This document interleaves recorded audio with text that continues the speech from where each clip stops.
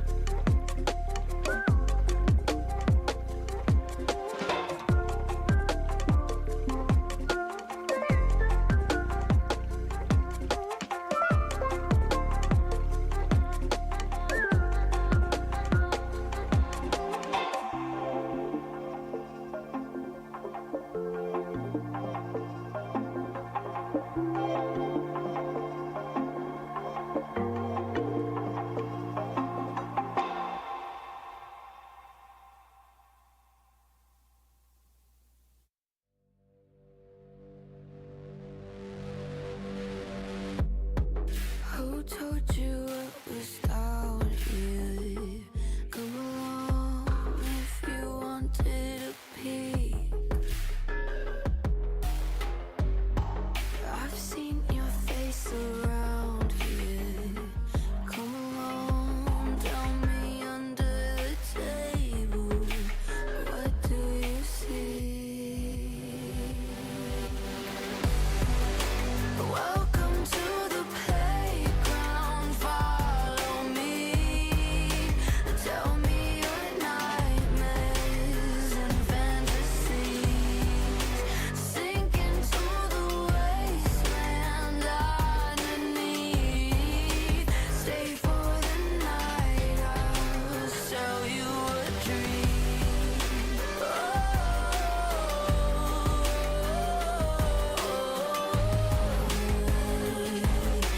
Welcome to the playground. What brings you to the lost and found, dear? Won't you pull up a seat? Everybody got a prize round here to play. Make me an offer, what will it be? Oh, what will it be? Welcome to the playground, follow me. Tell me your nightmares and fantasies. Sink into the wasteland underneath. Stay for the night, I'll sell you a dream.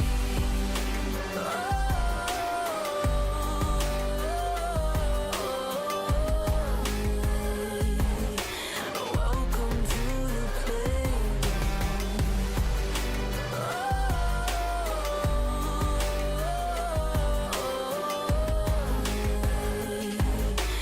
Welcome to the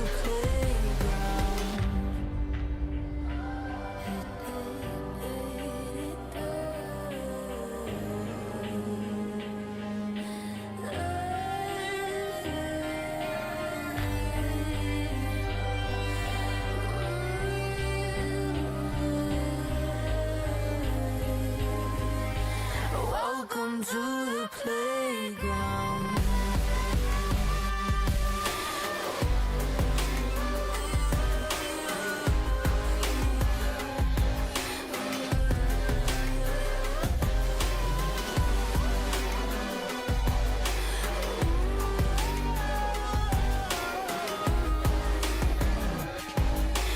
Welcome to the playground. Welcome to the playground, follow me. Tell me your nightmares and fantasies. Sink into the wasteland underneath.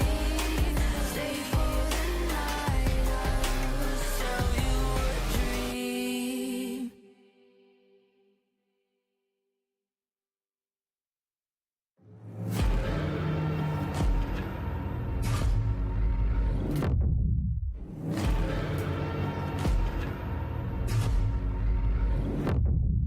You walk along the edge of danger, and it will change you.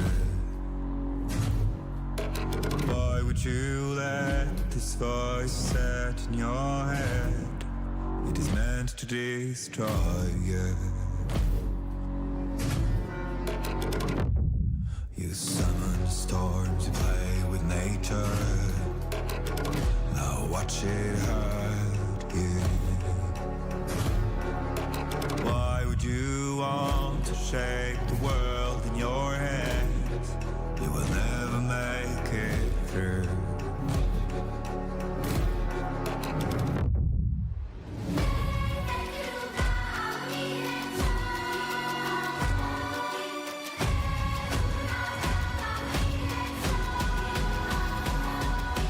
Catch the fire burning out your soul.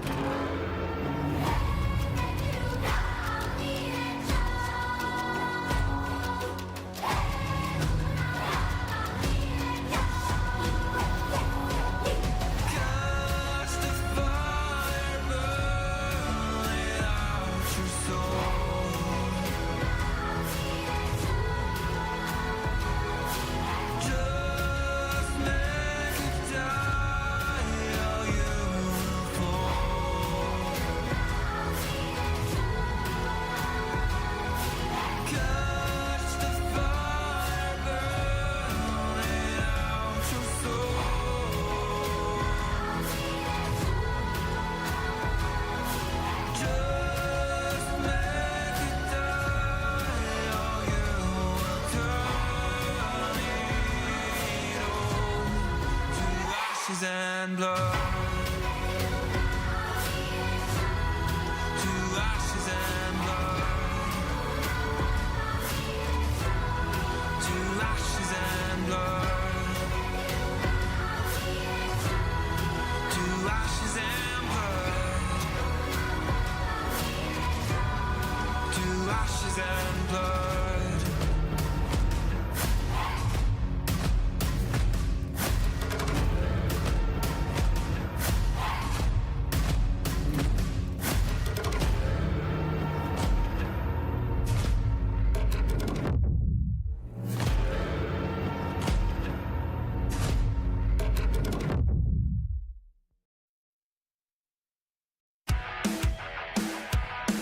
Hey, what?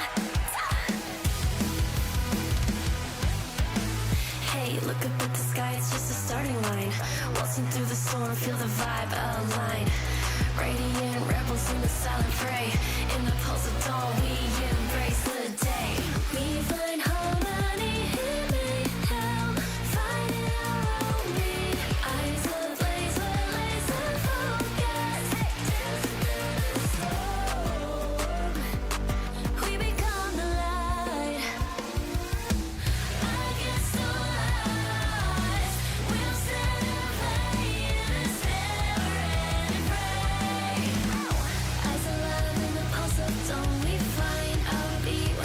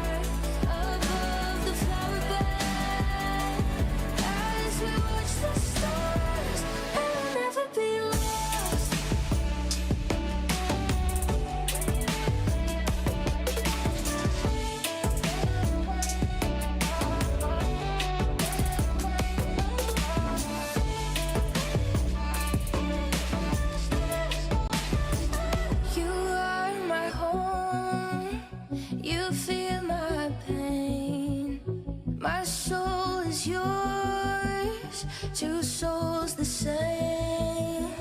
With you I'm everything. You never asked me to change a thing. They set our world on fire, but our hearts will burn for miles. I see your beauty shine, you radiate with light. Our hearts dancing time, you're one of a kind. Stars shining with us, your fire is contagious. I feel the moon on our skin. Love glows out, love streams in. Your eyes shining through me, light the way so that we can see. I feel the warmth of my love. Shine on and feel rise. Even when I'm gone, like circles on from near and far, above the flower bed. As we watch the stars, and we'll never be apart.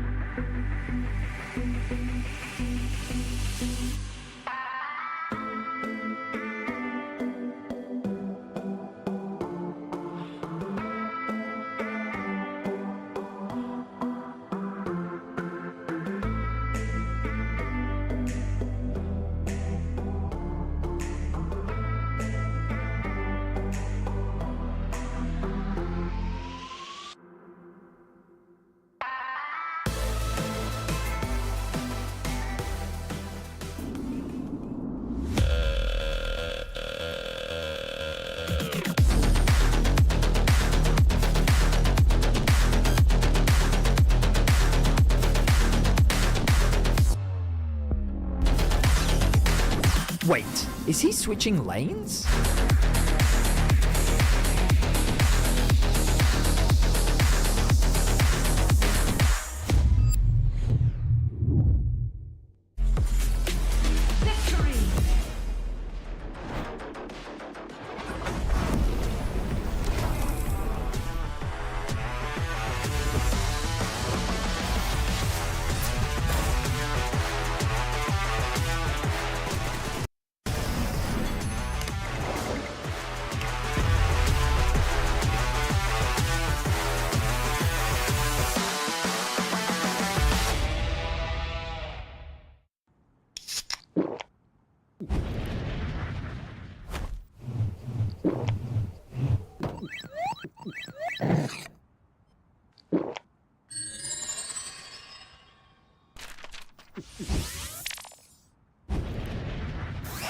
Red Bull gives you wings.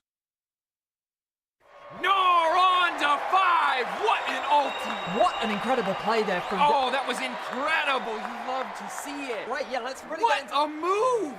He's just so good. I mean, the persistence, the patience to find the angle. You just don't see that from rookies. He's got it all. He's got the bad. Have a break. Have a Kit Kat. Ooh, that looks good. Do you want to maybe share a little? Yeah. What a move! The human body was built to move. Not trapped at a desk in one singular posture for 12 hours a day. It's time your chair evolved. This is Secret Lab Titan Evo. Ergonomically engineered for you. Gamers, hybrid workers, artists. Backing your every move.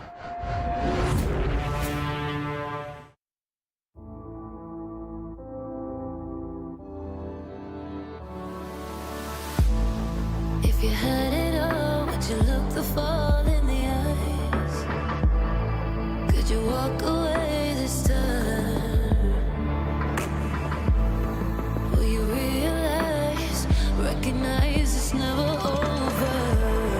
And the flame that once had died, awaken.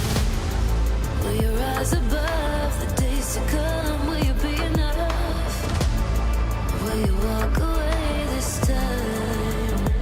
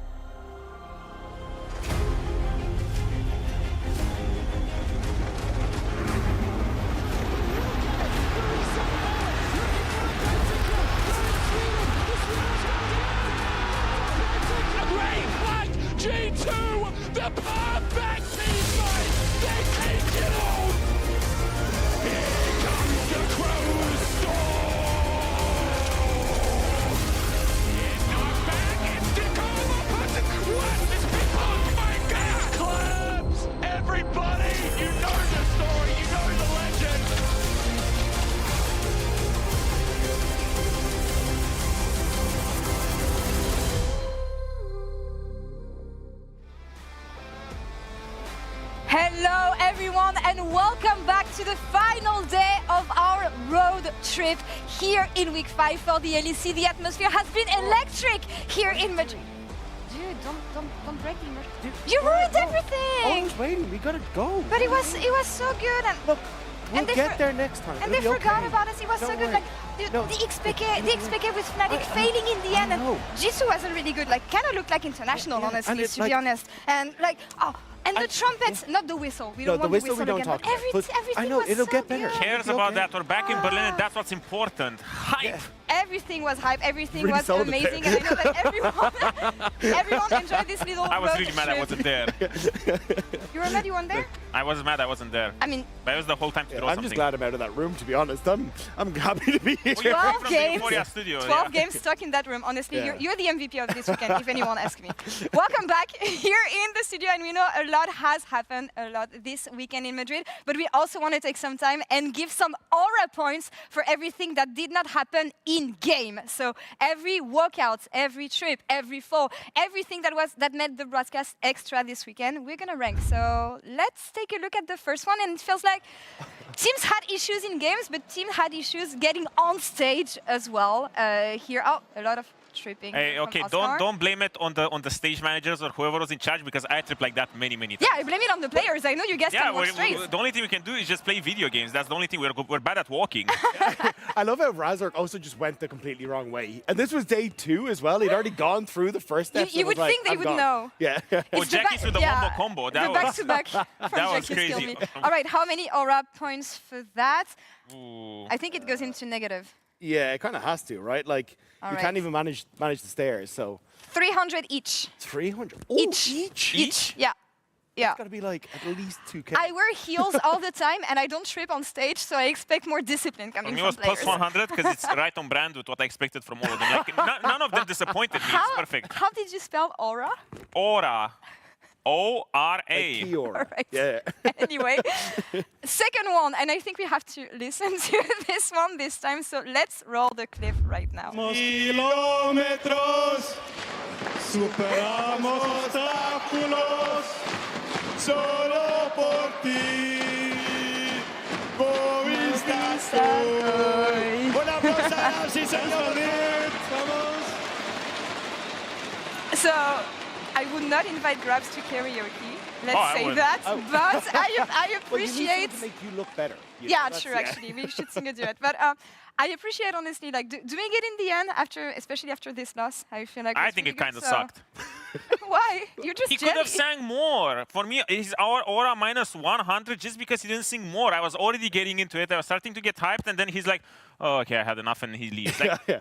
come on, there's a crowd there. I'm kind of the opposite, because like you lost the bet and you did kind of leave early, so you do lose points. But you also did the thing in front of what 9,000 people. Like that is way worse than your local karaoke bar. So you kind of end up with added points by the end of it, right? Is your mathing? I Like, don't did want you to double know. check?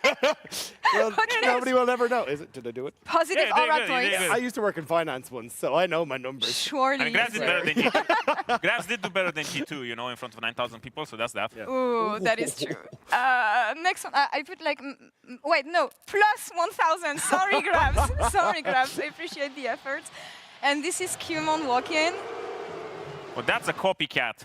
That's the starter pack for I'm not creative, you know? So the thing is, when you're a player and they go there and they say, oh, make a pose, you just try to copycat whatever you see on TV. But it's, I don't know, it feels like it's over 9,000 Real. for me. That was sick. It's The a cultural entire crowd reference. was going with them. That is so cool. How I often agree. do you get the entire crowd to just go see at the same time? I mean, he just did a meme. And it worked. I guess. Success. Success plus plus. There you Yeah, go. I agree. I vote Dagda is right on this one. Do we have more? Do we have more? Because I feel like there's... Oh my god, yeah. That... Listen to this guy. ¡Vete de aquí, gilipollas!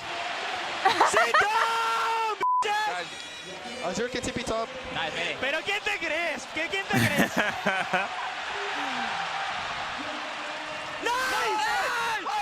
Where's Vi? Go ahead. You guys all... No! ¡Calma una p***! We win the shit! Bro, I was the most useless.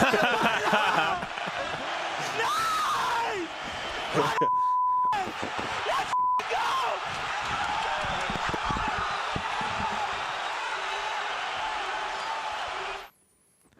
something special with the confidence boost you get when playing on stage and the floral language that Björn was using here.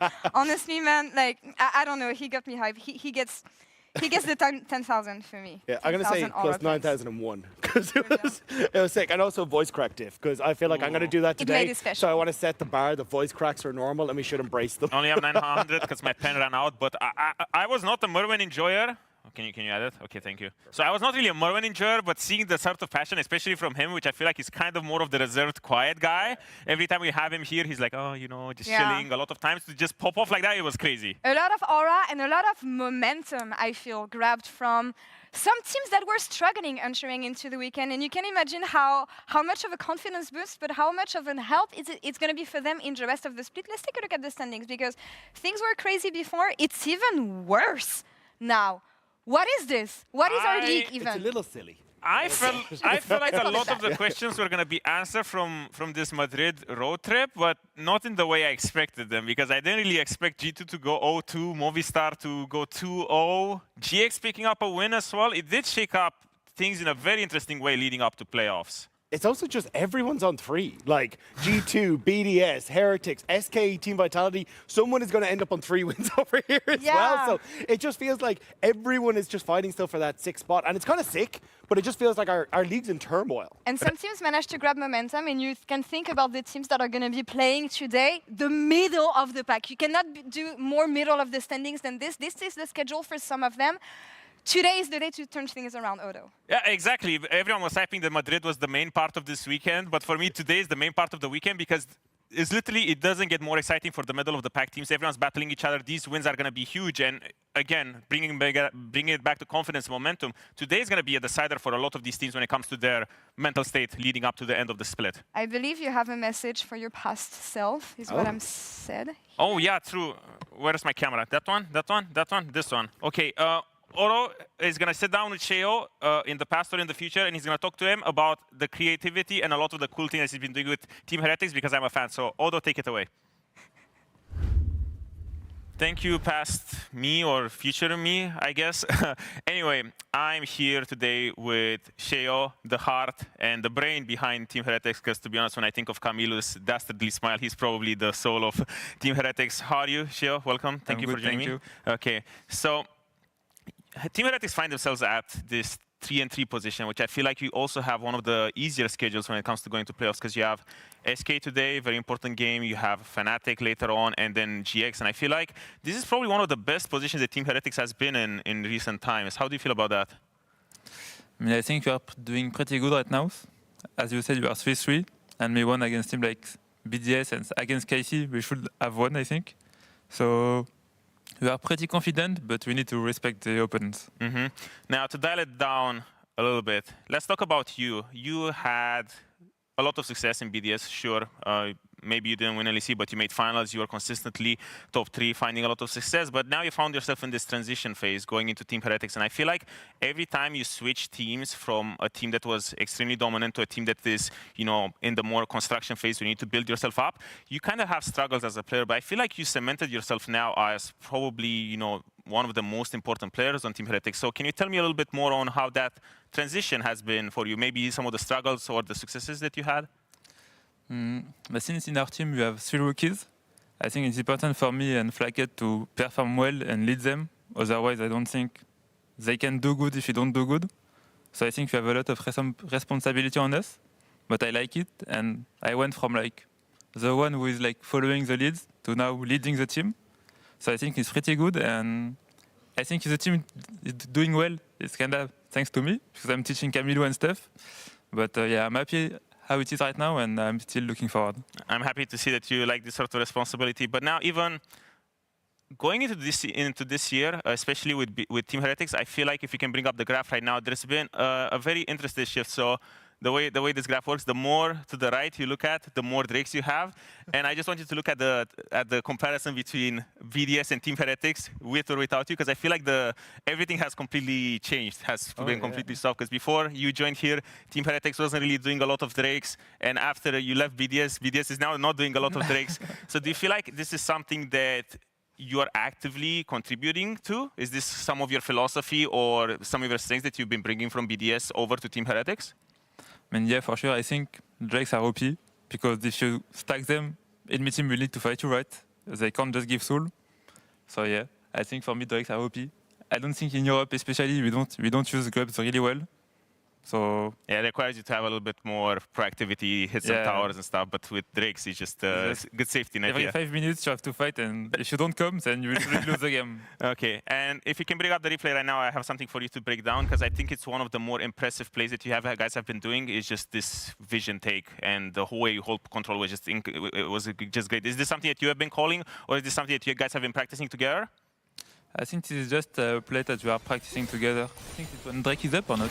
Drake is up in 30 seconds. Yeah, I think it's just we have like our steps or what we wanna do. And for example, there is midwave right now. So we just play for midwave first, and if someone is trolling because they see nothing in their jungle, they will have to contest it, but they need to go through mid, but we get the midwave, so they can checkmate. Yeah, because this was really impressive to see, because this is something that you don't really see from the teams that are middle of the pack. This is something that I would have probably seen from you in the BDS days. This is probably how you guys would be just winning games all the time, stacking the Drakes and finding this fix. So yeah, good luck today leading up to SK. I'm really excited. I'm a fan of Team Heretics. And yeah, Genie also had a chance to check in with one of Shio's opponents, Genax, in the Marriott Bonvoy pre-game lobby. Thank you, Jeannie here, and I'm joined with Gen X from SK ahead of your game against Heretics. Now, the weekend so far has been absolutely incredible in Madrid, but we're here in the Berlin studio, so we got to deal with that. How are you feeling in regards of going up against Heretics when it's a team that you don't always know what you can expect? Yeah, I think this match for us is very important, because we feel like Heretics is a direct competitor for the playoffs. And we need to beat them to make it, and I think they will feel similar, that they feel like they need to beat us to also make it to playoffs. So the match is, has very high stakes, in my opinion.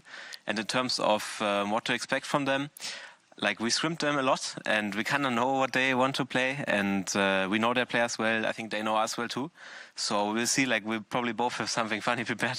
Okay, now I'm intrigued. But last week specifically, I spoke to Rieker, and he mentioned that, you know, the team is now able to step up more and be more themselves, because the team environment has become shifted more towards where you can give feedback and you don't feel like you have to hold back. Would you agree with that? And if so, how has this week looked like after last week's games? Yeah, for sure. I mean, last week I think we were pretty sad about our loss to Rogue, but we had some unfortunate circumstances going into the match. Like, for example, I was sick and we didn't have the best practice because of that. Yeah. People had bad sleep. So I would consider last week like an off week for us, because if you look at scrims, it has been going better and better, especially this week. We had some scrim blocks against some pretty good opponents who also looked pretty good in Madrid, and we were able to take some games off them, which before we would never be able not to. G2. Not G2. No, I'm joking. No, not G2. So I think in terms of that, for sure, like, we're making improvements, and it shows in scrims. So when you're talking about the improvements and like it's showing in scrims, how are you able to translate those improvements on stage today? Because as you mentioned, like, the stakes are really high because we're just 2 weekends off of playoffs. I mean, usually what we just do is we just say to lock in on okay. stage. And then it kind of works. Against Rogue, it didn't really work much, right? But as I said, it was more of an off day. I think today we're going to be able to lock in again. I don't expect it to be a 2-0. Like, usually when we won, we always won 2-0. But I expect today to be very tough, long games, because our opponents are also very resilient from what I can see in their games. So yeah, it's going to be exciting. So resilience, might see funny picks, a lot of stakes. I feel like this match has everything it needs to be a banger. Thank you so much for your time, and good luck in your game against Heretics. Thank you. Back to you, casters. Well, thank you, Jenny, because locking in a state of mind for this best of 3 fearless that we run into in the LEC. We might be back in Berlin, but the party is still here. It never really left, as myself and Nymera put you into 2 best of 3 back-to-back in the same feeling that we had over in Madrid. Yeah, it might not be bienvenidos to Madrid. It'd be just welcome back towards Berlin. Of course, lovely to see our teams back here. We have a really important day ahead of us. Really feels like a lot of the teams playing today, with the results that have happened over the last week and then the last couple of days, things take a certain level of intensity, which maybe I wouldn't have considered before that. These teams are going to get very close down to the wire in the next few weeks in regards to playoffs placements. How could you say Team Heretics versus SK was not looking so good a couple of weeks ago? Of course, you're exactly right. Team Heretics have ramped up to the scale. SK have become more exciting with developed synergy in those solo lanes that failed in winter.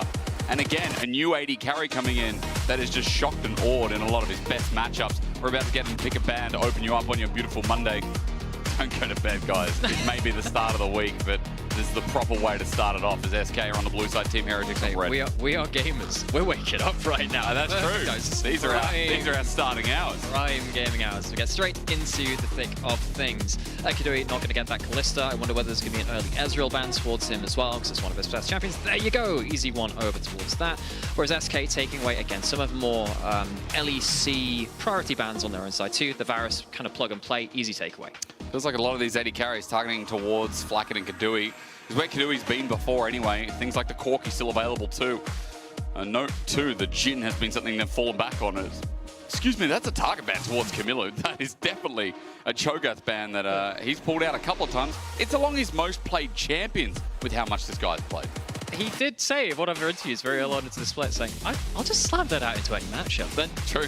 He kind of has. And, well, the Heretics have been doing fairly well with it. I feel like Heretics, one of the biggest things we talk about with this team is them coming into their own identity, and it has been through picks like that. Genax was just interviewed before this game. He played both of those picks last week in the Jax and the Urgot. Neither of them worked out well. Big thing which I'm asking for SK actually in this game is, one, if Genax is going to play the more kind of coin flippy champions, make sure he can get some support and not fall behind. Or if he does fall behind, make sure he's on a champion that can still have value. Or maybe things like the Sign he's pulled out on top of that as well. The Jax was just hovered as a question mark with the Nefiri. First pick locked in. We walked away from this for a couple of weeks. Now it feels like we're back, especially with Maokai banned away, Sejuani amidst the first blue side ban too. More confidence coming from junglers, you could argue, as Team Heretics look for the counter. It took a little while for teams to adjust to having a 0cc, very little utility jungler. So the Nefiri took a little bit of rewiring things there, but it has come back into its own. Something that has stayed popular the entire time has been Taliyah. Taliyah's been incredibly good into a lot of meta matchups, just kind of good on its own into everything. Brings a global, which seems to be really impacting the meta right now too. Gives you a lot to work around. And especially when we have double AD jungler at the moment, you're versatile. You don't care that you don't pick it here. Rumble gets locked in, Pantheon's available, Xin Zhao's still available, which Team Heretics can slap on 3.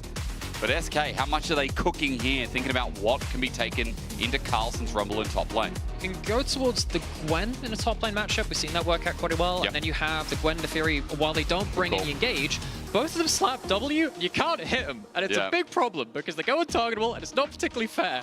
We like invulnerability in League of Legends. It's really the hit word at the moment.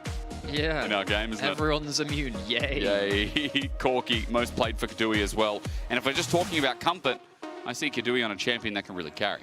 Rika played this the last series they did too, so it does give them some flexibility. Very flex. And I seem to remember Jack Spectre going on a bit of a rant about we just didn't like Corki in general right now. For the LEC seems like it's lower win rate pick.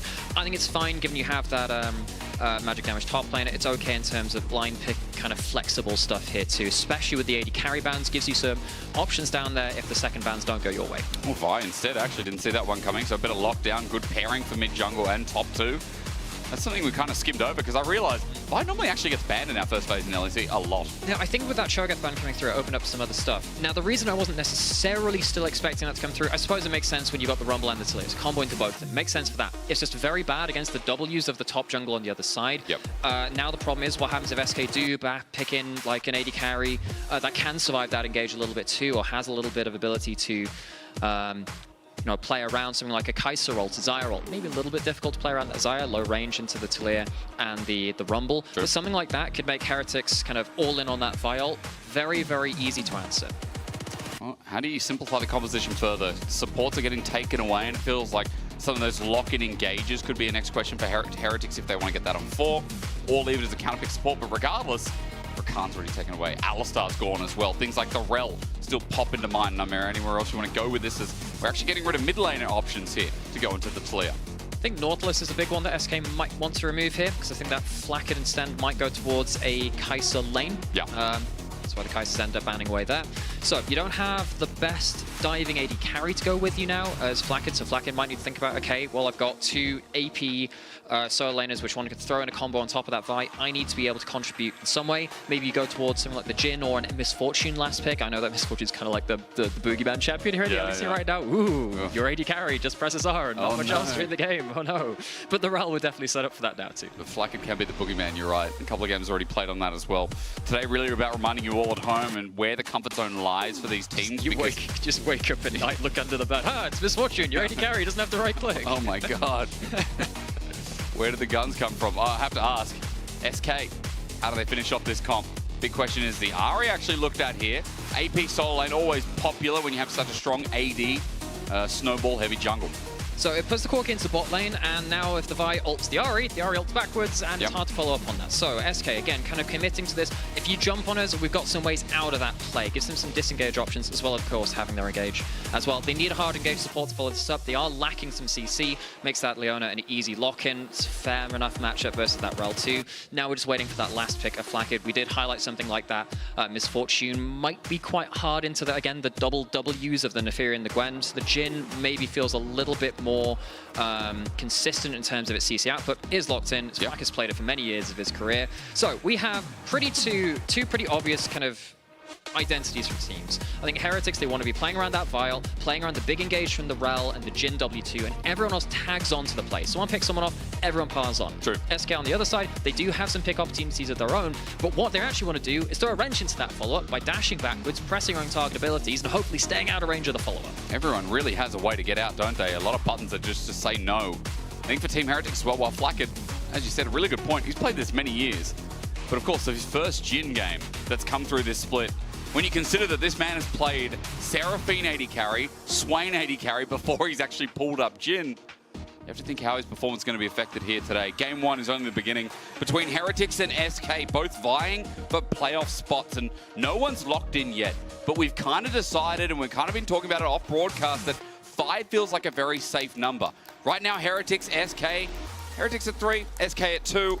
It is the climb up to get that safety net that here in the LEC, as we quickly approach the end of weeks of regular season, it's fast becoming these teams. 2 and a bit weeks left. Up today, it's only 2. Which means that we need to put some things on the radar. Today is, I think it snuck up on me a little bit when I was prepping for this week and thinking, hey, actually, these games, looking back on it, if we look back on this in a couple of weeks, this could be the day where a couple of these teams' fate started to change around. This could be a pivot point, oh so important for a lot of these teams around that 2 and 3 series win mark. As we get into game, you are hearing oh so much at the Madrid arena. But I can confirm, here in our audience in Berlin, we have no whistles. The whistle is gone. We are safe. Anyone bring a Vuvuzela? Yeah, got one of them? I think that's a volume increase for anyone at home. 25%, I reckon. Because I'll be honest, I looked on Amazon last night and thought, how hard is it to get a whistle? And there was one that said would arrive today before 1 o'clock. Could have stopped in on a store on the way over. I chose not to do that though. Thank you. Because I have morals. Yep. And that whistle, it was just the right ear. It was killing me. But of course, the energy was cool. You know, you take it with a grain of salt when you get a whole marching band in the audience. Reminded me of my days going to rugby matches when people would, you'd have like the band would play the national anthems, and then they stick around in the crowd to play the trumpets and stuff. Good stuff. Nice to get some of that energy back in. As we now zoom into the early starts, as we have a great cinematic overview of the Rift. Really interested in what is going to happen between these early game junglers in terms of the first skirmishes they choose. We have seen a lot of Neferis try and go towards an invade at some point. Neferi has a good matchup into Vi, because if you end up Wing the Q, I just insta-loses the trade. And if Neferi gets any kills, the matchup kind of falls out of control. So a lot of burden on the side of Heretics to not give easy openings towards Picado. It does feel, very snowball heavy. As we're talking about what's on the line here, and before we get deeper into the early game, let's kind of just remind people of where it goes from here, right? What it looks like. For Heretics starting off, they've only got a couple of best of 3s left. When we get to SK, you'll see that that is not true. But for Team Heretics, this impressive team that's come out of left field, they really only have to prove themselves in 2 out of these 3 next games, and they will reach that safety net that we're calling 5. They've looked really good in a couple of their losses too. They probably should have won versus Karmine Corps. And we look at this team now and say, well, Not a great first split of the year for them. A lot of people, well, okay, no, that's not true. A lot of people thought they'd be dead last. I still think they overperformed from that. But still, I think they've improved even then yet again. And now they're at a point where I assume they will be making playoffs based on strength of schedule. We'll see, right? But I think they're in with a good shot. If they don't, then you're upset. Now, on the other side of the table, just a quick reminder, as I said, I had to throw in the thick of it. It just had to be there. But for SK, we're talking about Koi, G2 Vitality. And what G2 didn't look good over the Madrid weekend, as Loopy just gets a hard trade. Koi looked great in their own arena. Vitality are ramping up as well. These are 3 very hard matches, not to mention the one they got in front of them in Team Heretics. And I think they'll be kicking themselves that they lost to Rogue in the way that they did last week. Oh, yeah. I was just talking about the interview beforehand. Had to be a must-win. It was a great series from Rogue to kind of give them a little bit of momentum as well. Of course, a lot harder for them with second best end like missing. But the SK at 2 and 3, they need a good performance today. If they lose this, the heat gets to turn up even more. It really does. And again, SK, we're hyping them up because like Rika, Genax have both looked a lot better than they did in winter. You flash back to what that cold month was. And SK, their solo laners, were underperforming out of their immigration from EMEA Masters. Bukata comes in now as well when you look at the change that came through with Isma being on the team in the previous split, now moving over. Bukata has been this breath of fresh air. Kadui has been this breath of fresh air. It's all coming together, and even in the 2v2, you could say the same, but Kadui now fighting with fire as Loopy gets a stun up. Good kite back, and Stend is dead. A first blood of legends. That's Loopy to set up the drill. Shell was coming down. I think Heretics thought that, oh, we've got the numbers advantage. Surely it'll work out. No, not quite as easy as that. Stun goes down very easily, and suddenly that 2v2, which you'd like to use as a platform, falls a little bit further behind than you'd like to. Early mistake there by Stan. Good cutting back from Kadui, only burning his barrier as well. And Stend, summoner for him, didn't actually pop the Ignite in the end, but Loopy getting early gold means it's just going to be that much tankier on their Leona. So lane swap already coming through, and the 2v2 just stops like that, at least for now. 4 minutes 30, and Genax has decided he's gone bot. We often do see this in our, as soon as the lane swap detection alarms kind of start getting diffused at that point. It's fine, you're allowed to move where you want to at this point, no longer shuffled into your own lanes. Allows you to kind of move around for stuff like the grubs, which are coming up in a minute, and allows you to potentially avoid or keep up in certain matchups, which you've kind of picked for on this side too. I think Genax pretty happy to be in that Rumble matchup, already get himself a wave up on that bat side in that individual matchup, called it out. Gwen just seems to be pretty happy into that Rumble. I do feel like, Gwen is happy into a lot of matchups these days. Like the Rumble of old, before Rumble's Q got nerfed. Oh, yeah. And you'd go into waves, you'd be like, I'm not going to win this lane or get close, but I am going to suffer. Sten just disengages. Team Heretics, they're 2v2. So far, I haven't really been liking this as new Corki, showing once again why he is a new lane bully at that. It's really cool, by the way, just a bit of a history bump. I've always loved seeing Corki Leona because one of the first seasons hang on, we might have to test over the Dragon. I won't get to tell you about that. We do get a force off. I think you will, because I'm mega curious. Sheo, though, he's going to be double queued, so the bleed is in effect. Bukata brings the dogs to the party, and Sheo is in so much trouble. A flash away as Bukata takes 2 shots in the end. Camilla's going to zone this off, so Bukata gets out, but Sheo is now a flash down. And that's the kind of mistake we're talking about in the jungle matchup can really start to snowball. Important that Sheo doesn't die, but that's a real reality check there. As the Neferi is going to get the dragon after this. And Sheo, a person that we've really praised from Heretics, beating hard at the team, often called to lead them to success, leaves an opening there for Bukata. I'm so curious as to what you were going to tell me about Corki and Leona. Like, are they brother and sister? Are they lovers? No, it's not even like that. No, it's just one of the first seasons I started watching Pro League was Season 3. And back then, it was when Corki was buffed every Worlds patch to get back into the World Championship. Right. But the reason why Corki and Leona was so good back then, and it is still now, is that the Gatling gun from Corki procs every bit of Leona passive when she goes in. It's so unexpected burst when normally you have to stop for an auto attack to weave between abilities. Corki Leona, it's kind of nice to see that the old tech of League still kind of works out in a tangled era. I was going to say, because otherwise, I mean, the dog sees everything in that relationship, so I'd be a little bit worried, you know? Like, but it's good to know. Good to know. Hey, just important information. My brain's going to go where my brain's going to go. Yeah, it is. At least we sorted that out. Jake, that's why we came back to it, ladies and gentlemen. That's why we came back. And now we've established what the ground rules are. Now we'll have a Nymera solo caster, Jake's put in the kennel. It's okay. How quickly did it take to get me pulled off? Look, that same bottom lane, 600 gold up. I've got to establish that Kadui, again, looks pretty solid, pretty all-round. There's a reason that he has now played this 5 times in the regular season. It's obviously a big comfort for him. Sheen already picked up as well. Good burst, and I mean, 600 gold up is the actual lead between SK and Team Heretics in this early game for now. Of course, he's going to have a huge target on his back as we get through to actually any fight in the game now. I was about to say, oh, into the one-item spike. Corki's strong enough now to focus at any point in this game. Because I think I look at almost everyone else on the map from SK. It's hard to pin down an Ahri with ult and flash. It's hard to pin down the double W in target abilities of topside. Corki's still the easier targets to hit. Picard is going to see an invade into his jungle if he goes into this brush. Well, he sees them a little bit too late, doesn't he? The crash down with the flash as well. You said that invulnerability. It's a pain for the Vi. It crafts itself, Nymira.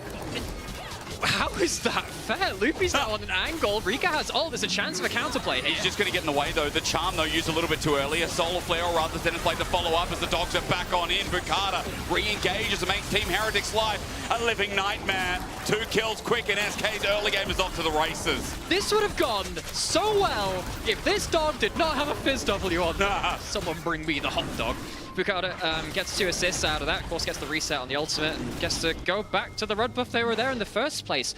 And that's the mistake again, we highlighted earlier, you can't afford to give that kind of early opening to a team like this from SK. Needle work on top side, Rika looking for a play. It might not be it, right? The exhaust comes down and with all needles connecting, Carlson flashes away, but Rika has his own flash with a charm available and electrocute to proc.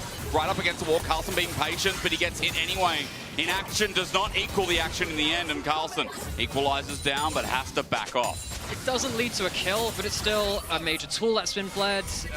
You're going to have to recall at this point too, potentially use your teleport to get back out onto the map too. How many times we're going to have to see the Vi play like this into the Deferi? He hops over the wall too, like, it's just Deferi things. I know you've used your Vial, you've used your Taliyah ult, you're in enemy terrain, you're behind enemy lines, and you don't really have a panel to steer yourself out of this creek. Counterplay comes through, Deferi still has ult, you haven't taken enough HP to lock them out of the play, and it's a very easy collapse from SK. They have so much mobility to fall into this. You can leave it. Agreed. Early game for SK going well. This is new for me because honestly, coming into today, I was ready to tell you all about how Team Heretics, their first 14 minutes look a lot better. And this is something you'll hear a lot over this series, where Team Heretics are the team that have improved, have developed their solo lanes, have actually looked so good in the early game. I think 14 games for 14 games is actually the data for Team Heretics. It is, yes. We actually have told us that. Exactly the same sample size between Winter and Spring at this point in this split. We normally forget this graphic after they made a good play. Yeah. SK would do that to them instead. And while Heretics, we have a lot of respect for them on their early game, he's going to get out safely here, that might not exactly come to fruition in this one as SK, now with a lot of early spikes about to come online, with that 1 to 2 item spike being a real pressure point for both teams here actually. Heretics are going to be fighting from behind in a very important part of the game. Don't worry, game 2 or game 3, if they have a good early game, then I can bring it up again. So like, you have to pretend you didn't see that one the first time. You just look at it and absorb the fact that SK are doing well. Have one-sided sample here because 1,000 gold lead in the early game that's come off the bottom lane, that's come off a 2-kill Corki now. Kadui's in charge, and not only that, it's only Carlson with the lead individually for Team Heretics. This is a really rough early game for the Shaya squad that we highlighted before. So, Dragon's coming up now. Heretics don't want to give that over, but they might give up a pick. Good crash down out of the way. Sten will spot them out on that rush. Heretics do have a powerful equalizer to bring towards the play at some points. Do need to be really careful about that disengage potential from SK though. You can't let all of your big engage tools go to waste. You need to use them efficiently, buy some of that disengage early. Flash from Sten though, the engage onto Loopy. He's going to be crashed down. Soulflare's buying him time, but the seismic shot brings him back and shows there to dunk down the support of SK, sent to the ground. 1 kill for Team Heretics to open up the ample opportunity of moving towards this Dragon. Rika uses his ult. Kadui wasn't there at the play, and Genix wasn't in a position to teleport, so just an overstep there from Luffy. Just thinking, okay, SK, probably okay to disengage from the play. Of course, Leona's the one person who doesn't really have that. Yep. They have an Eclipse, they're a little bit tanky, but they don't get out of the play that easily, so Heretics fire back. Instead, could be in the same trouble. Aftershock giving some breathing room as Shao does eventually get the Dragon equalizing, and in the interview we saw just before with Ginny, oh no, I think it was actually on desk with Odo, excuse me, was that Dragons are so important. Shao said it himself. Yeah. He thinks they're just so good right now, and Team Heretics now showing that proof in the pudding here as they equalize a little bit on the objectives. Remember, Grubs are still up as well, so that could be the next question mark as junglers are moving towards topside, at least Picard. Genix ended up just using the needlework there because Carlson got a really good trade onto them. Level up there briefly before Giants could hit that level 10, so a good tool used. Rika now on bot side does have Rod of Ages some extra HP. Might need to get out with a flash. Yeah, for the wave it's going to be called greed, but I think it's called a great play from Team Heretics in hindsight. Set up there, Sten unfortunately gets a kill, but it's an open wave, open market. Team Heretics have brought cash. Good couple of minutes now from Heretics. Did give that early opening over towards SK, but that's a kill on a side lane. Gives Flackett some chance to hit that turret. And of course now Rika's gone down just as he would have liked to be looking for his next kind of play as his ultimate came back up. Didn't have that for the disengage there. Good play from Heretics to use that time window. Loopy, what's he found? He has taken a portal because he's also flashed into the melee arms of Camilo. It looks like a good play, and it's going to smell like one too. Kadui, 3 kills because of it. Ambitious, but very innovative from the support of SK. Both teams really committing to just finding people picked off on these side parts of the map. First it's Rika, then it's Camilo, so both mid laners kind of return the favor from the rest of their team. You can see that both these teams have a really good ability to tag on to plays like that. The Corki jumping forwards, the Vi starting things off on the other side. That's a bit of a reality check there, I think, from both teams. You can't really leave yourselves too overextended. You can't. I mean, Camilo dropping down there is also great because it opens up that bot side, maybe to equalize a little bit. As I say that, though, teleport going to be used mid. Conversation about waves, absolutely useless for the time being because we approach 14 minutes. It's kind of just ping-ponging waves for the time being. As Kadui spots out of back, can't enforce it, can't stop it. Kadui has himself that triple spike, of course, and he has steel caps too, which is very nice versus the Vine. The Jhin, of course, won't help against those solo laners flying at his face as well, but I'm really looking forward to seeing what Kadui can do. Player which I've spent a lot of time watching over in the ERLs. He is a triple ERL champion, won Prime League, won LVP, won LFL, won AEMAS as well. He was known as the Prince of Prime League for a while. Stand in a bit of trouble here. I think he can crash down out though. Let's see if Prince can look towards that crown. Team Heretics back off though. SK holding full control of this top side, but it's a minute 35. Do you see any further action coming through from the neutrals? SK, their business being here ends now. Just looking at the wider map again, you can see that SK trying to get some control of these side lanes. They do typically have 2 solo laners that would like to be pushing in like that, but I think Carlson doing well in this early game has gotten more wave control than I expected Heretics to have. Yeah. Normally I'd say, well, Aurelius insta-clear waves, needs to be respected when hasn't necessarily worked out like that, so Carlson doing well to buy his team a little bit more pressure, which is very important. Again, we said, oh, early mistakes, a little bit of gold over towards people like that Neferi becomes a bit of a problem, especially when you're fighting around now the one-item spike, where it feels like everyone on both teams starts to pop off. Yeah, I mean, sitting on it now. Rika, especially level 11 as well. I know it's not your favorite build, but the Rod of Ages is slowly stacking up, and at least he has a Dark Seal, best of both worlds. Yes, oh, thank God. Look, I have a lot of issues with Ori builds, but if you have a Dark Seal, it can be saved with a lot of different blushes. Definitely can. You can save Loopy. I don't think you can, because even if the Curtain Call doesn't connect, which in the end, Flacken makes it so, and Loopy will drop to the ground. Now, Genax has actually just jumped in, and Bakata zone control. His duty not done yet as Kadui helps out his jungler, but SK, it's all about this dragon control that spawns in a minute.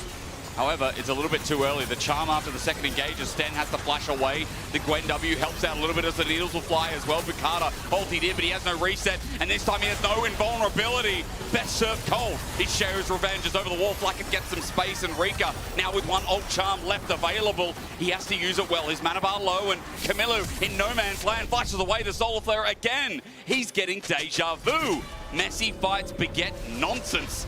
And with 35 seconds left to go, we're going to do that again over Dragon. Yeah, because there's not a big enough win to see an objective taken just after it. Yes, the Herald is up on that top side. Yes, the Dragon's coming up in 30 seconds, but everyone will be back towards. We've already seen Loopy have a second swing at the fight there as he came back after dying the first time. Getting a little bit worried for SK here, though. This is the second time where Loopy has been caught out a little far from team. Go back into this. This is after Loopy's already died. They don't have their CC support with the Solar Flare available. That would have been really nice, actually, to pin down someone called the Neferi, the Ahri, and the Gwen. And you can see how difficult the composition is to play when you don't have that hard CC. Loopy dying at the start of the fight really makes it hard for SK to really get that damage down, whereas Heretics, they can just space a little bit more at that point. Yes, Camilo has to blow the flash, but he doesn't die, and he's completely fine with that. One in the end is Bagata dropping down. We reset, and SK are on the Dragon first. You can see that Shao just wants the Herald, so there's going to be 2 Dragons down. Remembering, by the way, that SK actually got 5 grubs early on, so It's not the end of the world. It's not like mites are going to spawn off the wazoo. Where is that? What is the wazoo? You see, the thing is, my mind jumps to Kazoo, and that's not it. That's like Banjo-Kazooie. This is right. See, this is the kind of thing which Medic would know, and it really annoys me that I don't know this. See, again, I could Google this, but that's just not that's not real, is it? Now, I know what one of Medic's fun facts is that sharks are older than trees. Did you also know that sharks are older than the rings of Saturn and also the North Star? They're 400 million years old. Wow. Every shark on Earth. Well, okay, not all. Yeah. There is a Greenland shark which is several hundred years old. Right. That's just around somewhere. That's Greenland shark? Yeah, Greenland shark. It's in Greenland, obviously. No, it's actually in the water somewhere in the Atlantic. Okay. Yeah. That's my fun fact segment over. You can now propose another segment if you would like to. Yeah. That might be dangerous. I wish I knew something about squirrels, but I'm not really there, am I? There's a Marvel character called Squirrel Girl who beat Thanos one time. Really? I think. Where was she in Infinity War? That's a great question. These are the questions. That's like the Eternals. The Eternals are around. Garbage movie, by the way. Save yourself 2 hours. As you know what, Marvel? Don't worry. I won't be listening to this. Team Heretics going to get bot turret. This is some gold back into their pocket. And after a rocky early game, they are starting to claw their way back. As onto Carlson, I could say that if he doesn't get caught out, he gets charmed and solar flared, so he stays in place. CC layering there wasn't good from SK, but Carlson is paying the price. Also, just don't think they have the damage between these two members against Carlson, who has Merc Treads, got the HP component from that Leandries as well. Carlson doing well in the early game allows him to wave clear a little more effectively like this and keep the side lane afloat a little longer. And it means that on the other side, Heretics get the turret. They get themselves more than what SK do on the top side. Really need to build up this lead because now it's only Kadui. We came from lanes where, you know, Bukata and Rika, as we saw, forced out Cheo a little bit. I think Bukata individually was having a pretty good time in this early game, but yeah, it's gone awry just a little bit. 1,500 gold lead for Team Heretics, and 40 seconds till Atakan spawns, but what I'm more concerned about is this gank. Jenax might be in trouble. He's knocked around a little bit. He won't go immune. Instead, he brings out the needles, and one more to hit, but holds off for now as SK group up as 4. I was going to say, where is Flackard going? But he's just getting past Loopy, who are ships in the night. Goes where he pleases. Jump, flick that. Are we going to see an ult clone from Rika? No, probably. Well, I would stand here, yes. I think so. Okay. Doesn't have to flash in the end, which is good. It's just the ult usage. However, one thing about this build is one of the reasons why I do take a lot of issue with the Rod of Ages build on the Ahri. Losing your ultimate is a genuine loss condition. Now, you are not going to have your ult for a couple of minutes now. I believe, well, it's second rank now, but at first rank, it's about a 30-second cooldown difference between having the Malignants and having the Rod of Ages. Of course, gives you no ability haste or the ult haste that the Malignance does on that side. What it does allow you to do later into the game is, it's kind of a bit of a catch-all phrase, use your HP as a resource. You dive in, you take more damage than you're normally able to, and you kind of can initially go for like a 1v2 or something. You get some value, and you get to survive that play. You don't get to make those plays nearly as often, though, when you don't get that ultimate up on the same kind of cooling. You don't get to accelerate the game in the way that I typically like to see from an Ahri. I think as well, like, for SK in this game, it feels like they're really going to be lynching onto the fact that they have, you know, kind of one streamline engage in Leona, right? A lot of these single engage comps, they struggle a lot, and especially in the LEC, it becomes very difficult to operate when Loop is dead. How do we pull onto them? And as you said, they have disengage tools. You talked about it in draft a little bit here, where we're lulling about the spawn of the next dragon.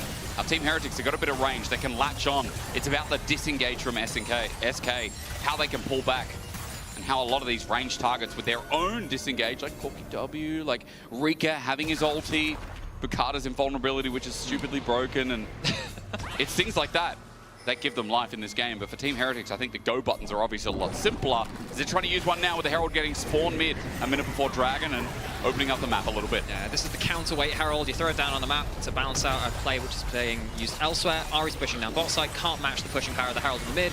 Easy mid tower taken. Loopy caught out again. It's an ult from Camilo to stop any reinforcements. The seismic shove to keep Loopy in place, and the third time is not lucky for this solo support. This has become a bit of a habit of Loopy's. Yes, you're winning on the side lanes here. If you're not looking for an actual fight in the mid lane, you can't be positioned like that. The only way I think you can position like that is if you've got immediate double teleports coming in from the other side laners. You shouldn't be doing that anyway because you're getting towers. Now, actually, Jenax might have overstated the top side because we do have a couple of people. It's a pinch. Everyone's coming in, 3 versus 1. How do you play it for Jenax? He has to get innovative. He brings the scissors out, and it's time to do the duty, cutting down. Genak's going to get flashed on. Exhaust is up, but Standy's going to come in and make this play a little bit harder to run by. Carlson as well to finish off the damage and is shut down for the final touch. It's easily done for Team Heretics. Seismic shove in the side lane. It's all going well for Team Heretics now, and SK getting caught out not once, not twice, not 3 times. It feels like 4. Dragon is going to go to the side of SK, but it's fairly slow at that. And yes, SK had the 5 groves. They do end up taking themselves a couple of towers and some presence across the map. But Heretics are playing these picks really well. They are picking off people like Rika or at least his ultimate. They picked off Loopy multiple times. Janex goes down. And I think that Sheo and Stand have been moving well as a unit to achieve that. Yeah. Heretics, it was like, oh, a bit of a fumble earlier. Are they going to be able to play towards their more proactive style that they've started to solidify in this split? And yes, they have been able to. I mean, yeah, you raised a valid point. A lot of people will be thinking about Soul Point and those grubs, but I'm thinking about the inherent gold that Team Heretics keep pulling up. 2-item Rumble just about to pop onto your screen. His back is known in top, and Team Heretics have 2 through mid, 2 in bot, make it almost 3 for Flackett.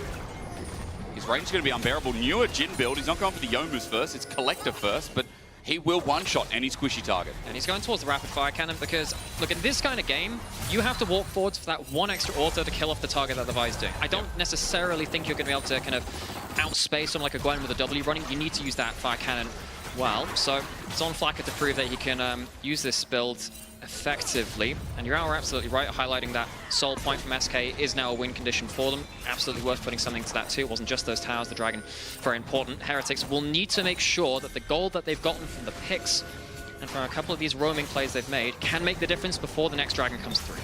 A Vault Breaker is only the start of the threat, and a Magnet Storm is the final trend. Sten does it and makes himself known as Sheo jumps in a little bit too deep, a little bit too early. The linchpin of Team Heretics is down, and now all hell breaks loose with SK bringing in the big guns. Chenax TP's in, and it's a mistake from Sheo that you don't often see. It's the disengage from SK. Kedri uses all of his summoners and his W, but that could be a huge mistake. Just talked about how Heretics needed to make sure that they were getting this gold used well before the next Dragon can come through. SK immediately take a fight, they can take the Atacant, and that's going to cause some problems for Heretics later. There's going to be a Weaver's Wall through top, and Camilo is at least trying to buy some time to get some alone time with this set turret, but not enough damage there. Atacant going down, SK re-grasping some of this game, and for Baron's up in 15, off the reset here, they have GA to play it. So this is what happened in the mid lane. They go for a snap engage onto Kedwi. Sheo doesn't get the clean Q onto the Corki. That might have ended up being a difference maker, but I guess with the Rumble not there, it wouldn't have at all. I mean, you don't even pull the teleport out, and that's quicker from SK. Wonder whether that was a miscommunication from Heretics. Surprised that Carlson didn't join for such an important play. And we're hyping up the brilliance and the development of these teams. This game 1 has got to slow off the ramps, I feel. Just kind of be testing the waters here. 6-6, stand again. Tries to find Kadui, but remember, they have those rebirths, so even if Loopy once again gets caught out here, it's high ground, low ground for Flackett. Definitely is the comment there. Feels topical that we had the re-release of Revenge of the Sith this weekend. They have the high ground. I did not hear about that. Didn't? I did. Is it like a Ultra HD version or something? No, it's just the same thing again, but I'm into that, so... fair. Do they put it in the movies? Is that what they do? Yes, they put it into the cinema. As they should. Okay, I'm all about that as well. Lightsabers. It's big. Carlson, the same be said. He's just going to take Blast Cone away. There's good damage coming out of Picada, and he's sinking his fangs in a little bit deeper now that he's got Black Cleaver Shojin. This is definitely the build that we've seen a lot more this week in LEC. No Eclipse anymore, going towards this double build. Very, very strong 2-item mark. Stand, ooh, is he there to save Flackett? Flackett only gets slowed. Another good Magnet Storm. Stand is at the front line, at the heart of it again. Kadui repositions over the turret down. There's nothing in SK's way. They'll push past it. Rika in the way again with the Spirit Rush out and available. And once again, Genax is always there first.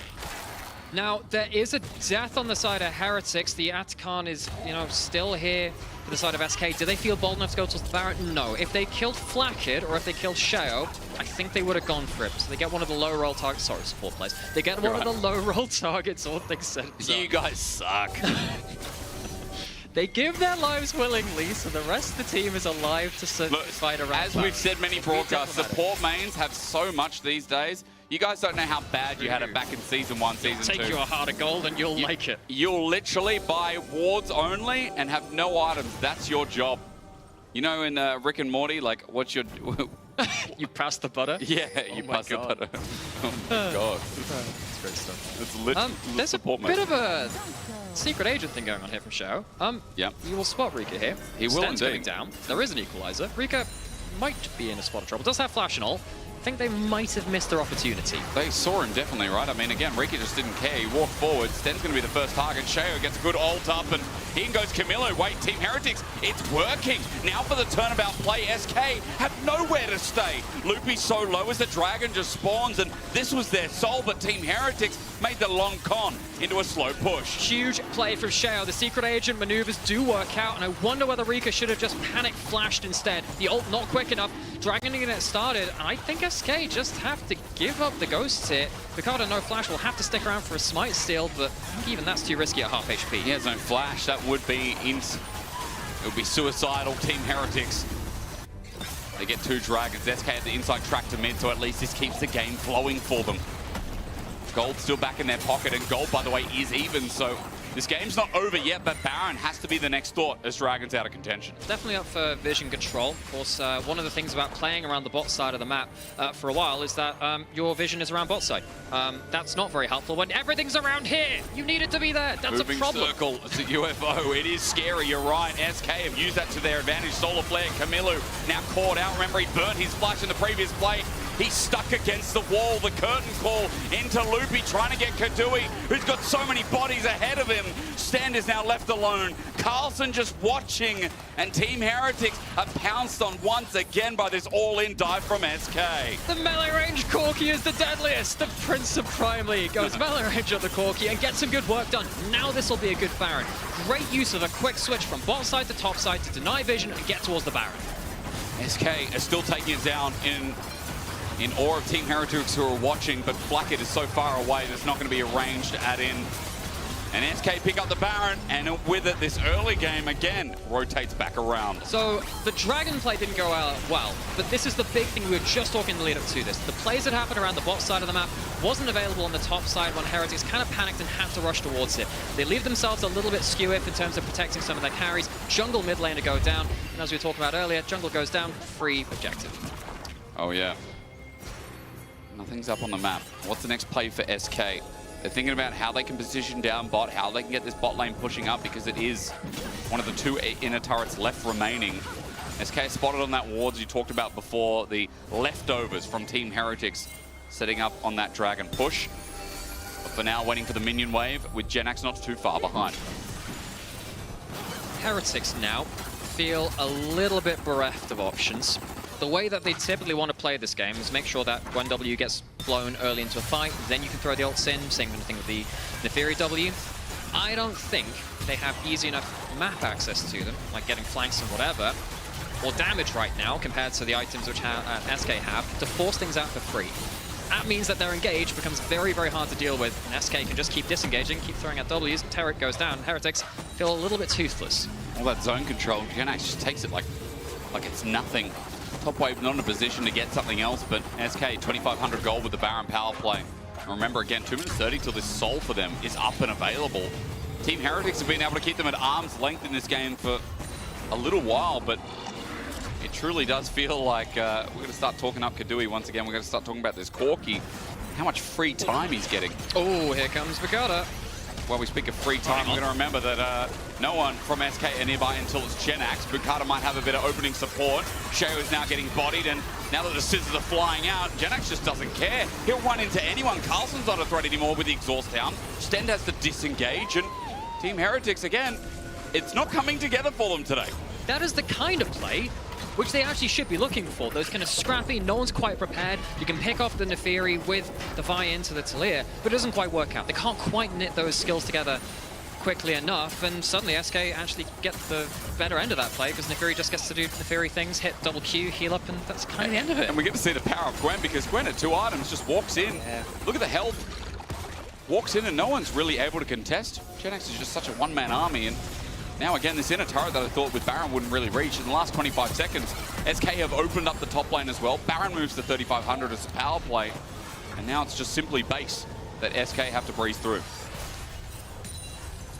Heretics Heretics throughout their ults there. Don't exactly have the easiest time of things when they don't have that Vi ultimate, is one of the problems of picking something like that Vi. Midway through draft, you're saying, oh yeah, isn't Vi normally banned? Isn't it normally early pick? This is one of the issues with the Vi when you are into a comp like this, where everyone is kind of like a B tier option for you to ult. Sure. You have to kind of have some prerequisite. They have to have blown this skill. They have to be out of position by X amount.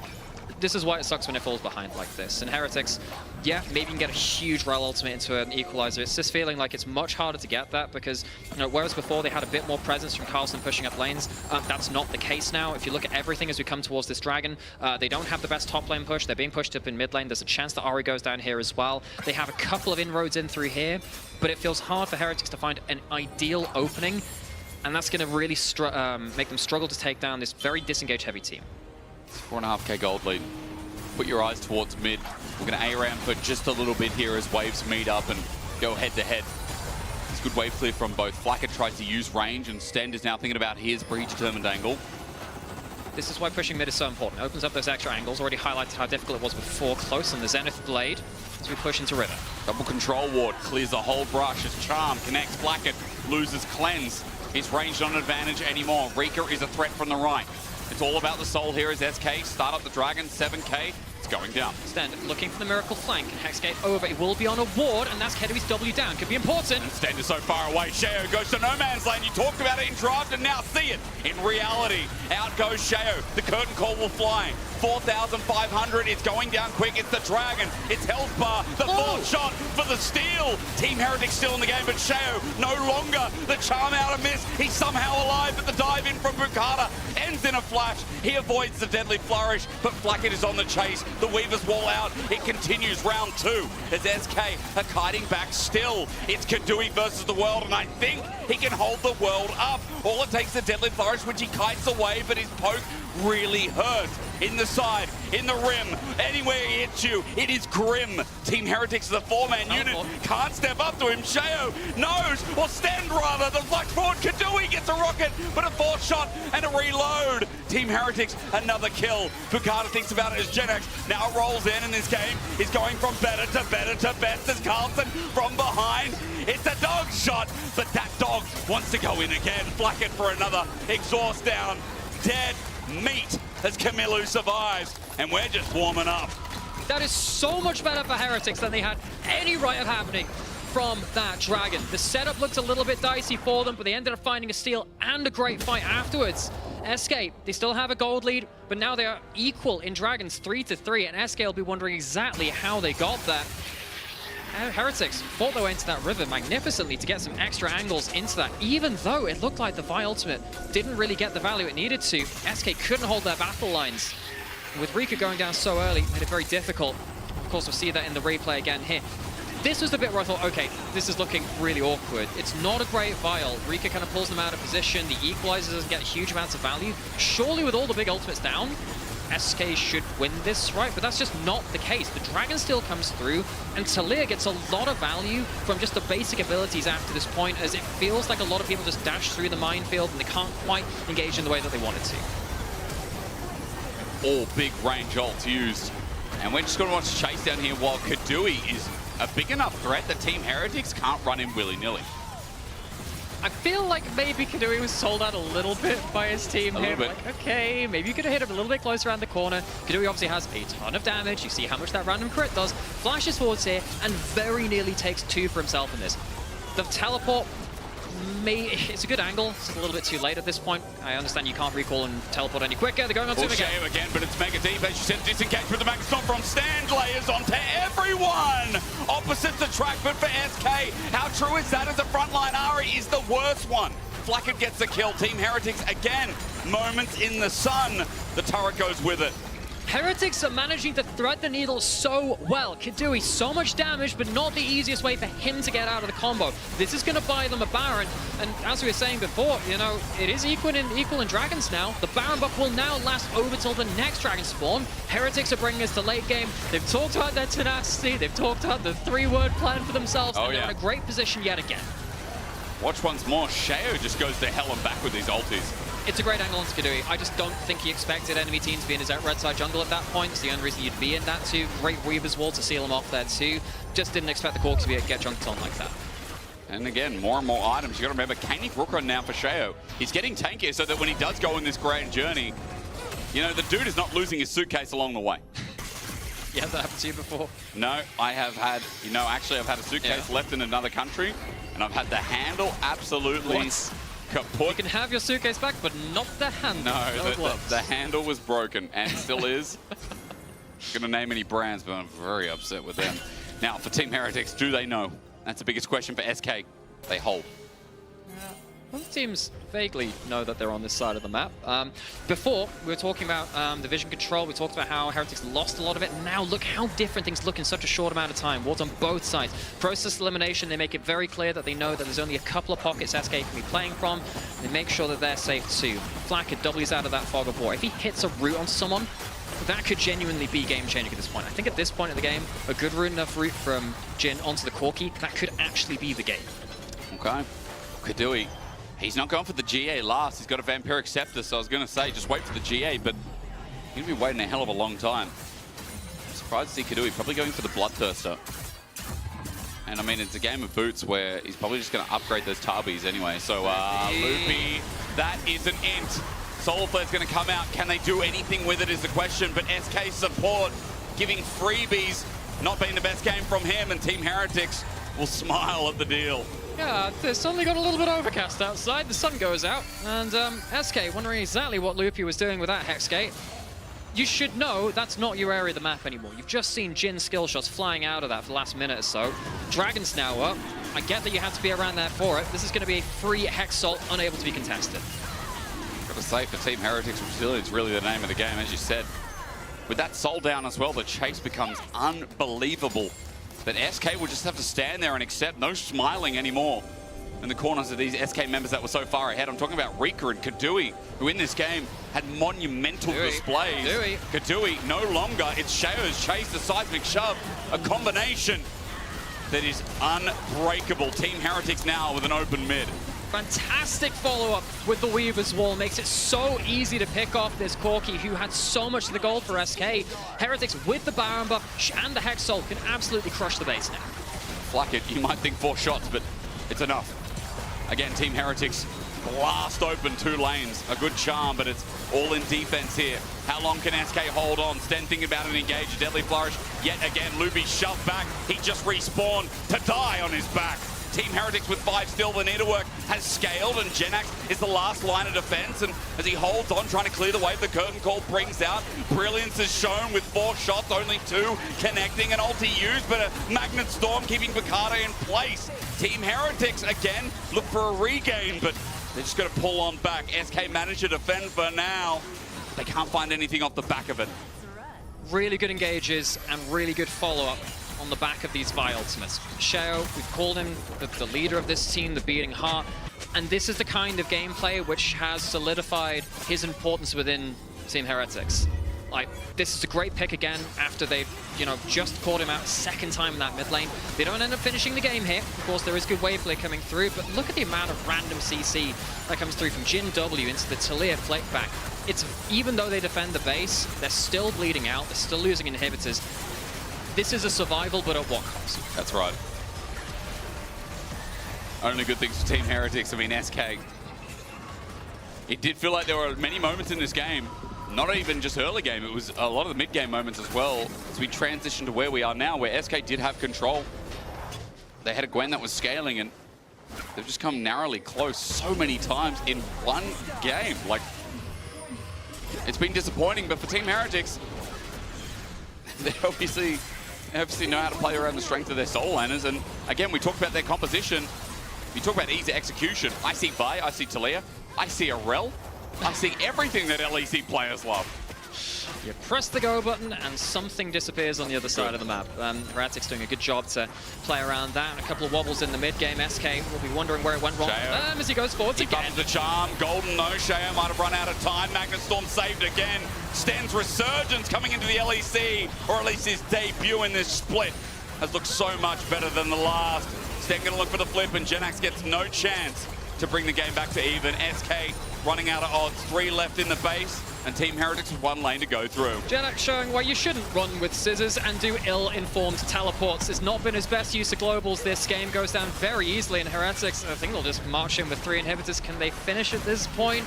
Well, they're going to give it a try. Bakada doesn't have enough wave clear, but Rika might. Zone control is good from Camilla with Charm, so narrowly missed.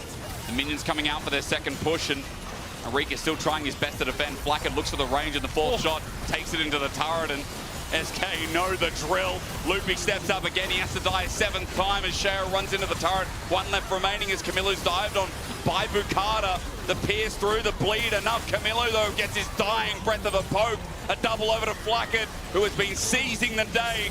Team Heretics game 1. Resilience is their name.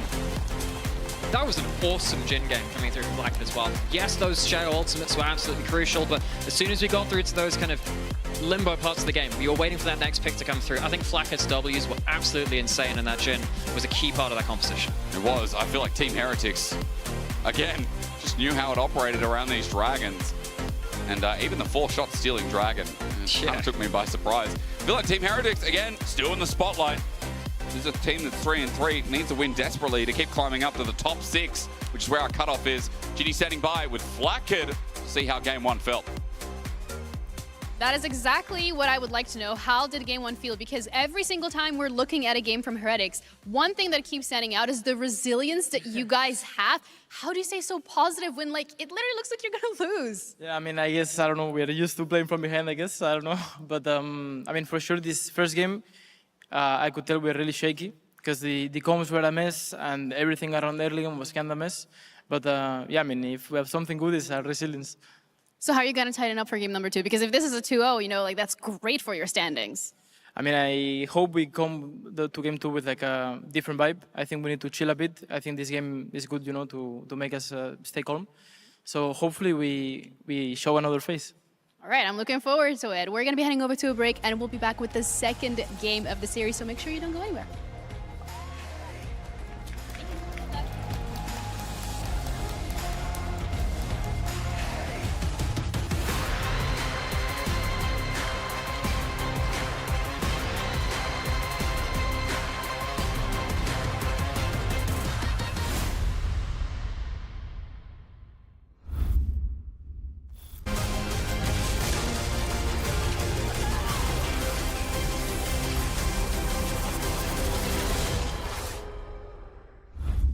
He doesn't like that. Look at him, he's a good boy, but he don't like that. Maybe we could play some A rounds or something like that. I mean, this is map, right? New tower, new objective.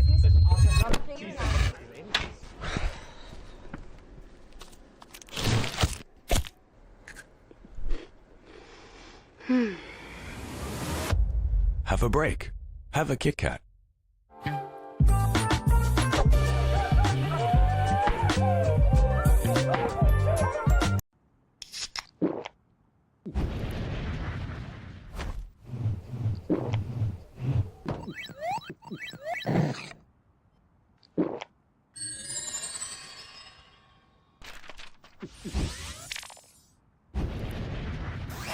Red Bull gives you wings.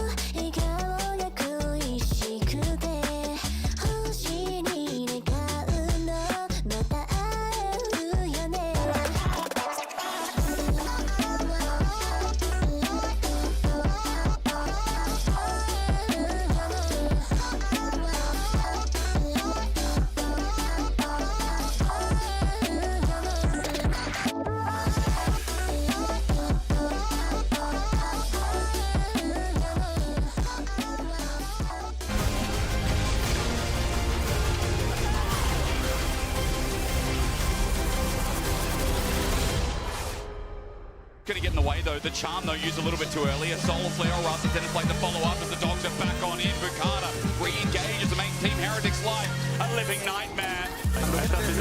One has CP, no is it? I'm taking.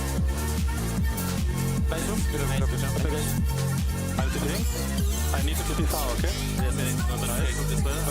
If you don't block. Can we see rumbles? I'm coming. Enough. I'm going. I'm not there, okay? Dead. No barrier. Double inhib, double inhib. Yeah. No, bring it back. It was such a jammer, this song. Yeah, bring back the songs. What do you mean? We were being professional, not dancing at all.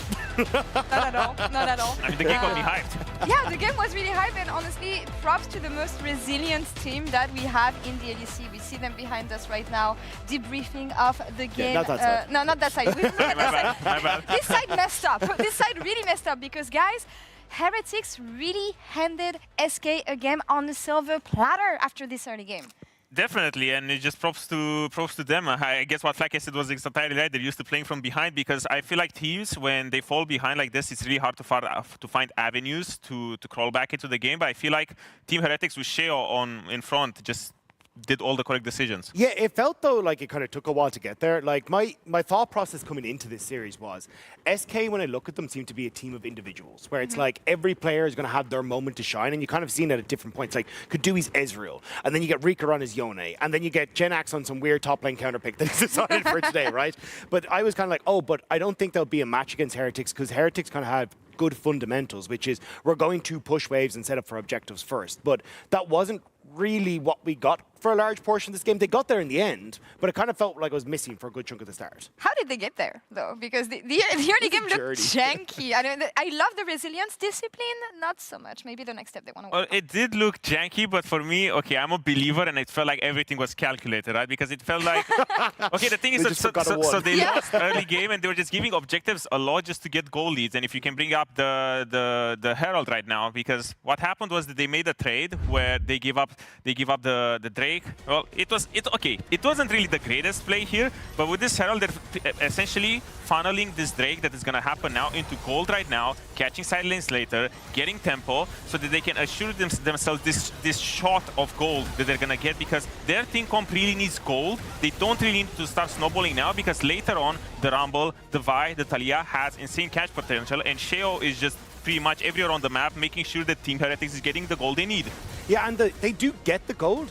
I think, though, like, although you were even chatting to us beforehand, like, the nervousness here was, hey, you know, you've lost a lot of waves on sides. Now you're going to lose the Dragon as well off the back of this, putting SK onto so point ahead of this. And I think this is where, coming back to what I expected from the series, this is where I was kind of like, oh wait, Heretics aren't playing towards what has been their win conditions. Even what you were highlighting with some of their stuff, like going more for Dragons, has kind of been the name of their game. Exactly. It was risky. It's not the risk that I would be happy to take, you know, given the fact that the enemy team has Nafiri, has Gwen, has a lot of these zone of controls that are extremely annoying, and it feels like they counter your comp, but they gave Soul Point and they had to take a rabbit out of the hat. That's the thing, like, I feel like Sheo keeps on making it happen. If it doesn't come from the early game, it usually comes from the objective setups and how I actually want to know, is he responsible for communication in cases like this? Is he the one driving and gathering the team? Although you've talked to him, you know about this. Definitely, look where he is. So he randomly sneaks in here. This is actually a really hard play to find on stage with your backs against the wall, 2k goal down, enemy team comp is extremely annoying. And now he finds an angle out of nowhere. Sten plays it really well, forcing the Nafiri. But even now, this pick gives them the much needed time to set up for an even better fight later, because for them, this was do or die. And that's the thing, I feel like so much of this comp, or sorry, not this comp, this team revolves around Sheo and Sten being able to work together. You saw Sheo setting up for that amazing flank, but it's Sten immediately with the follow-up. You're just bulldozing your way through an area you should be able to escape, and we see it so significantly time and again with them that I think this is where, coming into the later portions of the game, you have to find ways to try and shut down Sheo, because it just feels like this man is a magician, as you say, pulling things out of a hat, but he's just been so good at kind of grabbing his team by the scruff of the neck and saying, lads, we're going here, let's get this done. Yeah, and honestly, when I look at Heretics now, my expectations changed completely given the split that they had, and I expect more from them. So when they serve us with an early game like this, I'm not happy at all. Think about it, like, if they win, they go to 4-3. Yeah. They're ahead of G2. They are, like, sitting in that 4th place spot with a win today. So, like, they have really stepped up, and there was not that expectation coming into the split. Exactly. Well, on top of that, they have Fnatic later and then SK. Is this... we don't worry about later. GX, sorry, but I'm like, yeah, Team Heretics can really go for a miracle run this split compared to Winter with how slow they've been ramping up. It wasn't really going that great, but now they still need to work a little bit on this early game to show us a little bit more because they can't keep getting away. You know, the mid game is so well, the late game is so well. You have Sten and Shio working together, but we still want a little bit more. Yeah, and I think it is those mistakes that kind of slip in. Like you saw it in the bottom lane, giving that early kill across. Like there are still issues that are there for Heretics. Even at like 7 minutes 50, they end up going for that invade onto the bottom side that they try to jump onto the Neferi. The Vi ultimate gets this, like, just dissipates. You get nothing out of the play. Like, these are kind of the things where, like, all right, come on, lads, like, you know that this isn't going to work out. You're over-forcing. And I think this is where they then kind of have to draw on that mid to late game prowess that they have to bring it back. And it does work. Like, at the end of the day, this is a team, again, I think understands good fundamentals. It's, hey, I push this wave, we will reset on our timers, we will be at the objective first, we're going to be able to set up with our vision that we need. And this is kind of where they've been getting those wins. But it only gets you so far. Eventually, teams are going to crack the code. But that's also the problem with teams having good fundamentals later on, because when you start working on your early game, realistically, when you look at mid game, every situation, 2 minutes before Drake, 1 minute before Drake, it kind of looks the same. You know, you need to go contest the mid wave, you need to find position, you need to put some control down, then you play. But when it comes to early game, when everything fluctuates so much, you have a lot more variables that you need to take care of. And naturally, I feel like it's a good thing for them they're failing, because now they're trying to be a lot more proactive in the early game. You know, it's just growing pains. Failing up, you know. Quoting the AD carry from Team Heretics, a win is a win. We take it for now. We'll see if they can make the other one happen here, or if SK will manage to come back here in Game 2. Casters, over to you. It's a good question, isn't it, as we get into this one? Why do you have that? Disinfectant. I don't know. It's just like here. Dog spray from Neferi from last game. From the COVID era. Yeah. Those were good days. No, they weren't. No, they weren't. Anyway, look. That's how I met my wife during COVID. Weren't you in Shanghai for that anyway? No, I was, and then I went to Sydney. But then when you spend 3 months with someone straight, you end up marrying them. that's cheat code from Jake, everyone. That's what happens. Stay in the same room. If you can survive with someone for more than 24 hours in a row, think about marrying that person. All right, Team Heretics SK. Now, as you noted, Nightmare, as we just saw, SK choosing red. Maybe they really care about Genx counterpick.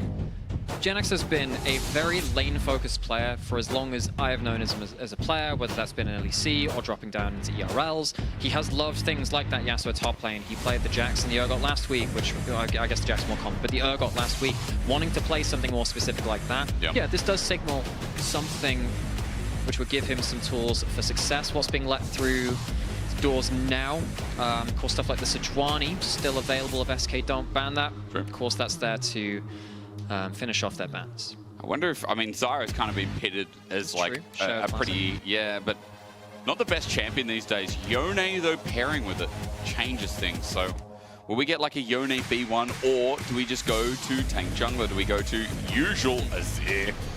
Yep. Azir's a lot better now that Taliyah's off the table. Talia does very well into the Azir, can kind of use his auto-attack animation as a self-CC thing to get easier flicks and a bunch of other stuff which makes it hard to play that matchup. Of course, that was played very well by Camilo in that first game. Now you have to say, well, do you have to go towards the Victor for Rika, play mage into mage? Do you go something like the Silas and go for what I like to call, you know, Macedonian warfare, where you both have the phalanxes pushing? It's a fun thing. Instead, they go for a completely different attack, and they go towards the Pantheon and the MF. But on the other side, they're just going to snatch that Ashe. Pairings with it as well. Brom's still available. And Brom into Misfortune. I mean, that is a really good 2-3 from Heretics. It's really good. And now you have good ability to start fights for the Ashe, double long-range carries, good ability to protect them. That's a very good core. And SK, yes, they have Misfortune, which is good in laning phase. You don't have the Rel for it. There's no Leona either, which are two of your choice pairings. Do you go toward, well, you don't. Do you go towards the Nautilus? Doesn't feel fantastic against the Braum. Rakan is kind of the option where you're like an engaged champion, which doesn't get countered by Braum in lane. But it's not the best combo for MF, really. Yeah, I mean, follow the setup, right? It's been said so many times. It's such a good follow-up support. And to things like the Pantheon, maybe the pairing is enough. Let's see what goes through solo lanes as the bans start flying through. And Bessa's first taken off the board, which is a nice pairing when you have a lot of stop and don't move buttons. Is that what you call CC? Stop and don't move buttons. Don't move, sit like there you, and think. You say that, put it into a translator a couple of times, that's what you get back. True. But like the translator sends it to another translator and then eventually comes back to English and it's kind of lost in translation. Good one. The Silas is banned away, which makes it a little harder to play against that Azir, at least in that laning phase. What else has Rika got in pocket? Did highlight that Yone before. Yone goes through the Braum, so I wouldn't be surprised to see that taken away. Problem is, if you do that, then even if you do get that Yone, maybe locking yourself into a full AD composition doesn't feel great into a Braum, and if they lock in another tank, so you have to consider that too. They get rid of the Wukong, which flourishes against a lot of hard AD. Yone also taken away, and that maybe just kind of indicated that, yeah, like, they might have to find an AP top, or maybe it could be Ryze. I mean, you've been watching a lot of LPL. Like, it's a good pick. They love this pick at the moment. Us, not as much. I think you're maybe looking at, well, look, if you're playing like more EU champions and stuff, which Rika's been playing more, I think there's Hui and Victor as kind of just matching mage for mage. Okay. You get some consistent damage through this. You struggle to match range with the Ashe. Well, okay, no, you do match with the Azir, but the Ashe and the Azir feels like they have better consistent damage compared to you and the MF. If the MF doesn't get a good bullet time, you're down in that kind of DPS race. You're now blind picking for that top lane. Carlson had a pretty good individual lane in that first game. Genix will have that counter pick. Our prediction of, oh, red side, counter pick for Genix has come true here. And that Shinzao looks like a likely lock-in against the Pantheon. Early power for early power. I wonder if you do lock in the Aatrox as a final pick, though. As you said, it's going to be blind here, and Carlson has some pretty wacky picks. If I see a Cassante, I'll be very upset because, again, I think that champion is just trash these days. Very few comps does it work into. We've finally reached that point of the champion's life cycle. You've been in pro long enough. It's Thank trash. God. Aatrox comes through. Everyone's glad Cassante's gone, but yeah, Aatrox, a lot of dive already built up, at least for Team Heretics. Maybe I should say a lot of angles. Maybe is what we have to look out for. Is SK last pick? How do you counter this Aatrox? I mean, Gnar has typically been decent as the Aatrox, more of a skill matchup. If you've been playing red side for Genix to get a good matchup in top side, I would have liked that to be a bit more of something spicy, I suppose. But if you do get value out of this and you manage to hold the Aatrox down, win out in side lanes, you do get some good ability to, again, have an engaged threat which goes through a Braum shield. You can block something like a Nautilus hook with a Braum by body blocking. You can block something, you know, I guess even like a Leona kind of flying through dress by kind of hitting with the ultimate. A Gnar flying into your backline with a Mega Gnar, much harder to block with the Braum shield. If you get onto those carries, that is a threat. Now, it's harder to coordinate around because you need to use that Gnar timing, but it does give you a secondary threat alongside that Rakan, which can also throw his body into the fray. Well, at least we've got some follow-up engage built up by that last Gnar anyway, as Rakan will definitely be able to follow that. But for SK, backs up against the wall a little bit. We've already said it. Stakes on this game are all about participation in playoffs. Top 6 make it through, and we are on the final lap. Week 6, Week 7 ahead of us. SK with 3 series left to go, but Koi, G2, Vitality, that's the lineup. And if I'm SK, I think, man, if I don't get a win here, it is looking hard to get out of that bottom 4, which will be eliminated until after MSI. So, a lot of stakes here. Again, it feels like today can creep up on you a little bit. All 4 of our teams playing today have a lot on the line. SK short in that first one. Heretics clawing their way back in, and now ahead in the series. These are good teams. I mean, these have become a lot better. Like, there's a big discussion around LEC. What's the quality of play? After coming away from Madrid, after watching G2 fumble a little bit on the big stage, which no one really thought was the narrative because G2 always step up on the stage, I feel. People are like, hang on, Koi look good, Giant X look a lot better.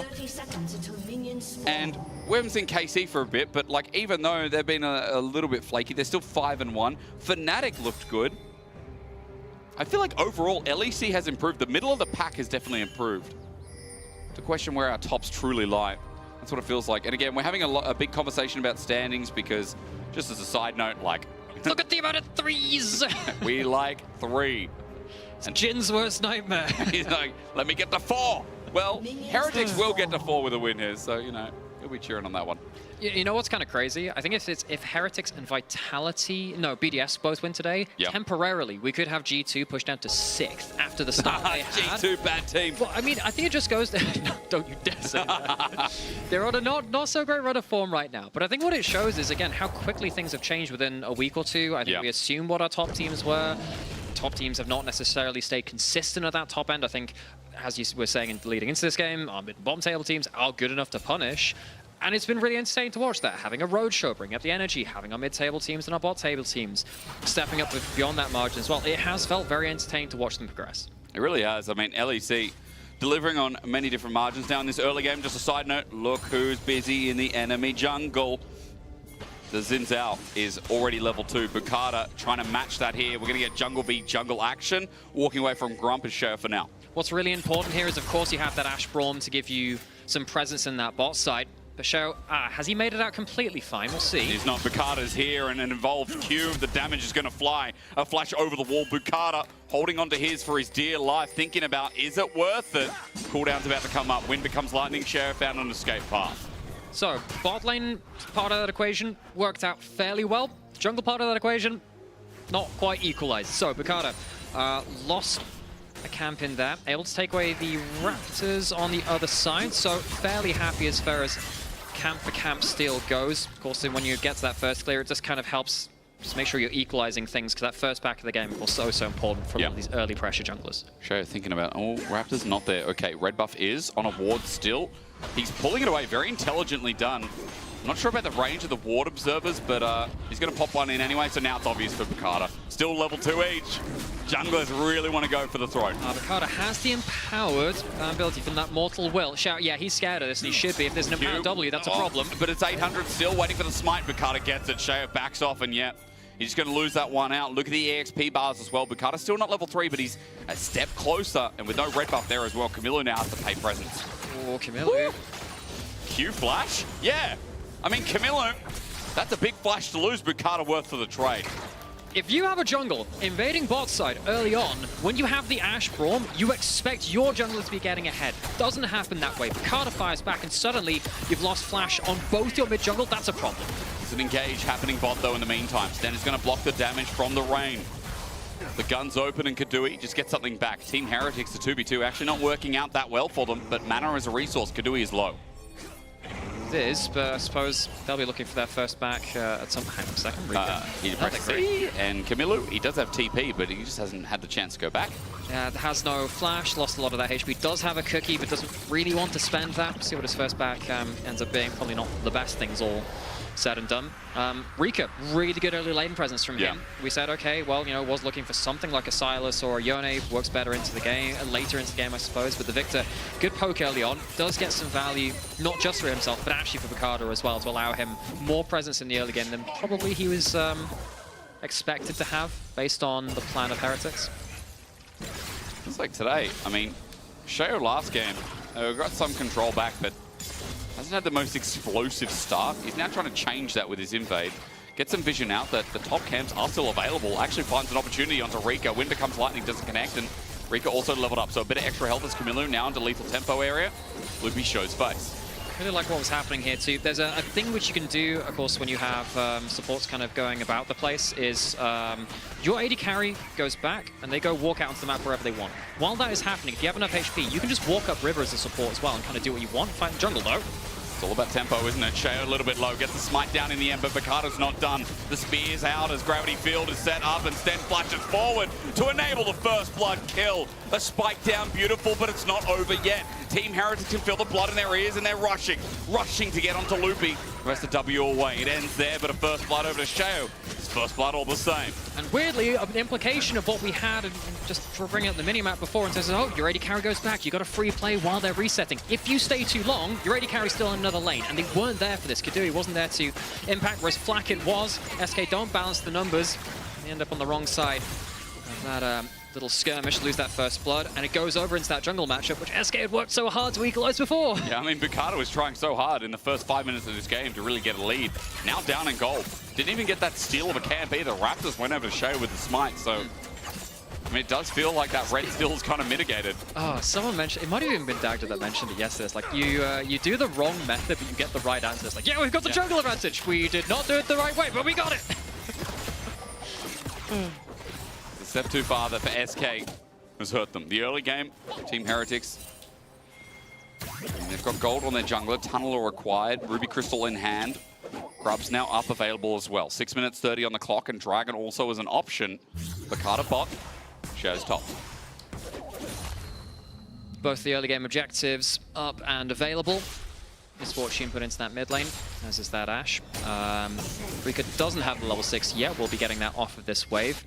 Assuming it's just going to be the Grub for Dragon trade. Don't really think there's going to be a contest on either one. Kind of starting this up. Janice comes over with that Mega Gnar, helps leash over a little bit. It's one of the most annoying things about these objectives. Hang on a second, Ashe Bromar coming over. One of the most annoying things about these objectives in this part of the game is how much time they take. Yeah. Now, while you're on this side, if someone walks over to you, a lot of the time you can at least smite the first Grub and then back off. Yeah. If you get a third of the Dragon, you don't get a third of the Dragon. You've got to start again. It's a bit annoying. And also, as Carlson gets mighty trades onto Genax. He was dealing with the wave, pushing in and then reset. Looking for his option into Dragon as well. So 3 Grubs. Shaw's not even backing off for 2. He'll take 3. Bakata so far will get nothing. And for Team Heretics, this objective early game is looking a hell of a lot better than the last. Yeah, now suddenly, Sten's here. Share can walk forwards with that too. Shin's Braum, good in the early game, of course. Very good on just their basic abilities. Smite used to secure his own Raptors, does get that level 6, but as you're rightly saying, Heretics, much smoother early game compared to that last one. And even then, the last one, they played on the second. He's in a bit of trouble here. He is. He's waiting for the Gravity Field to disappear, or rather the Arcane Field, but now the Pantheon ult. Good ulti from Camilo, times it. And Bakata's kept in place. The chase begins, but I fear Camilo is out and Team Heretics with a win. I'm not sure. Hang on, don't think Bakata can really go any further here, especially with He has flash, but he's not going to take it. You're right. Sten is covering. Yeah. This is also the kind of point where you flash forward and then suddenly an Ashe arrow comes through and you get really kind of spooked. Bakata's still hanging around though. Victor's still pushing top wave. Can push that wave into tower. Maybe look for something again. Loopy's covering as well though, so it's an all-on in force. Under turret, Camilo is stunned up, and a great trade from Rika. He's used a bit of his life for it, but now with his mana low, he won't care. Bakata flashes in and Camilo is dead meat until he gets out, but Loopy doesn't hit the target. Followed up by Kadui is good though, so it's a clean. Ends up being a trade as both mid laners drop to the ground, but Infernal Dragon starts the game off for Team Heretics. An objective down to see if Sten survives the next dive. Means that Shell's not here to defend the dive though. Takes the Dragon, can't help his support. Loopy does it with ease. The bullet time into a giant wall delays the game. Flash from Loopy. Bakata's ignited. He'll walk it out and Sten stays standing. While again for that Dragon, I think Team Heretics look at the trade.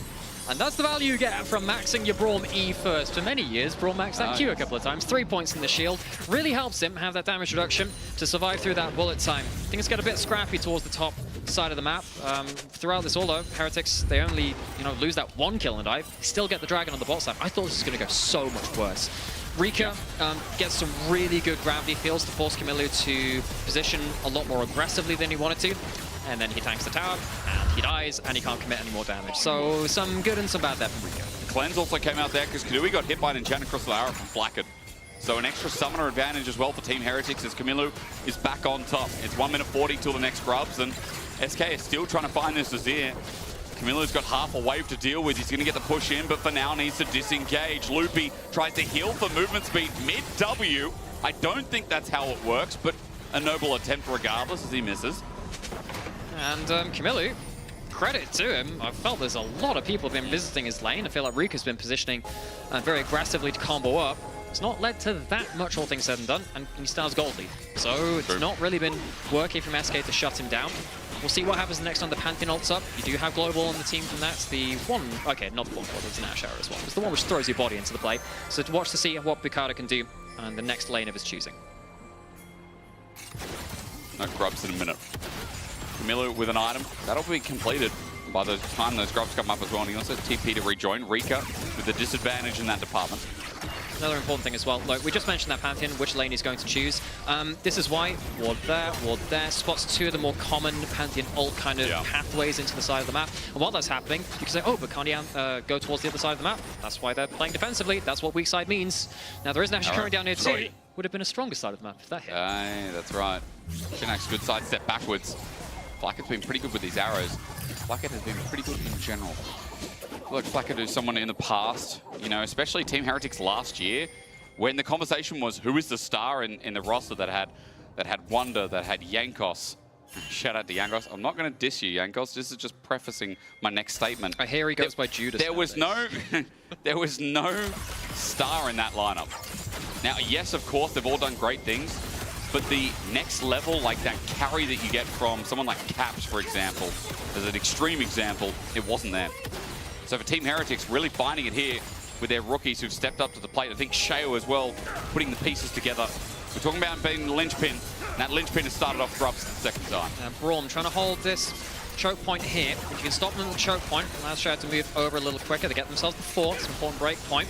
How do SK break through this choke point? Here comes the ult from Bounty in that tower. As you said, Bukata's going to roll it right in, but he goes high.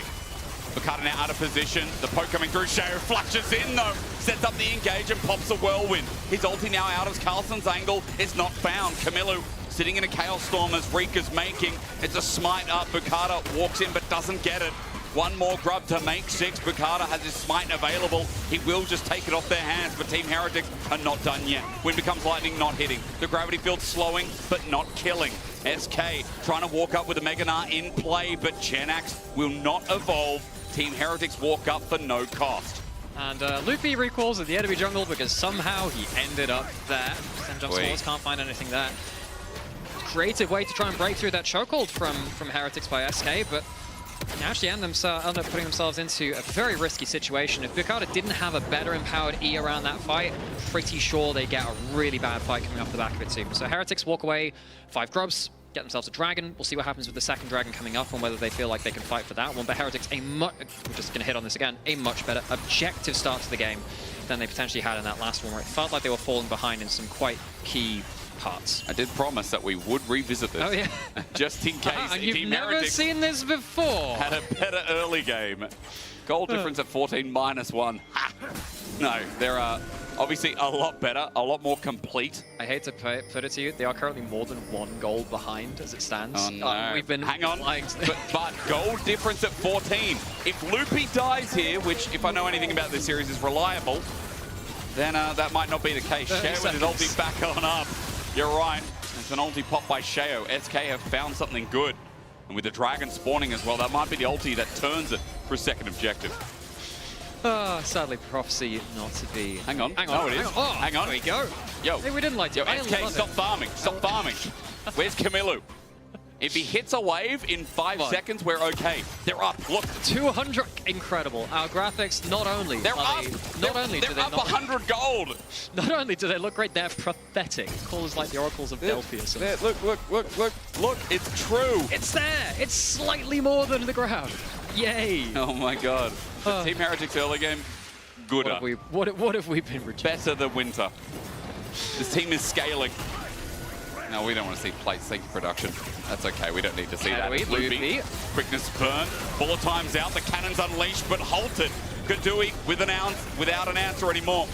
Stend has to walk it back, but that's a bullet time that now needs to be thought about. Trying to punish the Crescent Guard being down. Stend good cancel though. Dragon getting started up. SK intent not to let all the objectives in the early game go towards Heretics. Slant, Stend on the side again. Camilo does have a potential to make a play. Has that Nash's Tooth. But without Sheo in position, hard to do anything. Stend gets chunked. Dragon down. Equalized a little bit, but SK have opened up their bottom turret. No one's here. A wave thin, but still there. Everyone moves in, and with Demolish as well. Team Heretics keeping 1 minion alive because they've got 5 mites. Or rather 5 grubs. Dragon goes down, that's the first of it. SK are going to try and respond with mid. They've got no grubs. And they've got a misfortune.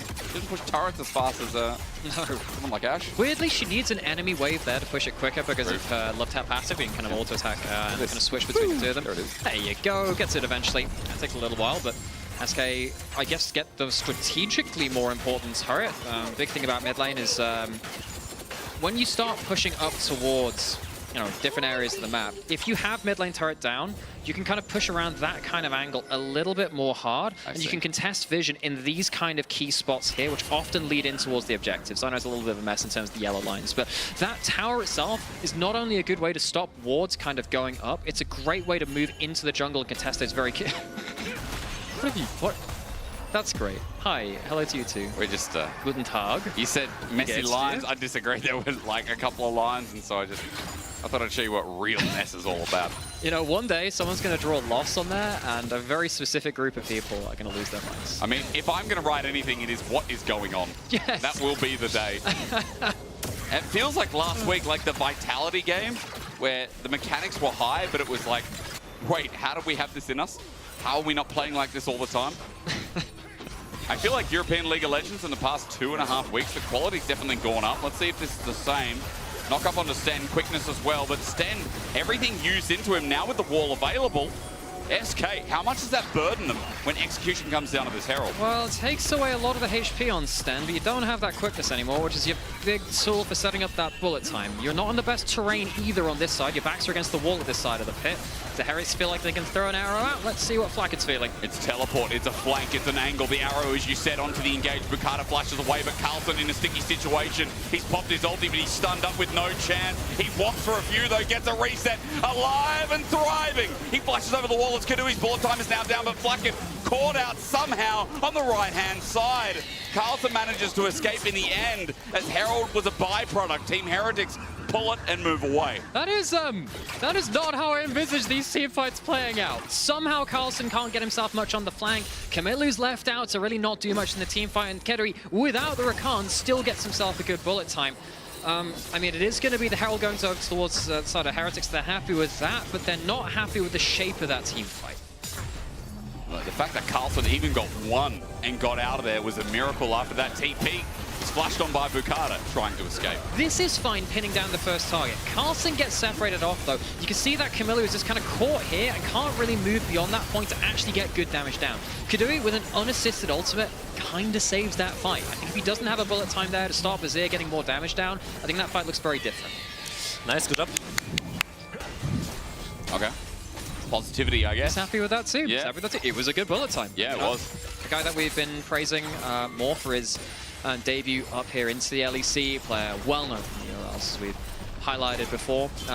Perhaps the next in the great German AD carries, someone, you know, following the footsteps of someone like Upset, who's been on fantastic form himself recently. Kamilu. Speaking of being upset, Kamilu, nice ulti, but Loopy pops a quickness. Bukata rolls in with his thunderous ult. Kamilu is out again. They've used a lot, but this time he gets his flash down. Flack are going to try and make this a trade. Mid is open. Genax the only to cover. I think the wave's dying a little bit quickly here, and Genax still has a decent amount of wave clear. Tabby makes it harder to take him down. He's walking at them. He doesn't care. Hang on, this could be a bit of trouble here. Again, he's absorbing pressure really, really well. He is. He's a good job of making sure that SK can't find easy openings up there. Sadly, you know, for all the pressure that he's been absorbing, you'd normally expect that the other solo lane is getting value. That is not the case here right now. 1,000 gold lead over towards the Gnar. Was last pick for Genax. We said, okay, you're on that red side, you're going to get value out of that pick. For now, yes, is getting value out of it. Let's see if he can transfer that into something a little later on. It's been fun watching top laners in this game because even though they haven't been like mega explosive in game 2 yet, you know, Genax holds, excuse me, a 1k gold lead. And it's just been simply about the lane.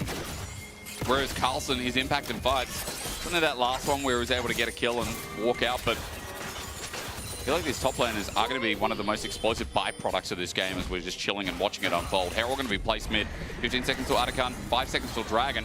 Does that pull SK away? And again, it's trying to do that counterweight. Bukata might just show, decides against it, looking for a pick, but Sten puts up the door. Sten is out early with the door though, walks into the gravity field, but Rika can't do anything. He flashes away from the enchant across the arrow, and Carlson is here to stay. No chains, but as Sheo gets knocked away, he pops up Rika. The blast cone for a failure doesn't connect, and Team Heretics with a pick off. They open up mid turret, the Dragon in their pocket. It's a huge win for Heretics. They don't get contested in anything there. There's no cross map from SK. You've now got 2 Dragons to the side of Heretics, good gold, and that mid turret, which we talked about the strategic value of before. Easily taken there with the Herald. SK get nothing out of what seems to be a bit of a disjointed approach towards this situation. Getting caught out. Sheo again. His aggression pays dividends here for Team Heretics. Under his leadership, the Dragon stacking begins again, and the Mountain Dragon, at least the individual stats, taken away from SK, who need to get off that perfect engage. We get a Mountain Soul this game, and that is just going to be fun because I still think Mountain Soul is top 2, top 3. You know, Top two. it is pretty. I mean, Hextech I think is universally the best one because you get like that static shift slow, and that is just in pro play a slow like that from any member of your team for an extra and a soft bit of CC, ridiculous. It does suck, yeah. There are some comps where I think that Mount Soul doesn't matter because you get exploded so quickly. True. It actually just doesn't give you much value. But if you take a while to die, someone like the Aatrox, it causes issues. Atakan up on the top side of the map. SK. Again, said similar phrasing last game. I think that's a reality check. The last team fight before that, where Kedui had the great bullet time, that was a team fight which Heretics were not happy with how they approached it. That last time, though, just around that dragon, very, very happy. Managed to separate out a carry. Carlson starts to get really annoying Q swinging through onto an immobile carry. If this Aatrox gets anywhere close to Rico or Kedui in these team fights, it's pretty over for them. Even from 1k down, I think just disrupting a bullet time or something like that can be huge.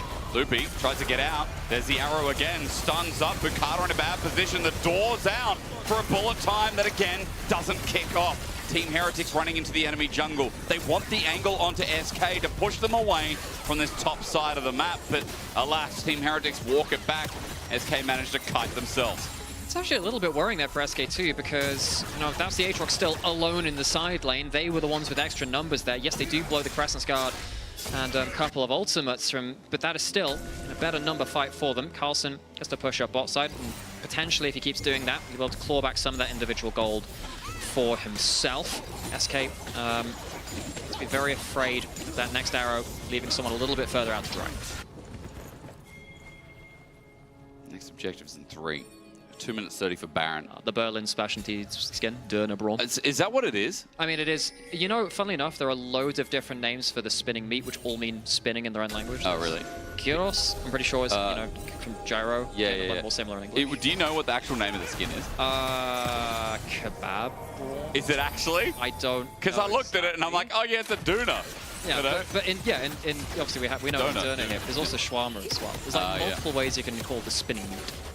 But, bro, it's so funny because Brom never gets to really build any items. So ironically, he has a vegetarian build. Look, just after a long day at work, I need him to just heap that up and call me boss man. And like that would really increase my value. And then give me a HSP, also known in Australia as a halal snack pack, which is the chips, the meat, and then you get the holy trinity, which is garlic, chili, and I forgot the other one. Maybe it's barbecue. People don't love the sound of that when I tell them, but it won't matter. Quickness in, double knock-up. It's looking good for SK, but a disengage ulti from Sheo with the wall up yet again. Chaos Storm flies. Stand is taking some prickle damage from it, but manages to stand on his own 2 feet.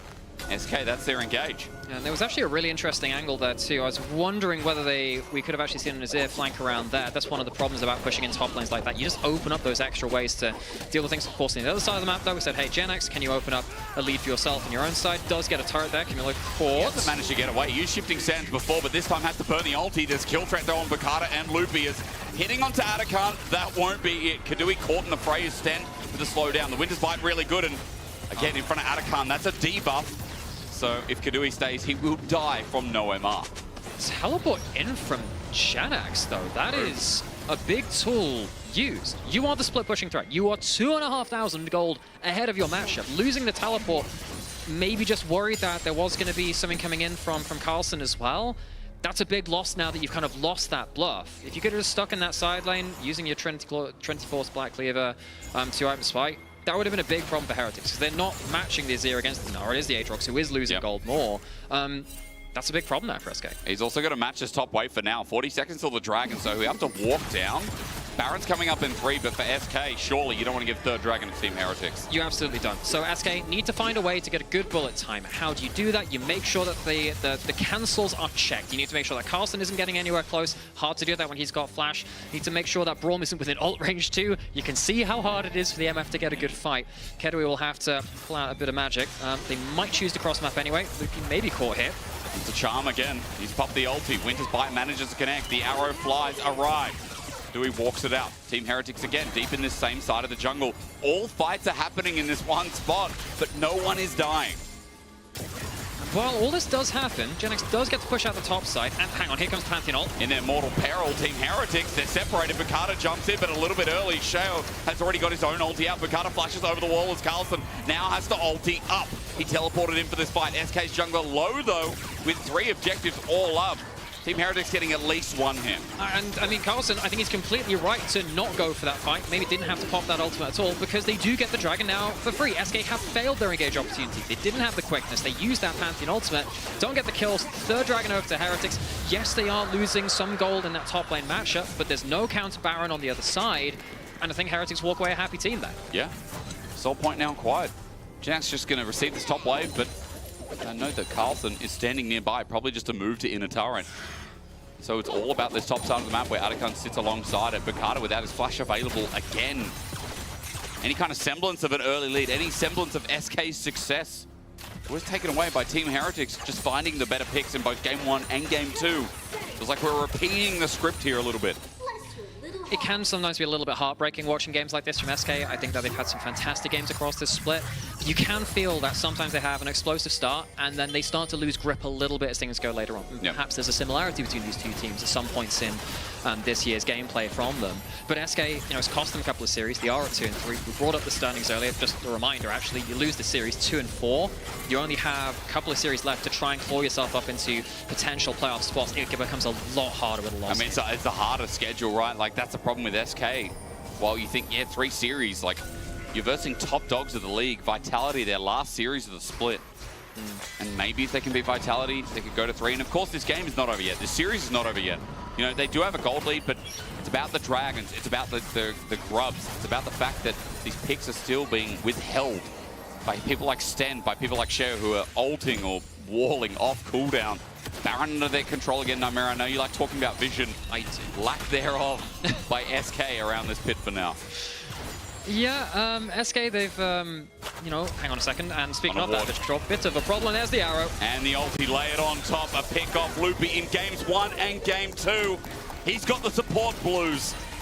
And normally we talk about 2 birds with 1 stone, 1 bird with 1 arrow is more than enough here. Carlson going to get charged down a little bit by Genax, but a good pick onto Loopy, and now part of that vision control you'd like to claw back from SK is now gone with your support. Camilo all in, ulti, pops the flash, Genax is out, but his Meganar available.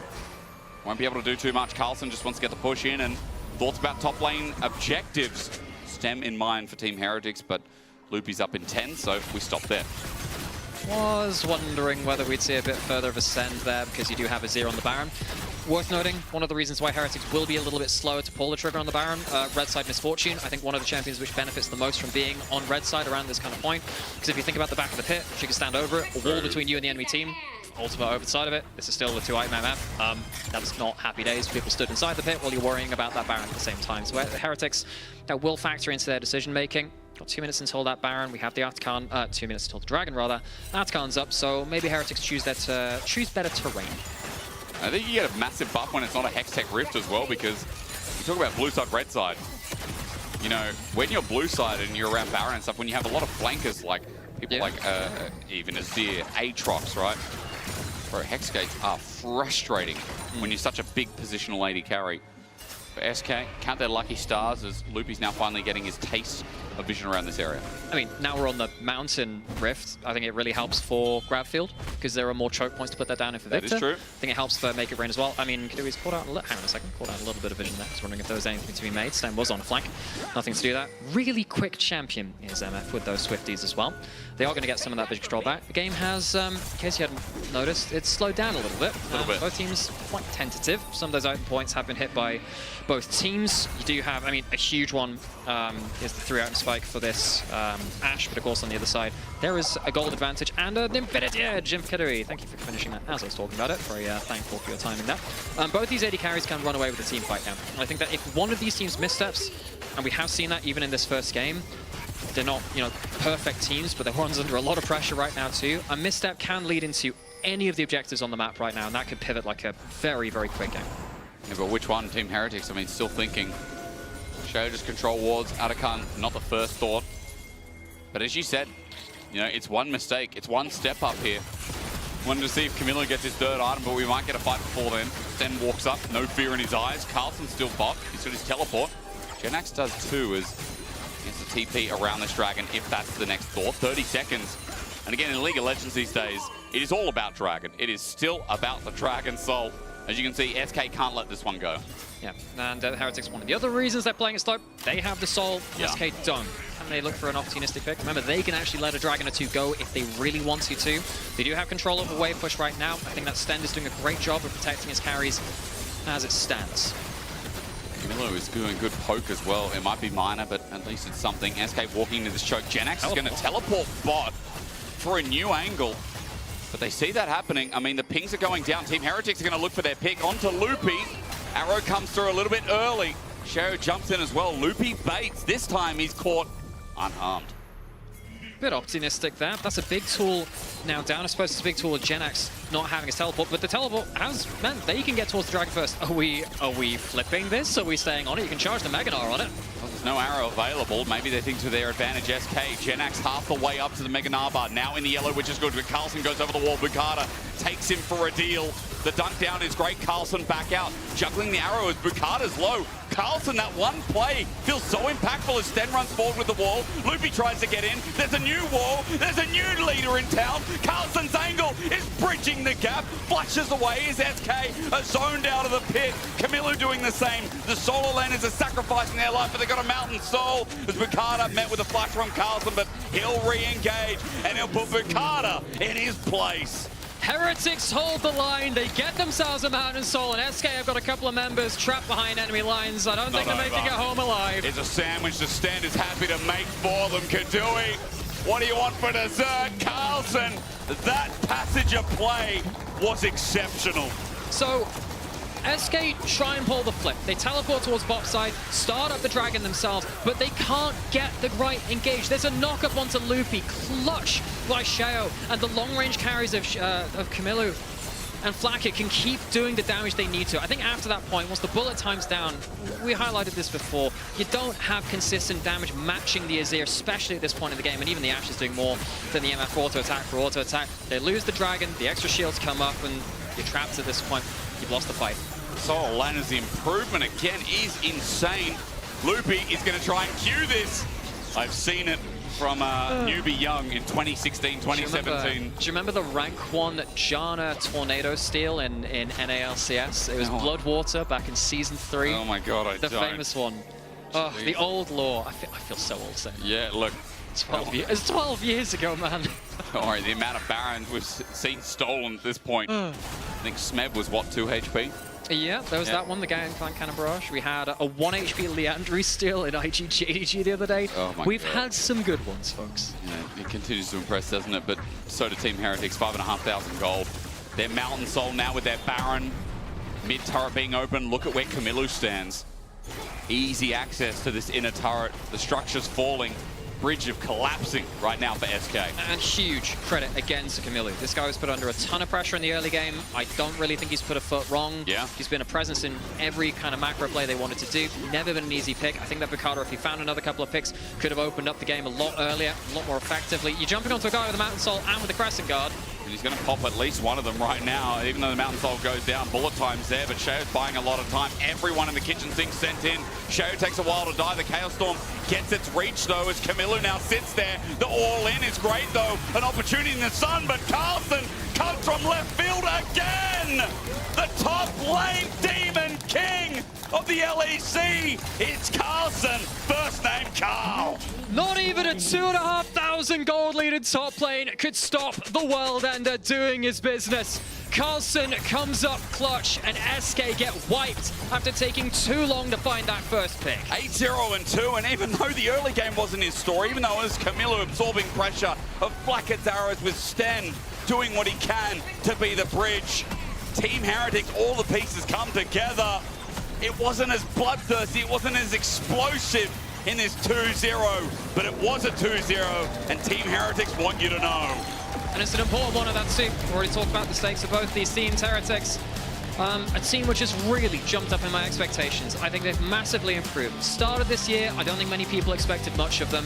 Zoom forward only a handful of months, and I think they're a team which are very exciting to watch on the whole. They're a team with a lot of individuals, which I've come to respect more and more. And, you know, I'm trying to think of players which have really stood out more than others. Obviously, Cher from last week. I think the solo lane has got a lot of value in this series too. I really think, again, it's impressive to see that arc train, that development. Team Heretics with a 2-0, 4-3. They're up with Movistar Koi, by the way. So yeah, they should take a bow as you vote for your Kia Player of the Series, Sheo, Flackett or Sten. Get in the car and drive and tell me how easy that one is, because that is a very hard series to predict. I mean, Carlson's not even there, which is funny to me. Yeah. But like, that's how hard I think it is to pull anything out of this. I mean, Sten's brawn in that last game was absolutely Sten had a different. great series. Again, his Magnet Storms last game were beautiful. And the Jin in the first game from Blackett, absolutely insane. Just, you know, folks, if you screenshot the table right now, Heretics are above G2. Oh my. Lives at G2, 3 wins. Heretics just went up to 4 in the series wins. So, Heretics better than, I mean, G2 social media. You wanna use that at all? Yeah. Are G2 washed? That's the question. Are Team Heretics a top 4 team in the LEC? Overreactions only, I think, because honestly, like, we underreacted with Team Heretics coming into this split. And I think rightfully so. We were careful after winter. This is a bottom playoff team, and they have been for the past 4 splits in a row. And I hope again that LEC will let us know if Team Heretics are going to get to the Madrid, because in 2025 Summer Finals, tickets will go on sale on May 12th. Remember, it was announced in Madrid only yesterday or the day before. You can get registered on the pre-sale now, lec.gg/presale. Okay, that's important. Pre-sale's live until May 11th, so make sure you secure your tickets now. And yeah, I hope I can get some tickets as well. But no, I'm not going to be doing that now. Ginny and Flackett again standing by to give you Game 2 thoughts after the Game 1 check-in. Game 2 thoughts after the Game 1 check-in. All right, everybody, Ginny here, and I'm standing by with Flackett in the Marriott Bonvoy post-game check-in. That is true. Game 2 thoughts, because it was a 2-0. Game 1 was a little bit all over the place. You even said it post the check-in. You're like, actually, this is not what we were looking for. It was a little messy. Comms weren't good. So what changed? I mean, I think what changed is we just had more time in the studio, because we came really shaky. We actually got a bit stuck on traffic, so we were for almost 2 hours in a car. So it for sure. 2 hours? Yeah, it was really long. Did you come from Narnia? What? I don't know. But it was, I mean, for sure it was an experience, and it's just really annoying, you know, to be stuck in a car for so long. But yeah, I think Game 1 really shaky. Game 2 we chilled down, we calmed down, and we took the win.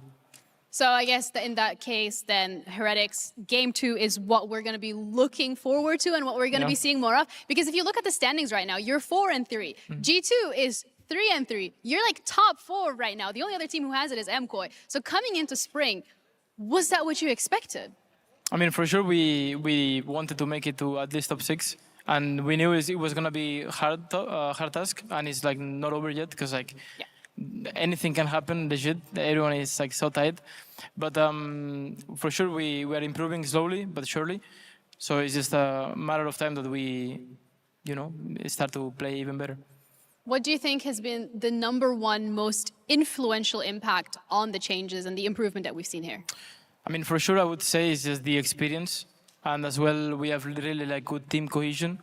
So any issues that we're facing, we can talk and we can discuss them without, you know, like people taking it personal or like starting a fight. So for sure, I would just say we are just more comfortable now on stage. I still think though, like we still are having these Game 1s that are not the greatest. Yeah. But hopefully with time, it will just be gone. But you bounce back, and that's what's really important. And we also have our Kia Player of the Series ready. And surprise, it happens to be you. Do you want to give yourself a congratulations? I mean, not really. I think it was like I was kind of like NPC both games. Like it didn't happen much these 2 games, to be honest. But yeah, I mean, it's happy to be the Kia Player of the game. All right, humble king. I respect that. Thank you so much for your time and congratulations once again. That's enough from us here over. So we're going to be heading to a quick break, and then we're going to be back with the second series of today, BDS against Vitality. Thank you much.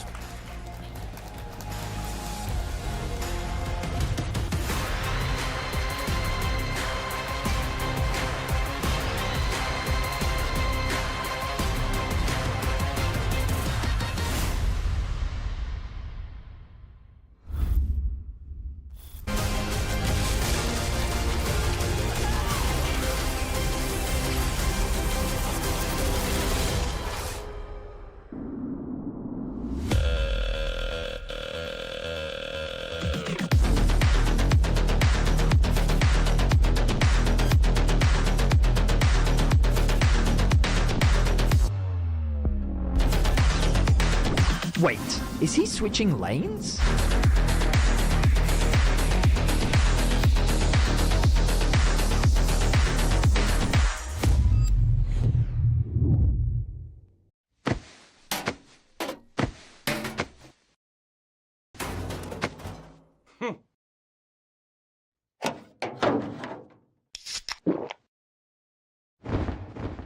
Red Bull gives you wings.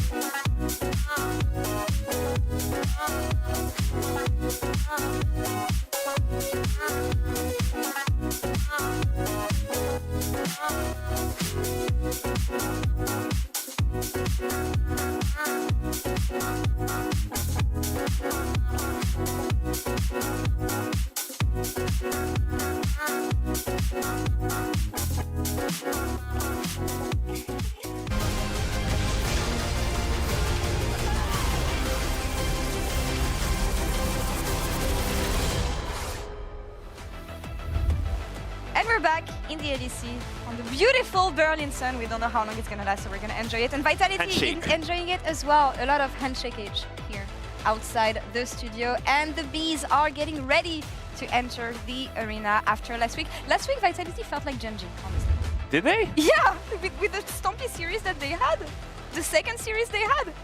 I completely forgot who they even played. I will find who they played because they demolished Koi, but then Koi was really good in Madrid, so like everything is I mean, that's what they needed, here. the bounce back, a little motivation boost to put up great games. Absolutely. And Sheo, congrats on another amazing game. Thank you. 2-0 here. We're not going to talk about the early game in the first one, but yeah, 2-0 convincing, and we're getting closer to playoffs, so that's great. We want to talk to you about the jungle matchup in the upcoming series. We have Linsas on one side, 1-1-3 on the other. I want to talk about Linsas first because you had his phone number last week when I remember the game you guys played. I mean, Sten played with Linsas, and what he told me is like, if Linsas has a game plan, and if nothing happens and follows it, he's really good. But if he gets cheesed or something weird happens, he will not adapt really well. So that's why I can cheese level 1 against him. What do you think he brings to the table when he's in good situations and when he cannot set up his team for success? Well, we saw it now. He completely read MKOI's game plan of trying to get bot lane ahead. He found the creative pathing to counter jungle, to set up this counter gank and completely disrupted the flow of LEC. I mean, this guy is a solo queue star, right? He's always super high elo, and I think it's exactly as Shio says. When he has everything that he needs to do, or like when he has the plan set in motion and he can get to follow it, that's kind of what happens when you like grind the game a lot. You get to do it perfectly. But when it comes to improvisation and going a little bit off script, that's probably when it can go bad for him. But last week we saw great performance against LEC. And what do we make of 113 though? Your ex's new boyfriend, if I may say. How do I even put it? But yeah, I mean, obviously you've been watching VDS's games as they're your opponents. 113, when we talk about him, usually he's the best and the worst in one spectrum, honestly. Sometimes you don't know what he's going to do. I don't even think he knows what he's going to do sometimes. Hey, come on. But I'm here to talk about stuff that I don't know. I'm not in players' heads, so I don't know about... There's one good and one bad side of 113. What do you make of this player, Sheo? I think, as you said, he can be really, really good, but sometimes he can hit really, really hard. So I think it's like just kind of a flip, right? If one day he plays good, he will be good.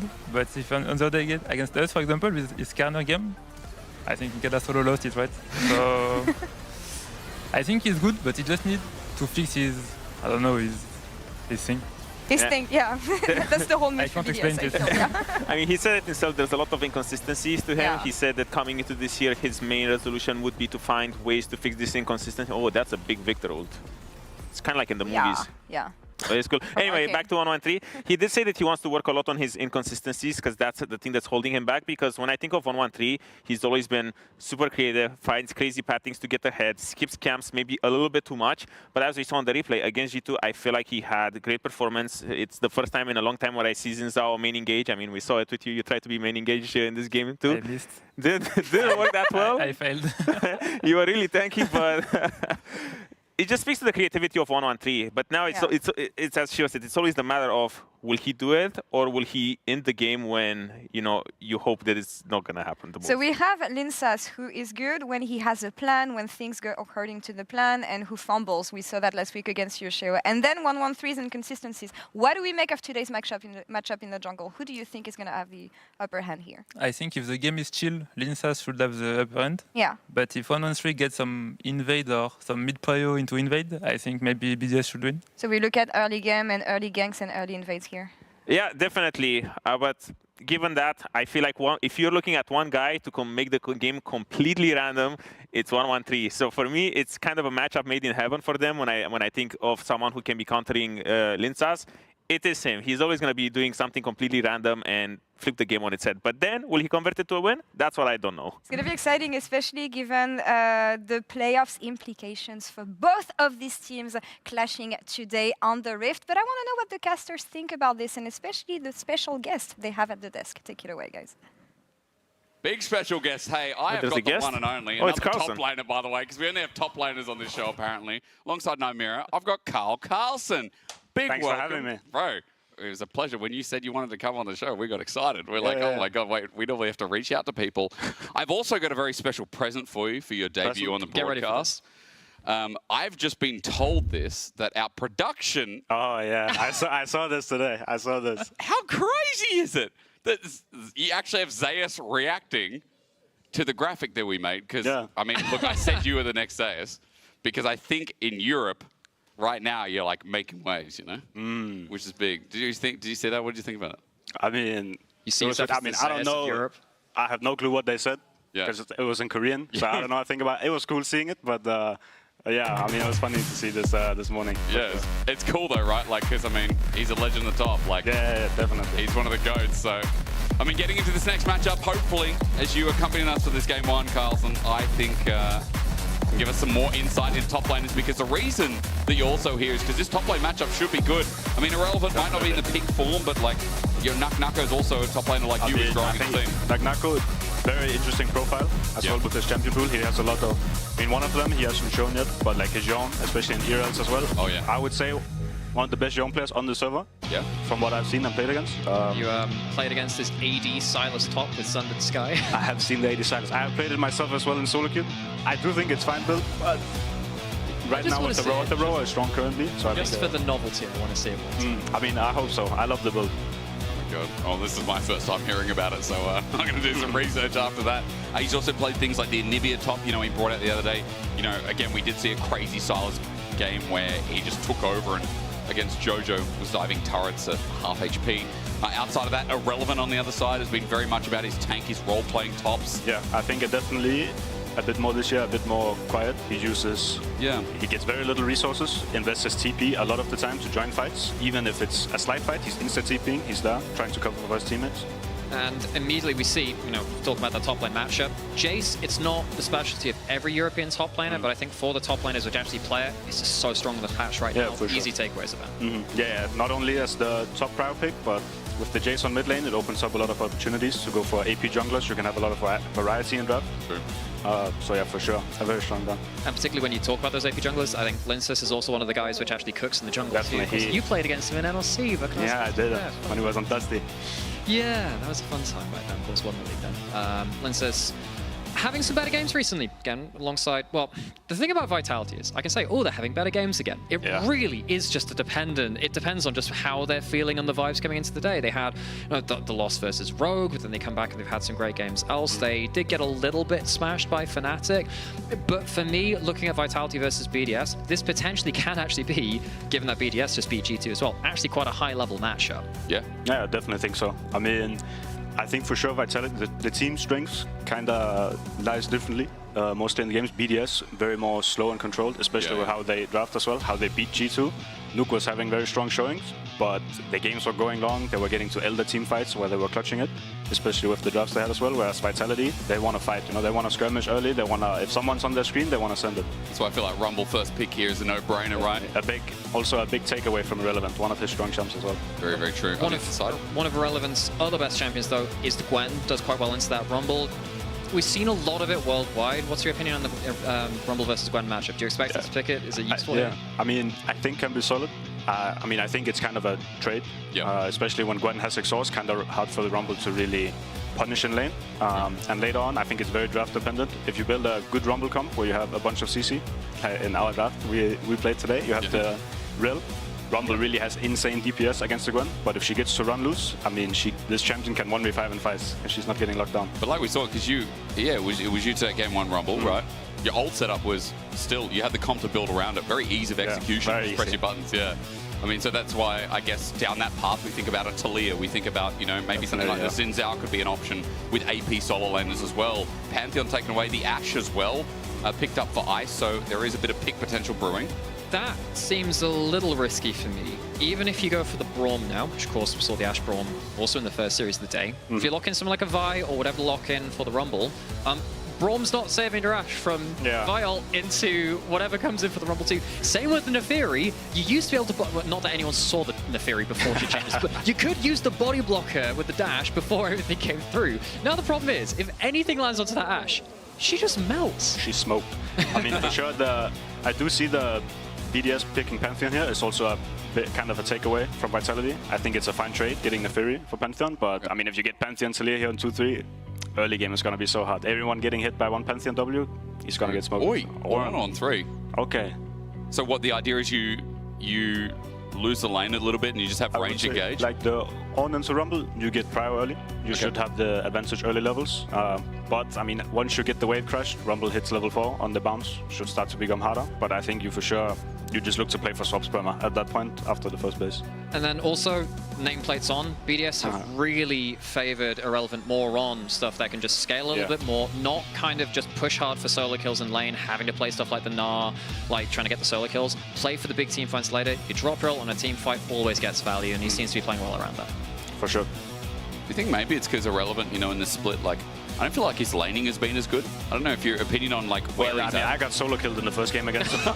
No. So his laning's not been that good. How do you feel about that? I don't know if I can speak on that fully, but I mean, yeah, I think compared to, I guess the impression a lot of people had last year, he was smoking a lot of people in lane, especially with the Gnar Jax. But I mean, on BDS, it's hard to say as well, you know? You're in a different team, different... It's reforming as well, right? Reforming, you kind of have to adapt to how the team plays, which is, when I've seen BDS be successful, it's those slower games with the Ornn on top, with the tanks, kind of allowing Nuke and Ice to play a bit more freely and get more resources as well.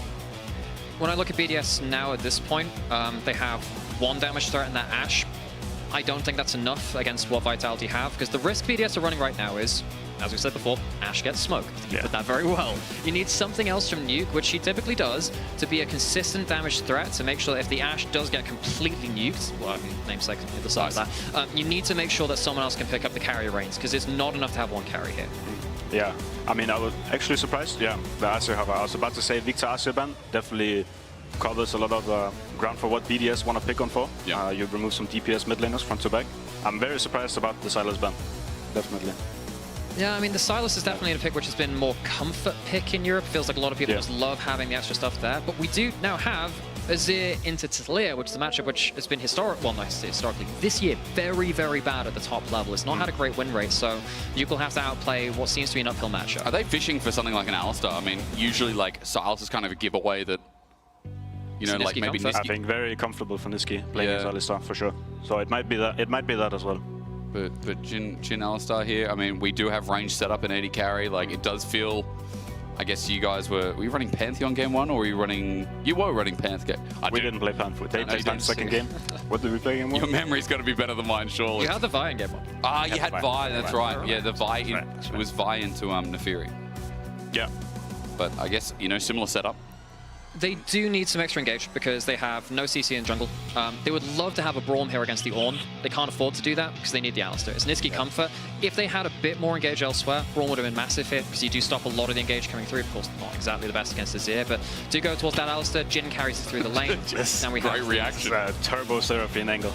If you get through this early game, the Seraphine, I mean, counters Rumble, the what do you call it? The stack W gives the movement speed, the shielding. It's really hard counter to Rumble. I think for sure BDS definitely around drop timer looking to swap, even like tempo swapping. You swap, you are ahead on tempo, you push 1 wave, you swap back just to perma mismatch. Because I think if you're getting through this early game, I think it's really hard for Vitality. Okay. A lot of the time, Jhin is meant to carry the Alistar through the first 3 levels. You don't do that versus Ashe Seraphine. Ashe auto attacks you once, you get double rooted into like full stun. It's an awful time. Nissi's going to have a very difficult laning phase in here, and then later into the game, you're going to go forwards, you're going to pop your ult, and then you're immediately going to get encored, immediately going to get the ult from the Ornn on top of you as well. Much like we saw in the first game of our first series, it does seem like one team is really trying to go heavily forwards with the equalizer over the top of it. The other one's just throwing the ultimates defensively out the other side. What a surprise. Vitality trying to play a little bit quicker, and BDS just trying to play front to back a little bit slower. Yeah, for sure. I can be a bit worried about the Vitality draft though, since they're kind of forced to find volatility and action in the early game and mid game. But they don't really have that many tools. So they kind of have to, especially in laning phase, find ways to make the matchup volatile. Enemy players have to be low on HP. They can look for dives because they don't really have that heavy CC like a Leona who can just go in. Very true. Well, it'll be nice to have you alongside us because Vitality going into game 1. I mean, last week, it was Vitality who sent us screaming. You know, you guys and Vitality right now are like the teams to watch, obviously, because not just the fact that you're now 4-3, that you're up in the top. You're in the top 4 now, by the way. Yeah. But you're both like the development from this split versus last. I think you were kind of showing your head a little bit in the Camille game, even in winter was quite big. It was kind of slowly ramping up as well. I mean, 3 rookies, you know. I think it's, how do you say, accumulating a bit more here in spring. The experience is starting to gather and matter a bit more in the matches as well. I think we feel more confident on stage as well. And I could imagine the same for Vitality, because they're a team who likes to play fast, and especially with some rookies coming in, maybe it's hard to show in the early levels, or it just goes wrong and you overplay. But they're looking sharper now, especially in the Koi series. We're getting towards a point now as well, talked about it in the first series of the day, where particularly the teams that are playing today, all pretty close to the wire when it comes to the playoffs race. I don't know how much thought you put into teams like Vitality and BDS as opposed to your own thoughts. Do you have any particular thoughts on, particularly with such important series like this, which ones you think are more cut out for playoffs than not right now? BDS obviously the 3-3, Vitality drops some important series, but do you have a strong upper ceiling? I mean, I think right now, I think Vitality scaling into playoffs can become really good, especially with how they play. Gotta get there. Yeah, of course, that's the big part.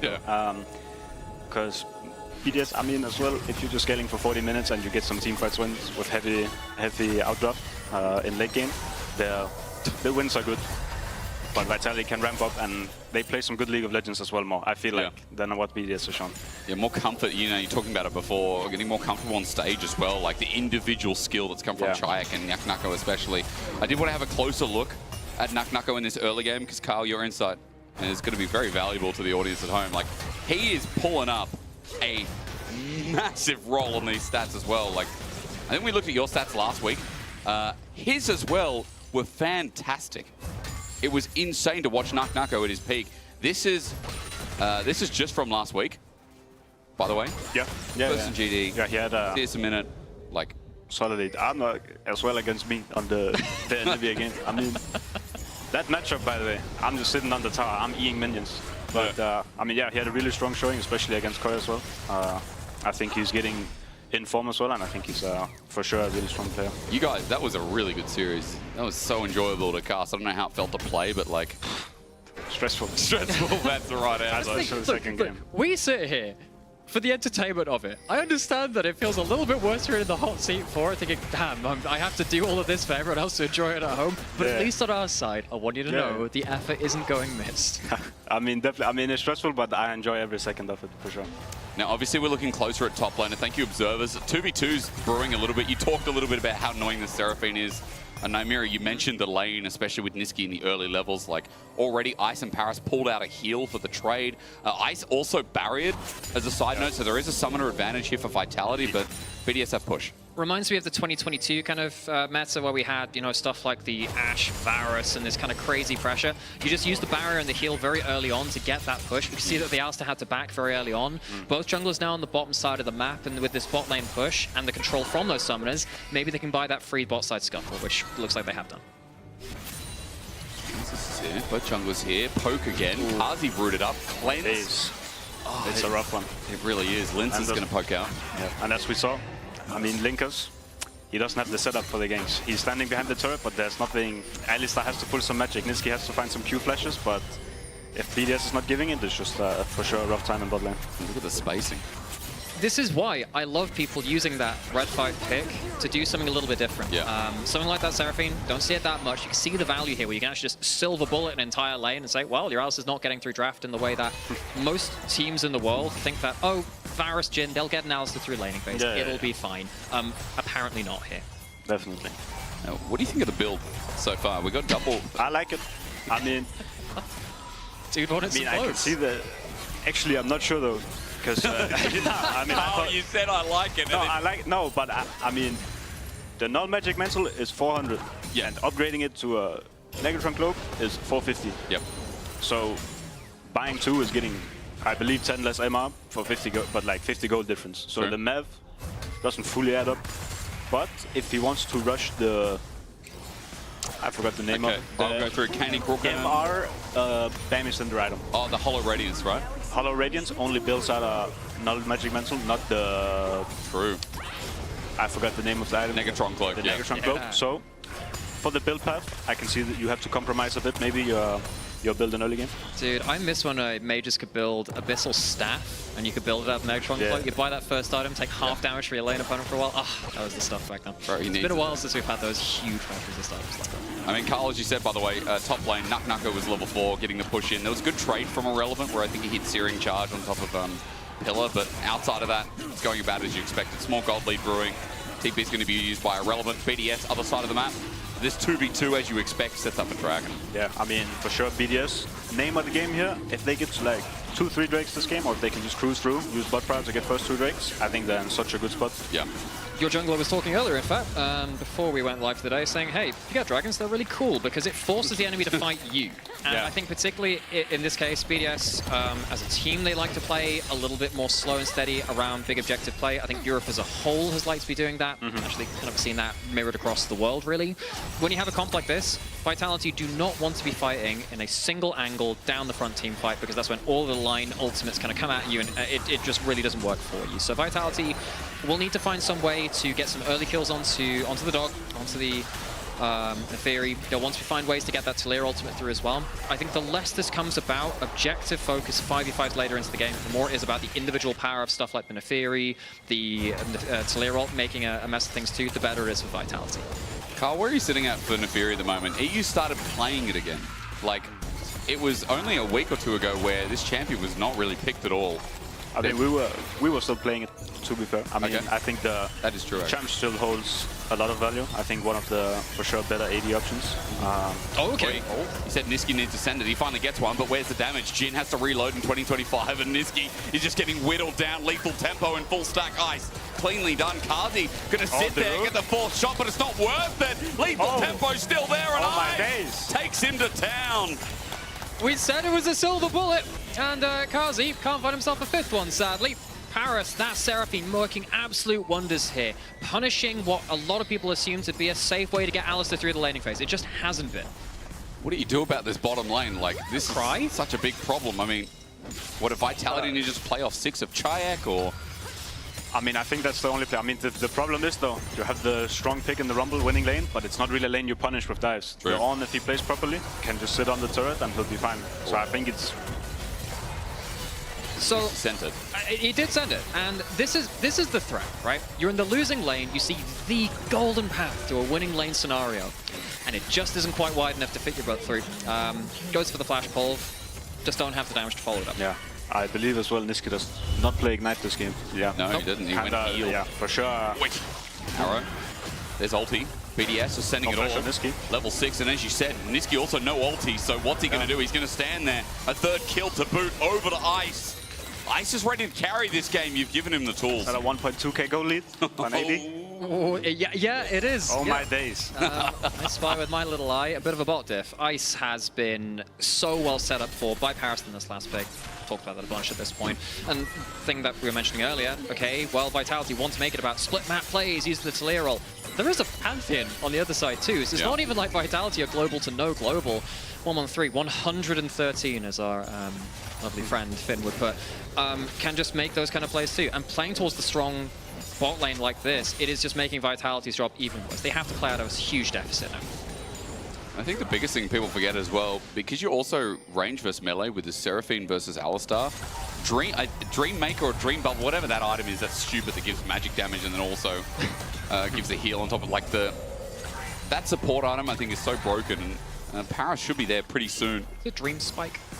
One of the things, you know the item. That's not my role. I got doesn't matter.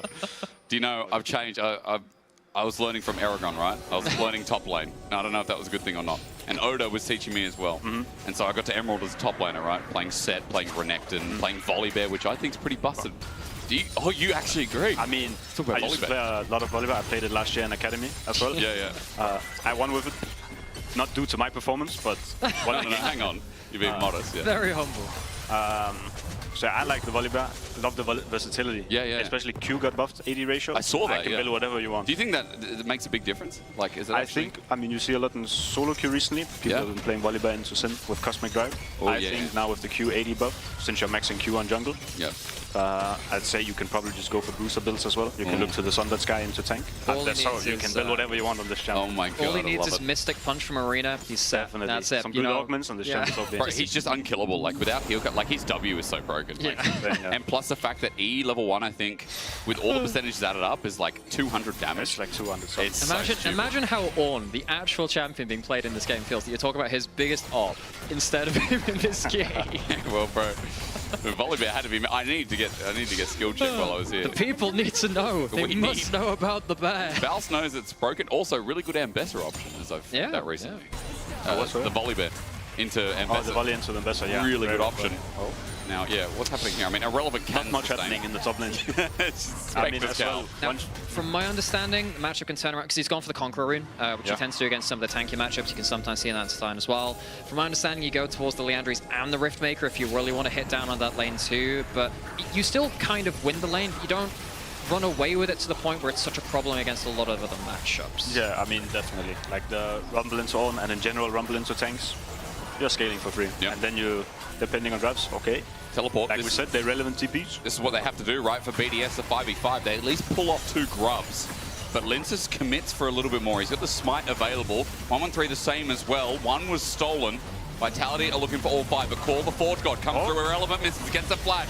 Kazi cleanses away. Deadly Flourish does nothing on the side. Nucko, where's his contribution in the fight? He's got the equalizer up as Niski pops the ulti, but there's the Seraphine. He runs through. Niski's in a lot of trouble. He has to flash too, and BDS are now playing on low mana, but they've won the fight so far. Fourth shot goes awry. BDS looking for another angle. It's irrelevant. A searing charge into a wall, maybe, but Linces is into the back line onto Paris, but the Pantheon off 113. Where's he going? Somewhere else, it looks like. It's Vitality in the river. They make it so crazy in the top lane, and Niski adds to the fire. 113 gets donated a kill. Vitality looking for the chase to find something. One grub for BDS. A kill on top of it as well. That was certainly a way to play out that team fight. I thought there were a lot of things which changed the direction of that fight unexpectedly. We had a great Talia wall, we had a Rumble equalizer, and the Jin ult kind of forcing people to scatter in different ways. I'm not sure either team really expected to be split apart in the way that they did.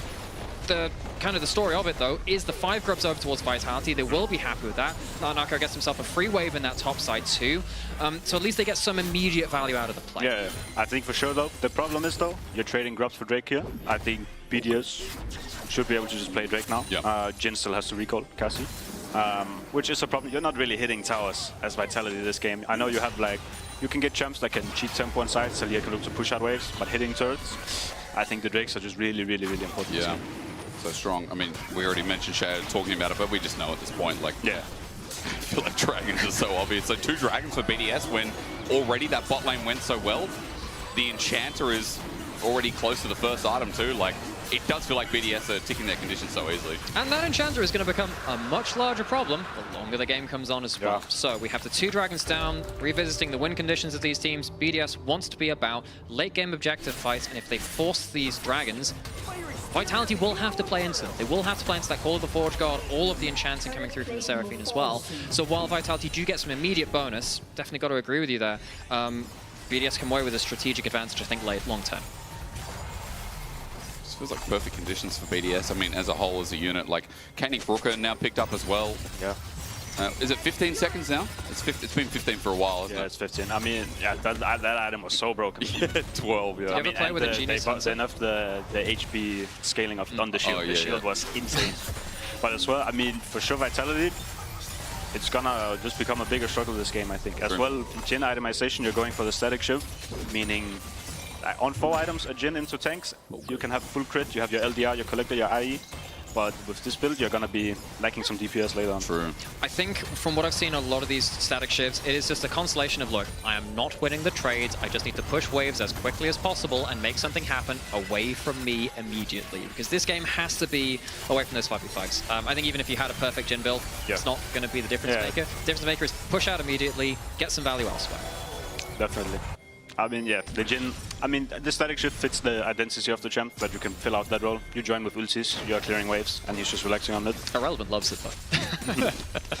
Yes, the Mosquito has returned with a vengeance.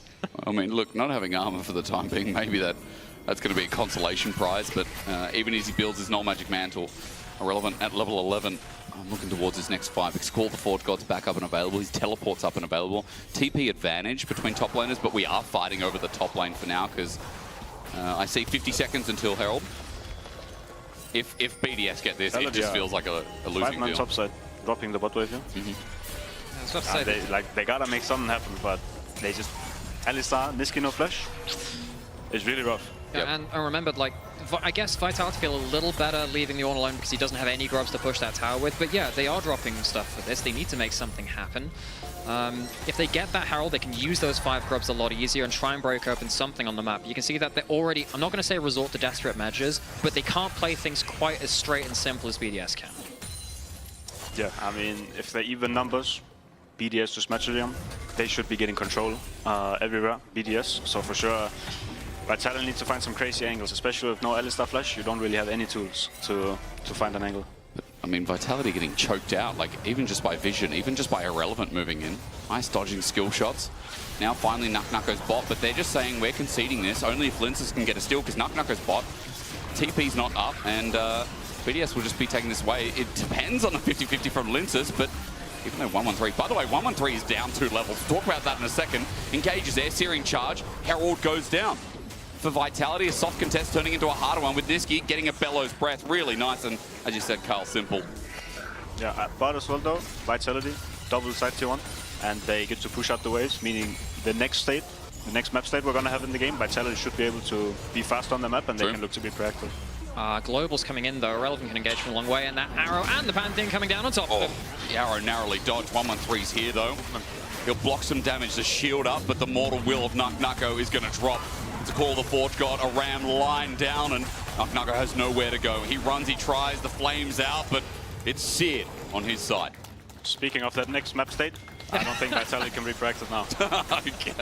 Let's go! Yes, let's use that rumble! Oh wait, 30 seconds folks, chill a little bit. I suppose that is some big ult cooldowns used a minute before Dragon, though. Yeah.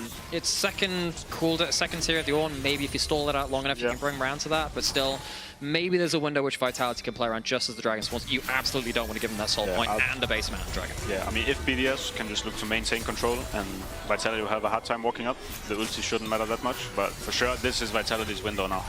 Even with the Rumble dead, he has TP up, they can look to play for sure. Feels like Niski, he's got a big role on this task as well. I feel like Chayak as well. He needs to start playing for those picks and need to start finding something himself. This does feel like the last Vitality game in the past 2 weeks. Or at least, let me rephrase that. This feels like the weakest version of Vitality I've seen at least in the past couple of weeks. Like, they're very good at being proactive, I think.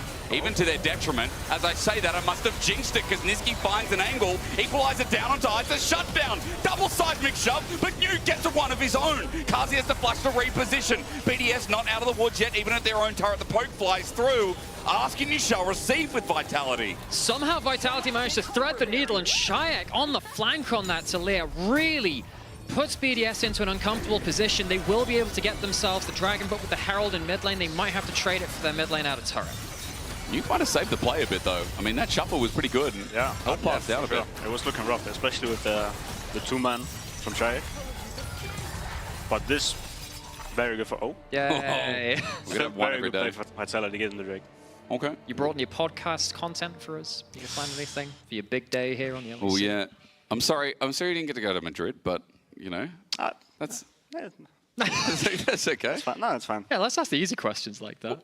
What did you do over the past couple of days?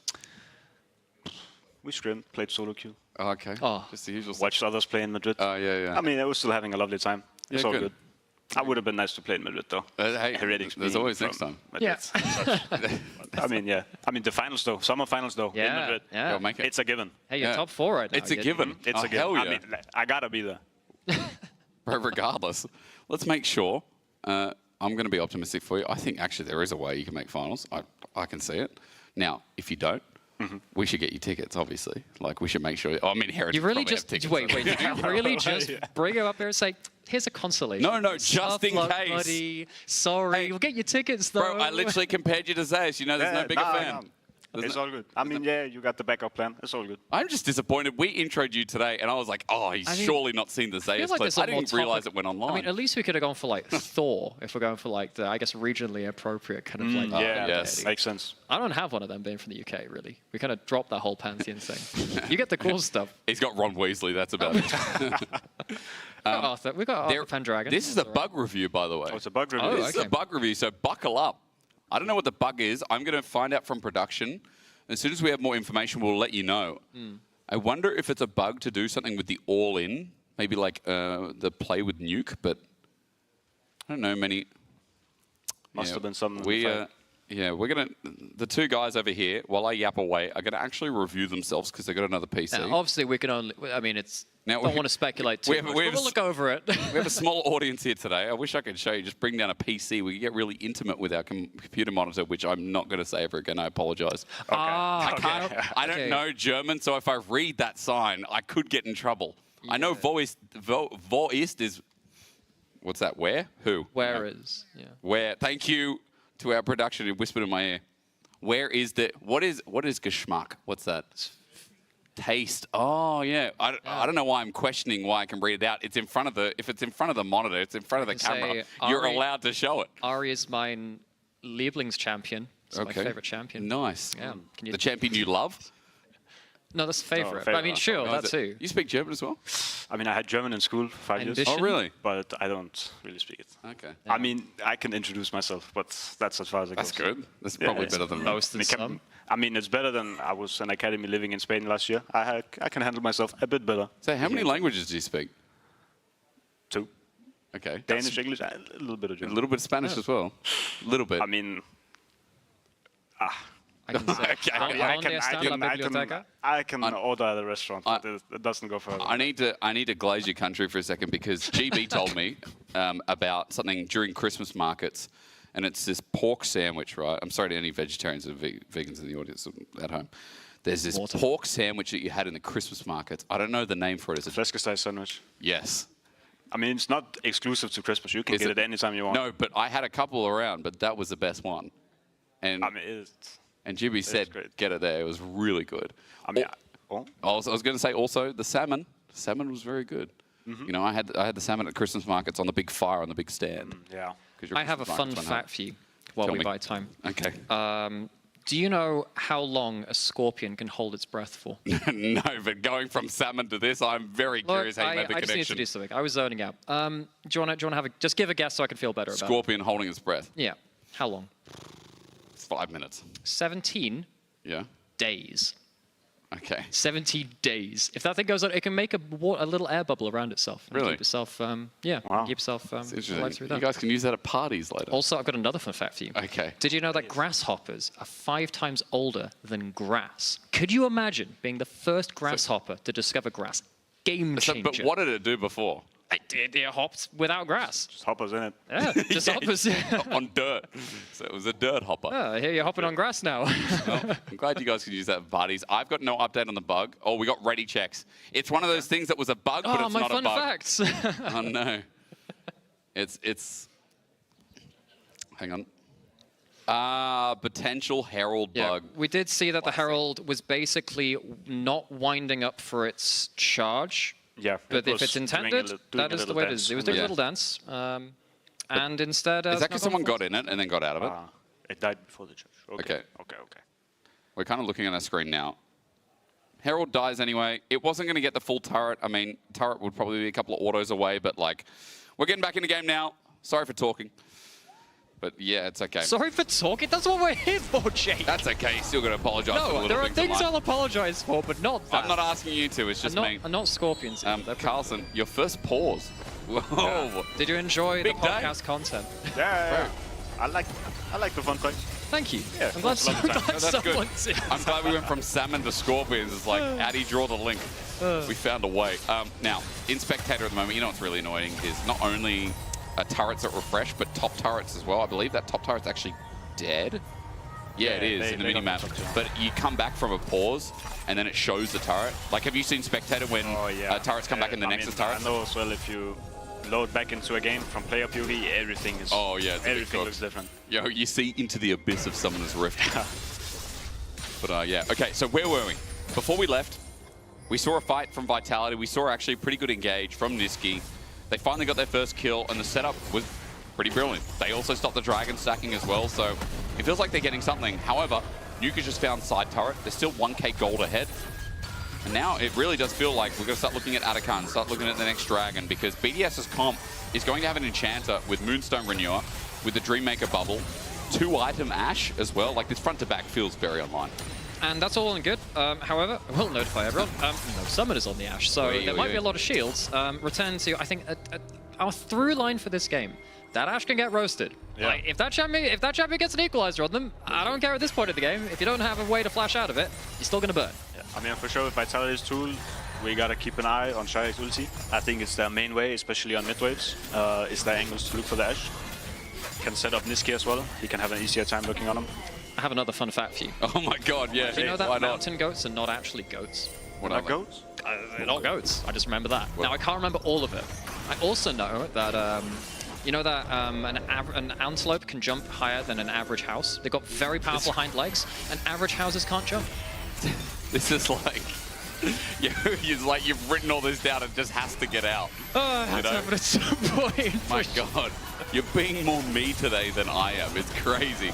BDS is going to get mid-turret. Okay, so that's something. Bit of gold in their back pocket. I'm glad that production just confirmed that they're so dissociated with antelopes. There we go. Cool. Nice. Thank you, Lena. Appreciate it. We'll get back into it. So, yeah, I guess we're now waiting for Ash Flash to come back up.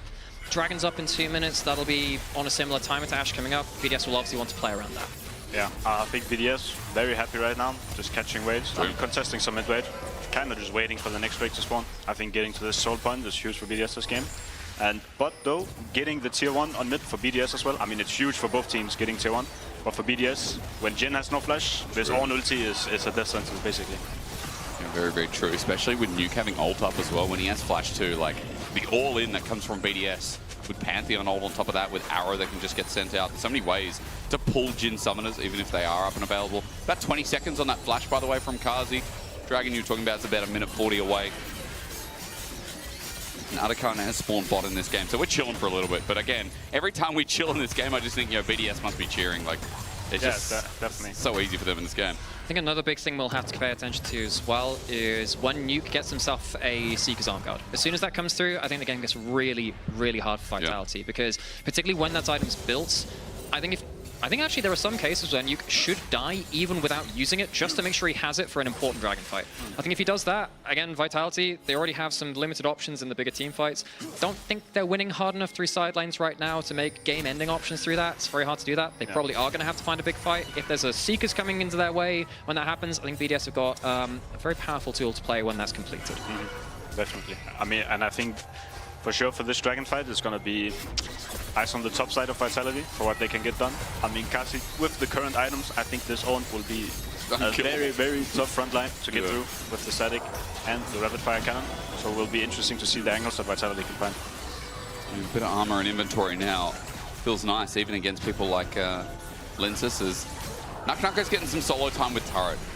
Irrelevant's going to respond with that, but he has teleport available to join this fight. BDS in the river first, 25 seconds. Nuke is walking up. All about this mid-prio. Jumping in is Linsis, but he's invulnerable. Who cares? Sends the pack mates in. Niski with an engage again. Seismic shove. Deadly flourish. Everything's out, but the shield is up. The arrow flies. It's Niski who doesn't pull the ulti. Really good resilience not to pull the ultimate. Irrelevant comes in as well. He's teleported. Now with ulti available. How the heck did he get out of that without using his ult? That's a big win there. Playing the cooldown management very well, because now they get rid of, a little bit of that HP, the Ash Arrow from Ice as well. And it also buys them presence in the river. Relevant took no damage. That was Kazi autoed him. Like, observers, if we can click on Irrelevant, I need some HP bars. Because this guy, right now, he's just walking in. Where is the damage? They need everyone to hit him. Naknako needs to hit him, it feels like, with the burn. Force got finally some. He ults, he misses. Searing charge, also a miss into Naknako, into melee range. I'm watching this top side because he's getting burnt down, but meanwhile, Kazi was selected and tortured. Vitality have 4 members on the right. BDS on the left. Dragon still contested, 1-1-3 at half HP. And while one of the carries is down, they still have the equalizer. Equalizer, everything laid in, but the Seraphine ult is huge. Ice jumped in, but he's going to go to his death. Paris, the next target, isolated, can't heal up. Vitality have finally found the fight. They select their prey and disintegrate them one by one. I mean, Vitality just played this much better than BDS. I mean, you saw on the mid wave, they were playing with them, forcing Irrelevant TP. Meanwhile, Nak could just walk down. They were playing with them this whole fight. Also some mis-execution, especially from Irrelevant side here. Call of the Force God. Didn't really connect them to anything. Yeah. Typically, you want to be fighting in one direction of this comp. They fight this way, they end up going back this way, they use all their cooldowns, and they lose their tanks, they can't play that same kind of position. Especially. Even though the Jhin is dead, the equalizer's there for the damage. The Jhin doesn't do damage, the Rumble does. Yeah, I mean, especially as well, BDS maybe over-forcing a bit. Yeah. Comp, you definitely want to stand your ground. If the Ornn is going in too deep, you saw him dashing into the wall, going for the Talia. You're leaving yourself exposed to just get killed by the Rumble. And your oh my god, thank you, babies, I griefed. No. It's a good addition to LEC, Definitely. Just remember, we're always listening. We pull up on broadcast quite a lot now, so. Yeah, we just get this perma-Kazi cam. I think that would be very entertaining content. Have you spent much time with him outside? Like, have you... We did consent once. I mean, it was very short. We had only one time, never again. I mean, we had to play a 1v1. Okay. Only one. Well, I mean, I want to hear more about it in a second. But now I realize the Dragon wasn't taken. BDS are grouping up again. Everything's up and available again as well. BDS looking for the smite steal. Linces walks and takes it. Nuke's ulti, though, great onto Chayak, but into the group fight. BDS are disintegrating once again. Call the Forge God actually hits, but look who's dead. Nuke's up for the reset. And again, Linces is shredding, dealing, killing, wheeling, stealing. Nuke is just here for a free fire, letting the dogs out, and irrelevant, even though the team fight looked better this time. Vitality are finally finding their footing. Huge fight for Vitality. They have the Baron, they get themselves the Dragon afterwards, they start taking towers, and all of it comes off of a fight where BDS once again can't find a single direction team fight. They allow way too many people into the backline, and they can't stand their ground effectively. Yeah, definitely. I mean, a huge team fight from Naknaku. You'll see it in the replay as well. His ultimate positioning, forcing the Ashe to walk back, and then he's waiting around the corner, and he gets a full combo on him. Now, here it is. Walk us through, Carlson, because... I think definitely... Ice no flash. He has to walk back. Yep. Insta harpoon, double harpoon with the Q. Oi. Oh. And we're going live. Naknako's in trouble. Yeah, 113 finds him. He flashes behind him. Naknako, the positioning's crazy. The burn! It's a trade for now, but only if he dies. He's got Electro Harpoon. He gets the space. He gets the shielding, walks in. The scrap shield. The ambition. Oh, wow. You and Naknako, you've got that mojo going on in the LEC now, you know? You guys are crazy. You guys are bloody crazy top laners. I just love the fact that, look, this is not an easy comp to play from the position they were in the game. The Vitality, hang on a second, great flick back. Landed. Ice is not dead. Barrier's going to come up. Weaver's wall. Chayak's going to follow in. Yes, he is. Nice follow from Chayak, and Vitality with a 5.5k gold lead. We come back from that replay, actually into a big Vitality win. I can just go and restart that part again. This is not an easy composition to play, especially when they're behind Dragons, especially when BDS had such a crushing bot lane lead. They are playing the team fights so much better than I thought they would be able to, though. Serious credit to Vitality finding all of these individual plays to open up different angles. Sure. I'm impressed because I started giving up faith, seeing third Dragon, seeing like a front to back, but Kyle brought up the important issue. It's like maybe not being too early, but you know, the positioning was a big question there. Like BDS a little bit too antsy on the fight this early on. When also we're not on 3-item Ashe, we're not on 3-item Azir either. That back to front wasn't as clean as it should have been, right? Definitely. If Naknako, Chayak get to be on the sides like this, coming from different angles, we can pinch. Oh. Ooh. You think he's caught out? That's the question. He's going to get rooted. Yeah, he does have Atakan. Yeah. 200 gold. Withdrawal is there. Midway pushing. Just runs upside now. They have take full control of topside. They can play top tier 2 maybe. They have a hard time sieging though, definitely in the shot. Chayak still has teleports, got his ult coming up soon, chooses not to use his flash. The only thing he loses is Seraph's cooldown, which means nothing, really. Yeah. A couple of things I'd like to highlight as well. We do have the anti-heal item coming in from Jhin, has the Shiv, so it's easier to spread that damage around as well.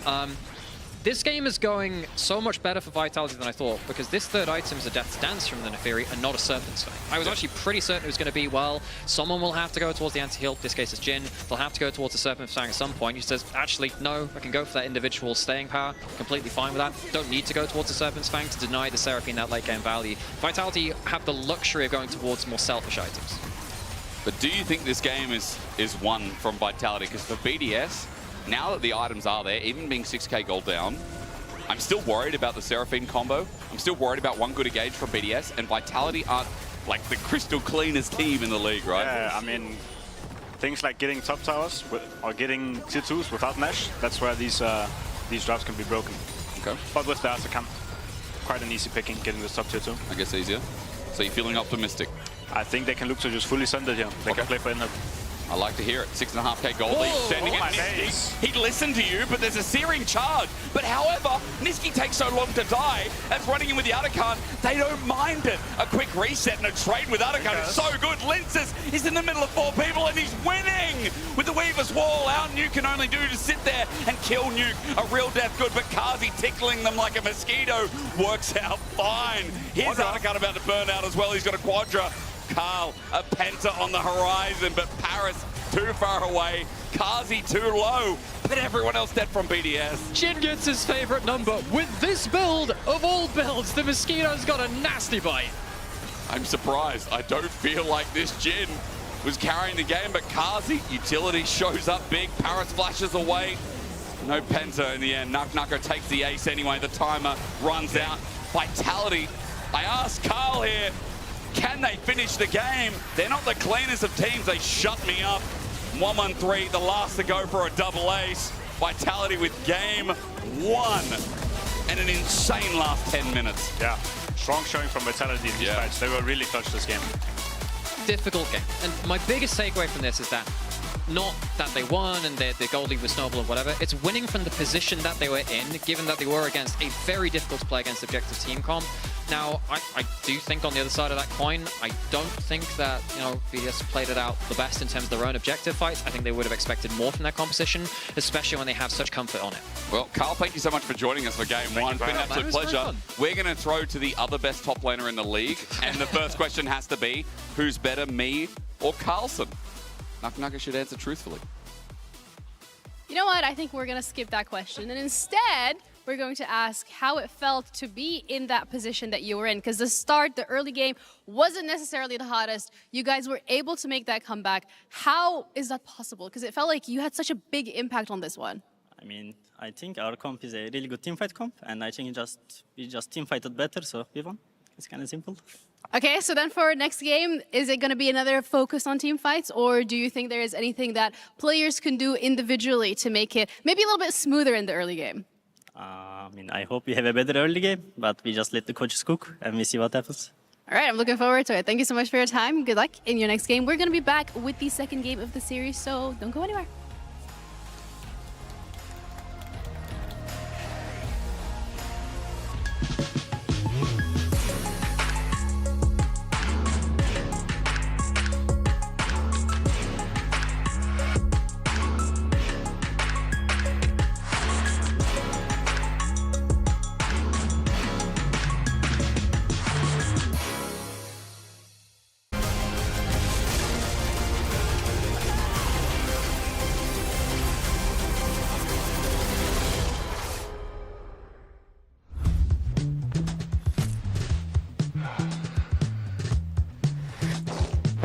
Damn it. Hey, Dragos, you ready for the... Oh, that doesn't look good. Wait, I have a solution, but you have a break. I will be right back. Just wait.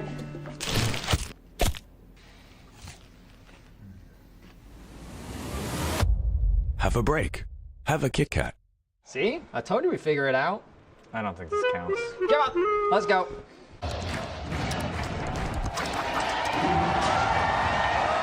Red Bull gives you wings.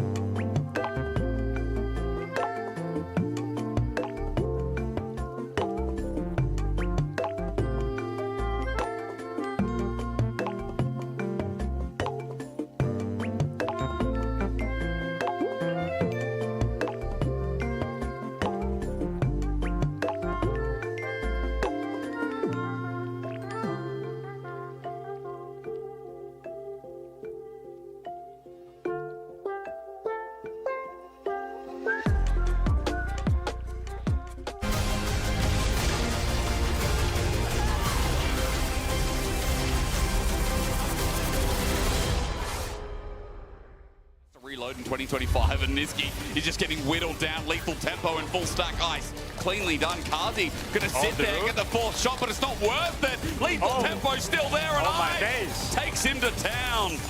My bad, bro. F***ing ball. I will ult them. Watch me, watch me, watch me. I'm ulting. Nice. Ash. I'm hitting first. We're hitting first. Looks good. You win hard. Azir no ult, okay? I've combined 5. No ult. I'm taking You stop. Nash. Yeah, let's do Nash. Oh my god, thank you, babies. We can rush Nash. If you've watched the beginning of the game, you may be wondering how Vitality won this one, because they did. They managed to come back, but maybe Camilo, who's with us on the desk, can give us some info here, because I feel like I was watching one of your games. Losing the early game, winning the game. How did they do it? I mean, losing early game and winning games is kind of the specialty of Team Heretics. I can help you on this one. So basically what you do is that you go really hard down on gold lead, and then like 13k. Yeah, 13k for the fight against BDS. And then you just win team fights, and then you win the game. That's how it works. Throw the enemy off, give them chance, give them hope, and then crush them in team fights the first opportunity you get. I mean, you know, too much confidence. When you think that the game is extremely free win, that's usually when your brain turns off and then you autopilot and you end up losing the game. So I guess it did work. Niski starting 0-3-0 into comeback of the century.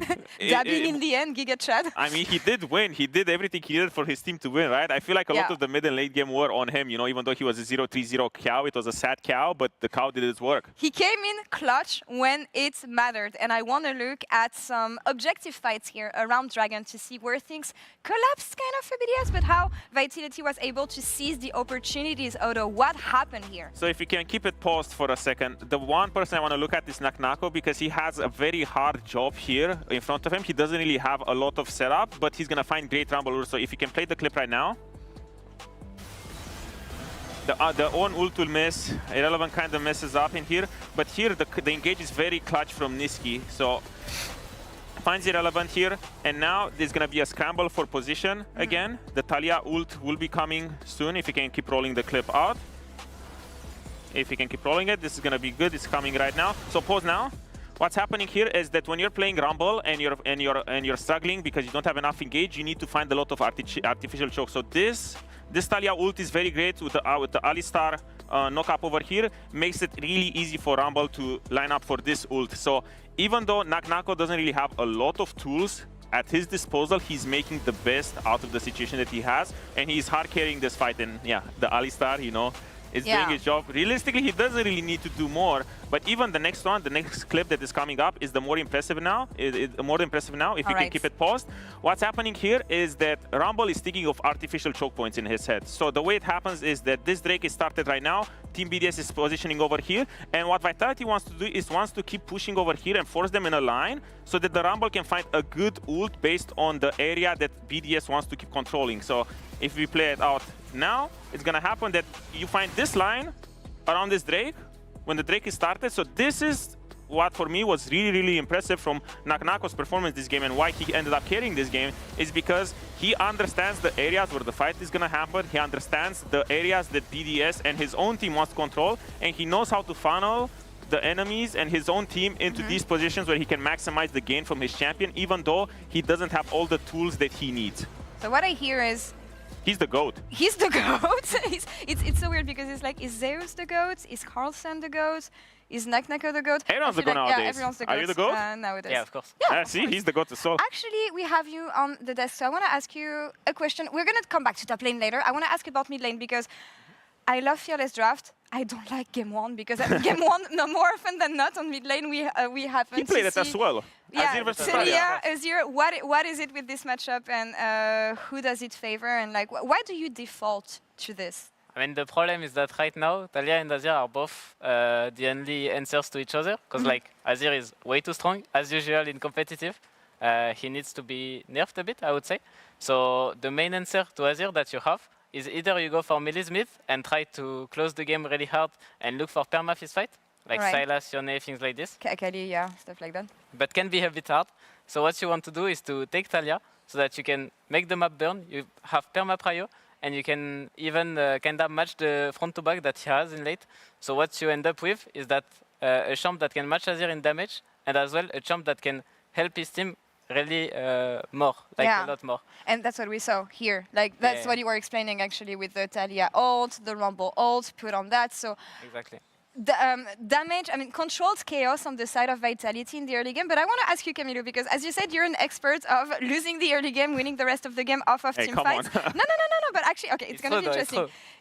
You managed to come back. So for me, do you know how far behind you can go before the game is like uncomebackable? Say the line. Say the line. I mean, 13k gold, I would say. It depends on the opponent. But if it's BDS, you can go 13k gold down and come back.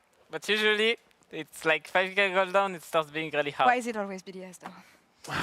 I mean, it is the meta for them to catch strays, right? With Cheo earlier and now with Camilo. But I feel like a lot of these goal deficits that you end up going against are also fixed by team comps, because I feel like in Team Heretics team comp that they had against BDS, they had a lot of tools to make it so that, you know, realistically, how do you come back in the game? Even if you're goal behind, well, someone needs to be out of position. They need to overstep. You have the tools to pull the trigger, and then you catch him. But the thing is, a lot of times in the LEC, we get these sorts of team comps that kind of happen. Well, they don't really have a lot of the tools that they need to pull the trigger. And that's why I felt like it was even more commendable what Vitality did this game, because I felt like they had 2-3k goal down.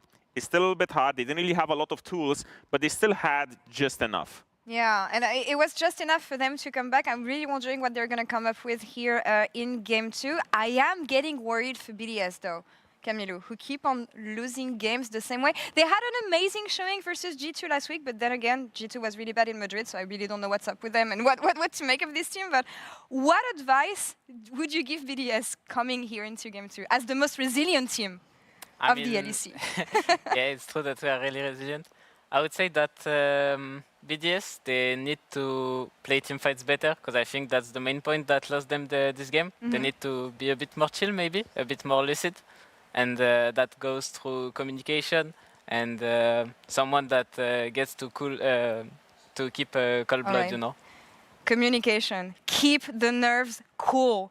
Stay in control. Honestly, BDS, you should take advice from Heretics and their motto, because it's been working for them. So let's see what the casters think about this in Game 2, and if BDS can come back here in this series. Yes, they can. Okay, big. I think if they adopt Camilo's smile, anything's possible. Bro, you have a charming smile. Like, you know, you're going to be happy your whole life. Welcome back to the cast. I'm Hysterics. That's no Mira. Camilo on Des, we've just run through the whole Team Heretics lineup. We just got 2 more to go. We're no Flackett today, but we're going to get him with just going to get them all in for auditions. And Sten's probably going to be the next caster, you know. Here we go. Let's go to Pick Ban. Vitality, Game 1 win. That was exceptional, to say the least. But Game 2, let's see what the odds are for BDS as we start on blue side. And BDS actually chose red. 2 teams choosing red side today, actually, for their second game, which is not what we've seen typically globally, and especially within the LEC as well. But still, the power of a counter pick does have value. One of my worries coming into this draft, BDS just lost with what I would consider a comfort draft for them. It is something which they got an early game lead with. They did get into a point where they could sit back, play towards the front to back.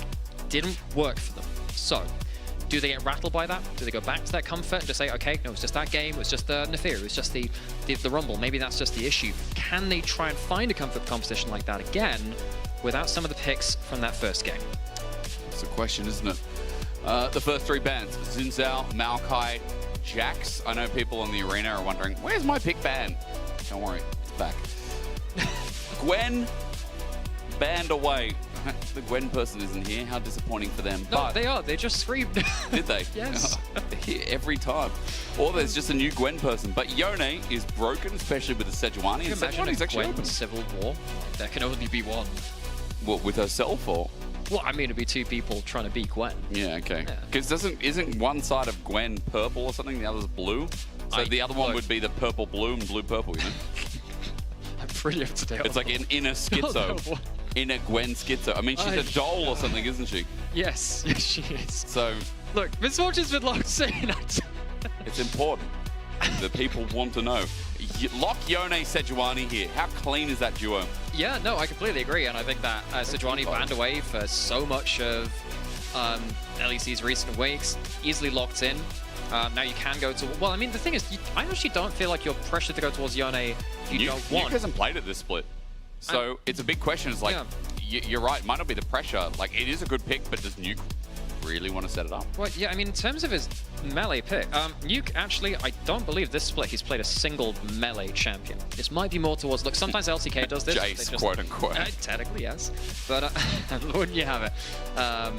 That's not I just saw the Victor hold it there. It's like, oh yes. He has played a lot of Victor. He has done. So yeah, we'll wait to see on that. It's more of a, I suppose I consider it more of an LCK thing where they pick the Sejuani not necessarily for the melee synergy, just because it's a very, very traditional, engage, consistent jungler, which is also tanky as well. They don't over-index into that melee kind of synergy. And we'll see whether BDS obviously choose to go towards more of that. They don't have something like that Gwen, which Irrelevant would like to go for that melee side of things, but of course could go towards many other things for him. We saw a lot of people still hovering towards things like Skarner, even over in Madrid, but like Wukong already, when you have Sejuani Corki, bit of setup for Vitality, plus opts in well if they do end up going to Yone and adding more AD. But how do you set this up? Do you get a support here, steal away something from mid? I mean, again, that Corki is a flex. Victor could be an easy option, or you take it yourself. Okay. Because Triac has played this. Yeah, he has. And I was actually wondering whether he could still go towards something. Well, now the thing is now, you have double physical damage, well, triple with the Wukong, physical damage carries. You do have some armor shred from the crushing blow of Wukong and then Black Cleave, which you'll build up. But there's a Stronian already. What happens if you lock in a Scion for Irrelevant at some point? Could be a bit of an issue with full armor stacking.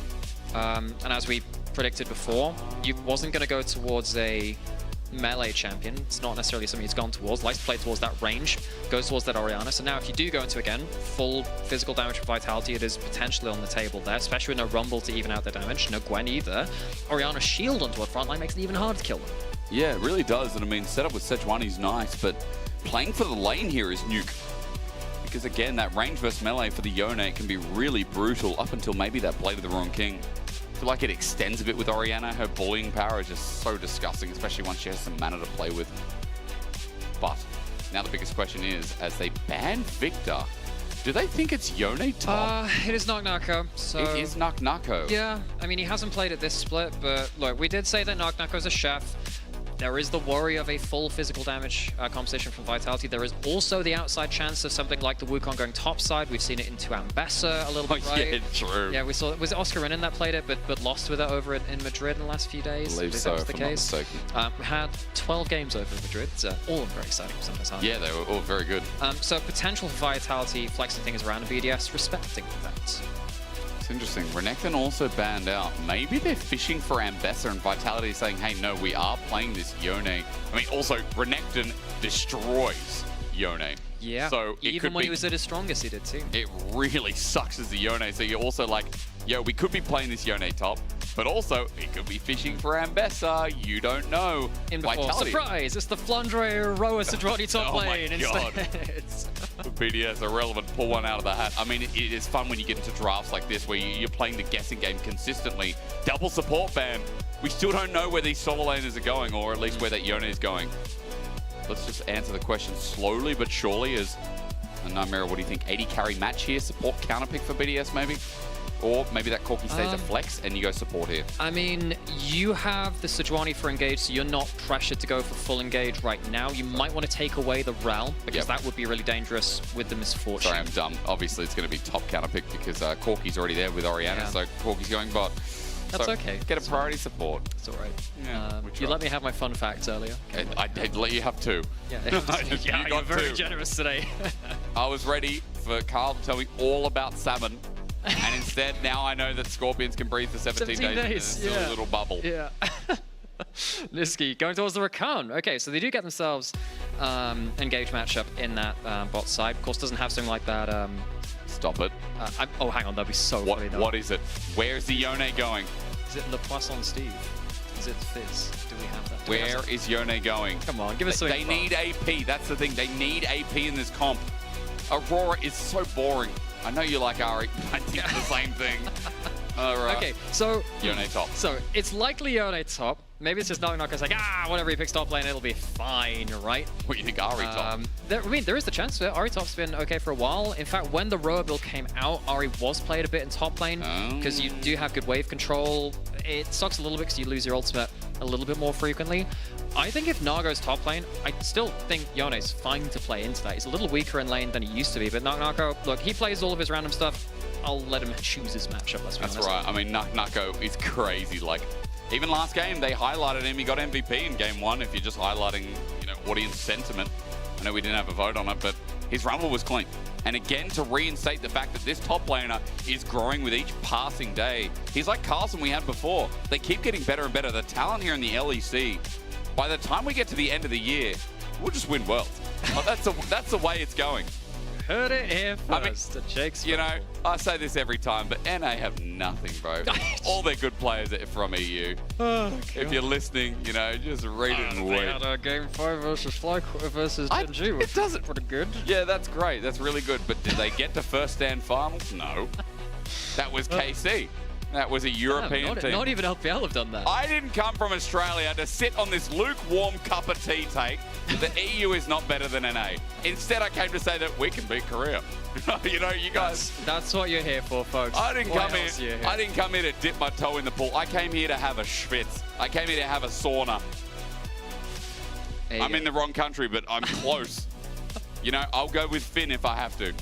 Yeah, we'll have a sauna together in Sweden. I hope it is a relaxing and wholesome experience. It will be. It's a game. It will be quite revealing because I did not grow up that way. I know how they have saunas, but that's another day. Game 2, Vitality Heretics. No, BDS. I was talking about Carlson too much, but you know the drill. BDS the same, 3-3. Vitality 2-3. Winner of this, and it feels like a safety margin will be born. Nako on the Yone top. He's taking lethal tempo against Irrelevant, who's just going to try and scale it, become a team-fighting carry. And with Grasp, he's just going to do his best to be a really good engaged tool. Because on paper, Nymera, I feel like BDS, it's again, another BDS comp. Nice front to back, all in, all buttons engage. And I think that on the other side, Vitality, they have it. Hang on a second, we got something weird happening at level 1. Was collapse. Charms. That's why we don't level up the charm before we know what's happening with it. Ari already actually, okay, back in the day, Ari was a good counter into Orianna in the early seasons of League of Legends, where you could land a charm and then just chunk her completely out. Yeah. Over time, I think Orianna has gotten a better and better matchup against Ari in a strict 1v1. She trades through the wave better than the Ari, and particularly at early levels. Especially now you started that charm, a bit of a problem. Also lost the bone plating too. That's a good crash down. Gatling gun, ignite down. Niski might have to flash. I think he does, definitely. Heal burn first, the auto! Niski doesn't flash. First blood at 132, and Kazi's in a 1v2 lane for the next 25 seconds. I mean, we were talking about the charm start in mid lane, not the flash start in bot lane. Niski, what was that? What was the thought process? And that flash forwards suddenly double summoners used by bot lane as a Vitality, and BDS get a huge win in the early game. Massive. I mean, no flash for Kazi as well as a misfortune. If I'm BDS as their bot lane, I'm like, yo, we are going to slow push this. 1-1-3, change your path, come bot, bro. Yeah, the thing is, he already has that, right? Because we now have 1-1-3 can path towards bot side. And Lenses started bot side and was on a ward, by the way, so is spotted going up there. And that's a big problem because Lenses can now no longer cover this bot side. There is a real chance that 1-1-3 can go in towards bot side, and now with double summoners down on Vitality's bot lane, could be a chance of a dive later on. Really nice to see this BDS bot lane taken into their own hands. Remember again, Mira said at the start of the day, if you were actually listening, what do you mean? BDS, their upcoming matches, this is what they've got left.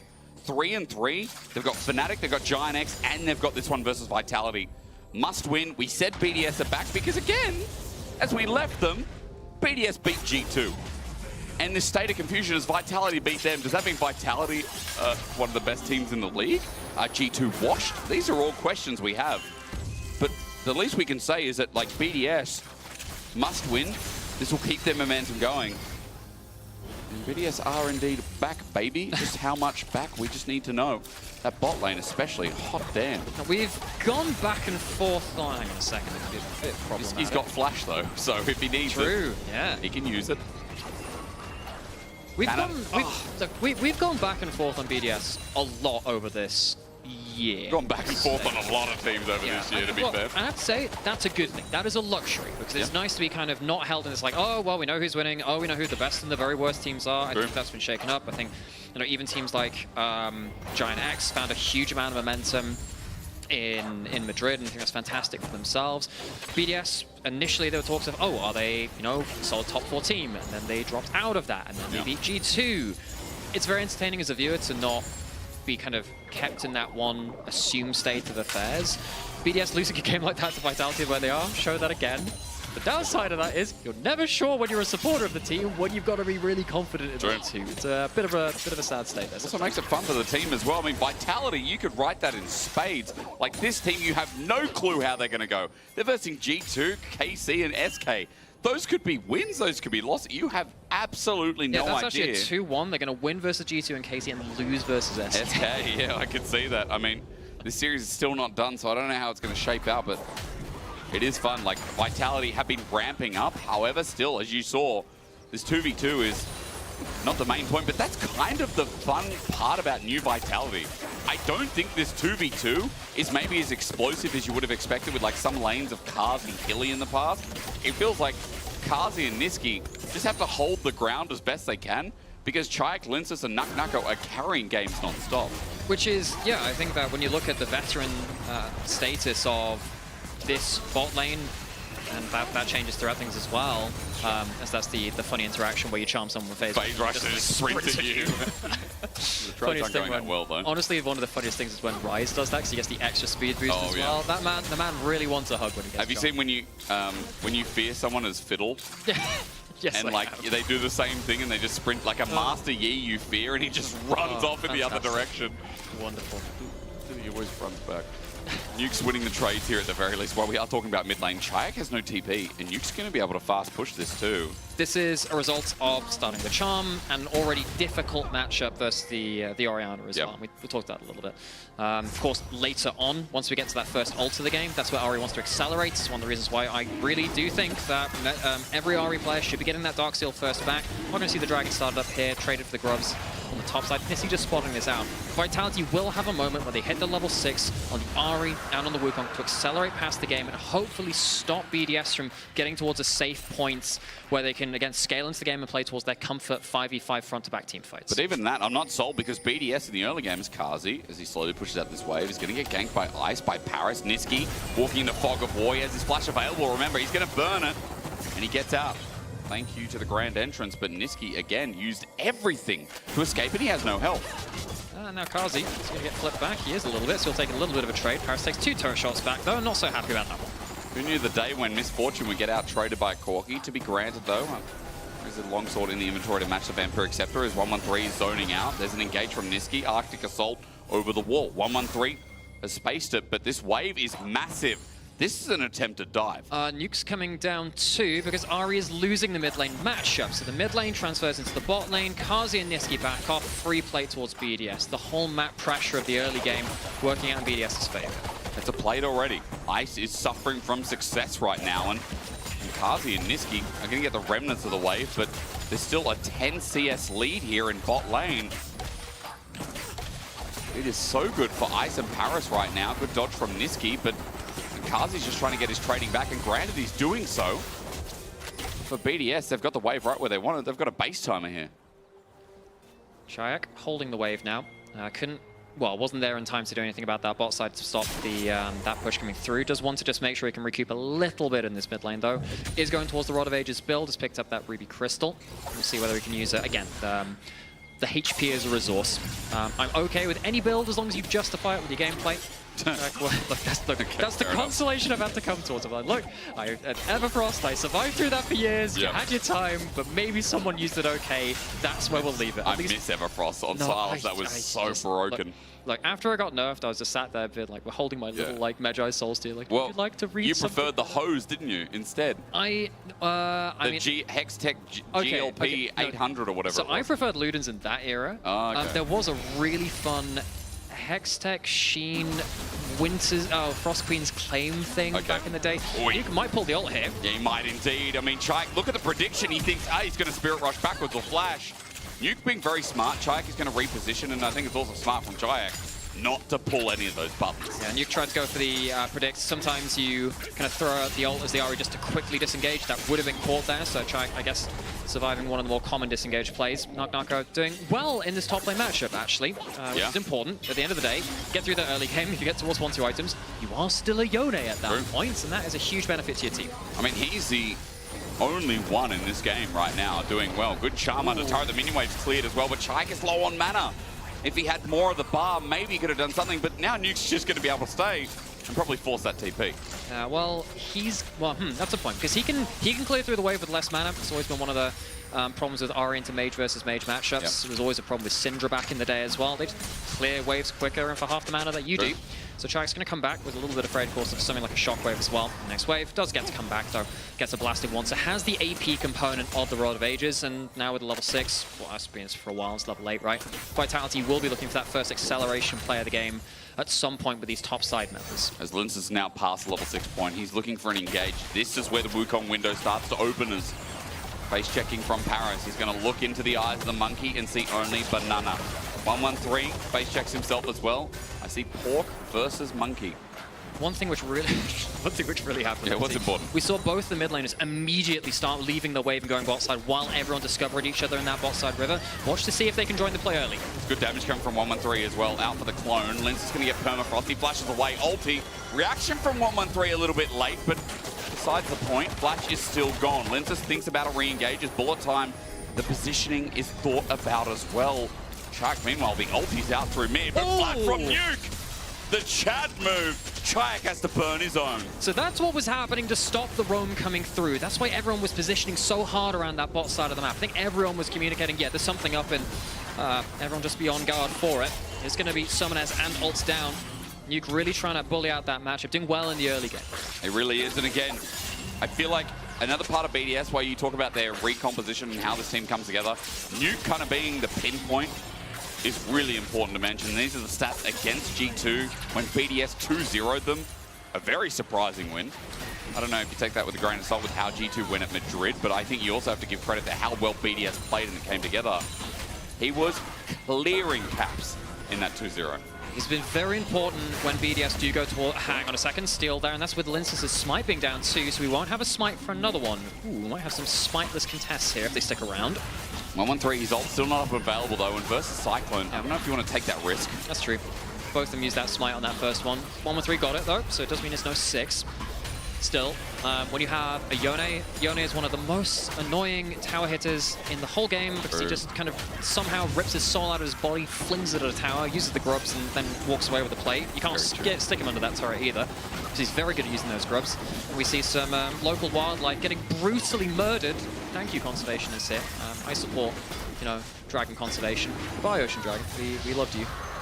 Well, to be fair, he's a weird-looking dude anyway. Like, his tail is just so small. Look, I'm just saying, you don't have to just love the preambles. The invertebrates are just as important as everything. Nah, I live in Australia. I bloody hate snakes. I have to walk through bush, always being like, am I making enough noise?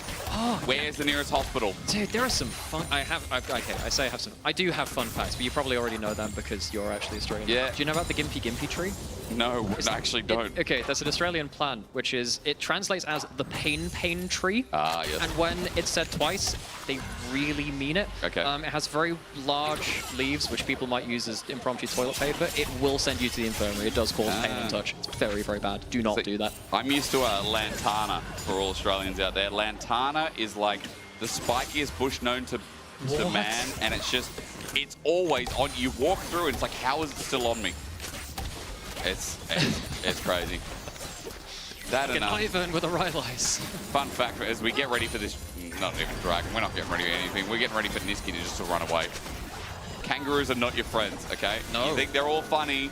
Bro, those things are dangerous, and they're jacked. Like, you've seen the videos of blokes punching kangaroos. It can go a lot worse for them. Those things are horrible. Yeah. So yeah, objectives are down. 5 drops over to Vitality. Yone left with a wave in a side lane right now. There might be a chance for Yone to get... depends what he's going to get out of this next wave. Choosing not to go for E towards tower. She's walking up towards it again. These next couple of... yeah, he's walking up now. Gets that plate. Again, Yone just... only he can do this kind of stuff. I guess LeBlanc kind of can too, but gets himself a little bit there. And credit to Knock. He's made it through the laning phase, which I think is one of the harder parts of Yone nowadays, and is now Yone. He's got a Blade of the Root King. He is full build Yone, and he's made it into the mid game where now BDS need to be aware of 2 mid lane archetypal champions. It's kind of like the last game. The difference is I think BDS got early grubs, but as Carl said, they couldn't do anything about it. Like, it wasn't like their comp accelerated with it. This game maybe would have been a little bit nicer with Nah, even with Orianna, who's not a bad turret pusher herself when she starts autoing away. Plates fall down, unable to get the last of that plating that he was working on his nuke, but gets some turret pressure all the same. Knock looking for chase while Niski is nearby at level 6, but more so maybe setting up for the future, seeing if they can open up the turret themselves. Oi, nice shield from Nuke. Clever. Protects the recall there. Relevant. Could potentially hop forward and use that. Oh, close. Niski, the dive's happening. Onto Nuke. Ulti flies through as well as a response. Shockwave, but Nuck buffers it. He might still be in trouble though, as his flash is available, won't be used. Nuck relies on his Q. Wind his friend to get him out. So it's a bit ballsy going on towards Nuke. I think they were trying to use the timing before the item evolved from Archangel's up in towards Saras, who wouldn't have that defensive shield. Obviously don't quite find that there. Now going to be missing those ultimates. I suppose it's not for the biggest time as ever. Chak has to use that ult on top side. That's a little bit more annoying because, again, first, kind of ults of the game, you are much longer cooldown than you would be with something like that, like Malignance, when you have the rower instead. Dragon's going out in a minute 30. Herald's up in 45. Ice has taken blue away from an Orianna that's walking to bot lane, but then again, there's a minion wave there. I understand it. And Corki still continues to have one of the best skins in the game. Yes. You know that I have a fun fact about this skin and the animals related. I do. I have so many. Corgis' butts float. Like, put them in water, they are buoyant. The back end will just float up to I have seen that on many a video. I'm not ashamed to say. It's just, why do they float? They're dense. Well, no. No, they're not dense. They're not dense, in fact, the opposite. Well, they're buoyant on the other side of it. We did see briefly, before this play kind of started up, I think vision control really was in favor. Are you really going to leave me with Yes, I am, because they're at a dog's bum is buoyant. Oh no, just corgis. Just corgis. Okay. Yes, that's it. That's the end of the fun fact. Now we can talk about vision control because BDS are trying to control it and look for plays. I'll still let you draw if you want. Lintus is going into a clone. You have a quick 20 seconds to draw, Nightmare. That's it. That's fine. I've had my fun. Okay. Well, you can draw. We're about to get into Dragon. How do you draw a tier? I don't know. That's fine. That's close enough. There we go. Yeah. Niski, he's fine. He's Rakan. Every Rakan player knows they're not dead until they're actually dead. And we're Dragon up in 5 seconds. Let's start telling the story of how BDS are going to Dragon stack again. Yeah, well, I mean, you do have Knock who could go towards the tower top side. Good damage there. I don't think he's really in a good position to teleport now. Yeah. If Vitality really want to give up a whole soul point, it is just a Chemtech soul, but still dangerous nonetheless. Linsus as well with the Mega Blast gun. He'll be in a perfect angle. BDS are going to get engaged on Linsus. Watch him for now. Ice up against the wall. Niski shoves him. Quickness as well. 1-1-3, the defending factor, and Niski sacrifices his life. That teleport comes through anyway is irrelevant. Now at full HP, but no Mega Naba. Vitality haven't found the pick they wanted. BDS to restart the Dragon. What a weird engage from Vitality. They call in Knock because he's not in the best position. You do still have the bullet time. Things have somewhat reset, but now without a great engage tool to lay into the bullet time. Face checking here. He takes half HP. That's the jungler. And Chayak now with his angle might have to pop the ult. He holds on for now. Orbit Deception, no poking damage, no lasting will. And Vitality, they haven't sought out the bill. It's BDS holding onto the table, the food, the dessert, and Nuke. As he runs after Chayak will get an ulti anyway. Chayak, his ulti still up and available. He didn't respect the shockwave, but Linsus now with a returning play. Nuke flashes as the ulti from Nucko brings the play back. This Yone again carrying the play, but he's low. Still gets the knock up to go. Nucko's alive. Look at Niski as well. He's rejoined in, gets poked out, but lives. Somehow, someway, this top laner is doing it again. He has a 1.4k gold lead now too. The blade and the crit really impactful in that last bit of the play. I mean, it starts with Chayak kind of hesitating a little bit. Would have had to flash here, his ult wouldn't have been quick enough, but I think realistically you just have to take the L there, flash and ult. It would have kept you safe, and you would have been around for this part of the fight. Imagine you have that Ahri here. You get a reset, that extra damage could have meant all the difference. Of course, this is already after the Dragon's already down. BDS kind of what they got what they came for strategically. But they get a little bit slapped by that Yone, and a reminder that, yes, Knock is on that Yone in the top lane. It can be a real threat, building up towards some very powerful items. It is getting very serious discussion that Knock keeps performing. Now, his flash was burnt. He was also shielded by Niski, which I think saved him from the big one damage. BDS are still holding this game with 3 dragons, by the way. They got it. They're on soul point. The one grub helps them push, and BDS now with a small gold lead, however quaint. Herald's still up here at 19 and a quarter minutes. Hey, after Knock over here right now. They don't want the Herald. This is one of the rare games. I don't think we're going to see Herald down unless they rush it in the next 25 seconds. They don't have the best damage for it. I mean, if you leash it, it stays alive a little longer. I think it's until 45. We'll say and see if they can stick around and finish it off. I wonder if it changed with the Baron, though, because Baron doesn't spawn until 25 minutes. Oh, that's true. Yeah, no, sorry. You're absolutely completely right. That's all right. I'm just used to it back in the day. 6K at least. BDS still holding on to it. The eye exposed, and yeah, they're going to get Herald. They definitely are. Linsus, his angle with Kazi as well. The setup there. Smite down, irrelevant. Mega Gnar, but look, they're turning onto 113. The quickness out from Niski. His angle would be good if he could stay alive. Only just the poke not connecting, but there's the crash down. A one-man shockwave. The bullet time lines it deep as Chayak now looks for a new angle himself, but Linsus is out of Cyclone. He's out of maneuvers. Knock will get the kill onto 113. That's a positive, but the Herald and BDS with another objective is the takeaway. So they end up getting the objective if you lose that kill, and the eye is picked up by 113 importantly. Knock is going to get himself Tower on this top side, second of the game, Vitality. Up 2.5k now. And he has a lot of gold. This is the kind of game where, you know, Yone ults the backline, you win the fight. True. That's one of the beautiful things about this kind of flexibility that Knock brings to the team. I think it's between players like Mirwin and Knock and Broken Blade. And Carlson. I feel like the spirit of Darian has lived on in European top laners. That's one for like the old times. You know, I remember that Gambit, Moscow 5 teams. Darian was a special player. And he was only really something that could come through in Europe. And I'm glad that we still have some of that crazy chef stuff happening. Old. I mean, for me, I think of a chef like Whippo in his prime. I think a bit of Soaz as well. Yeah.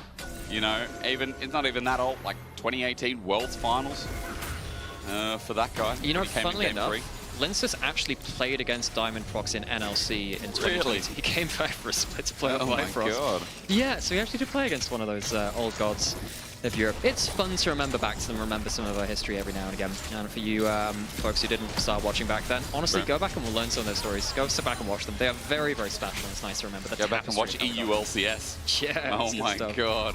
Do you remember Kerp and his trackball? You have to mention the trackball if you mention Kerp from Millennium. He was a very good Fizz player. All I remember is the trackball. Good yeah, ball. I have to say, that's all I really remember beside the Fizz too. Yeah. He's really good at the trackball though. I feel like, I mean, by the way, you know what a fun fact is? Yeah. I was looking to Instagram or Twitter, I don't know, whatever the platform was. Media. I tried to location this place. It's still on that platform called LCS Studio. And I'm like, man, I don't even remember it being around in like 2015, 2016. I know it was up to like 2018, 19 at some point. And someone's going to correct me. Medic sitting at home going, actually, you medic with your doctorate and certificates and brain cells and such. Medic, he does scare me in the fact that he does actually have more fun facts than me, and I've had a lot today already. He has too much of a lot of things. It's set up. All right, are you ready to get me going? Yeah. 15 seconds, it's soul point.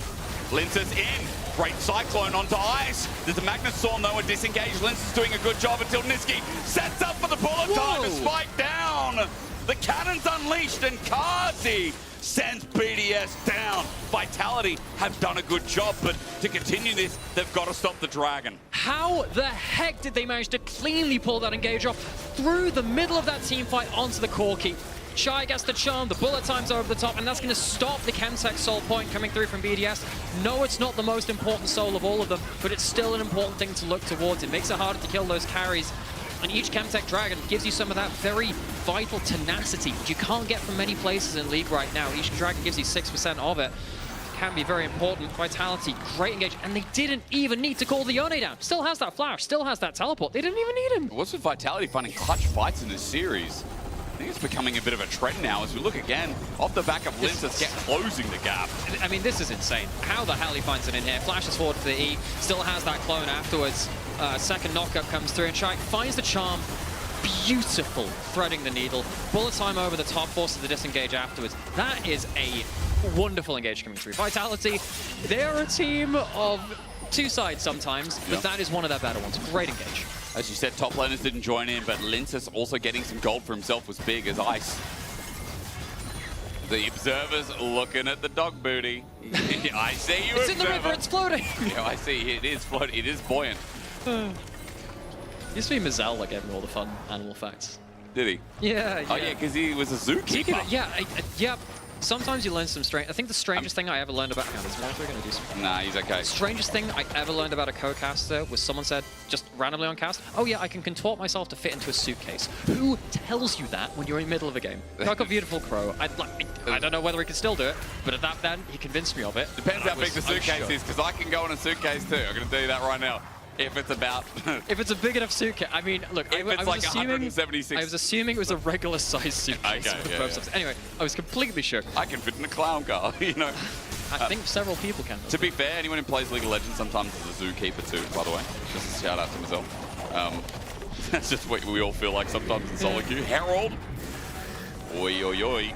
It's going to open up things in inner turret if they get the push, but look, it's 113 who's using it with a shockwave. Linces caught out, no engage monkey anymore. Vitality have lost their core member.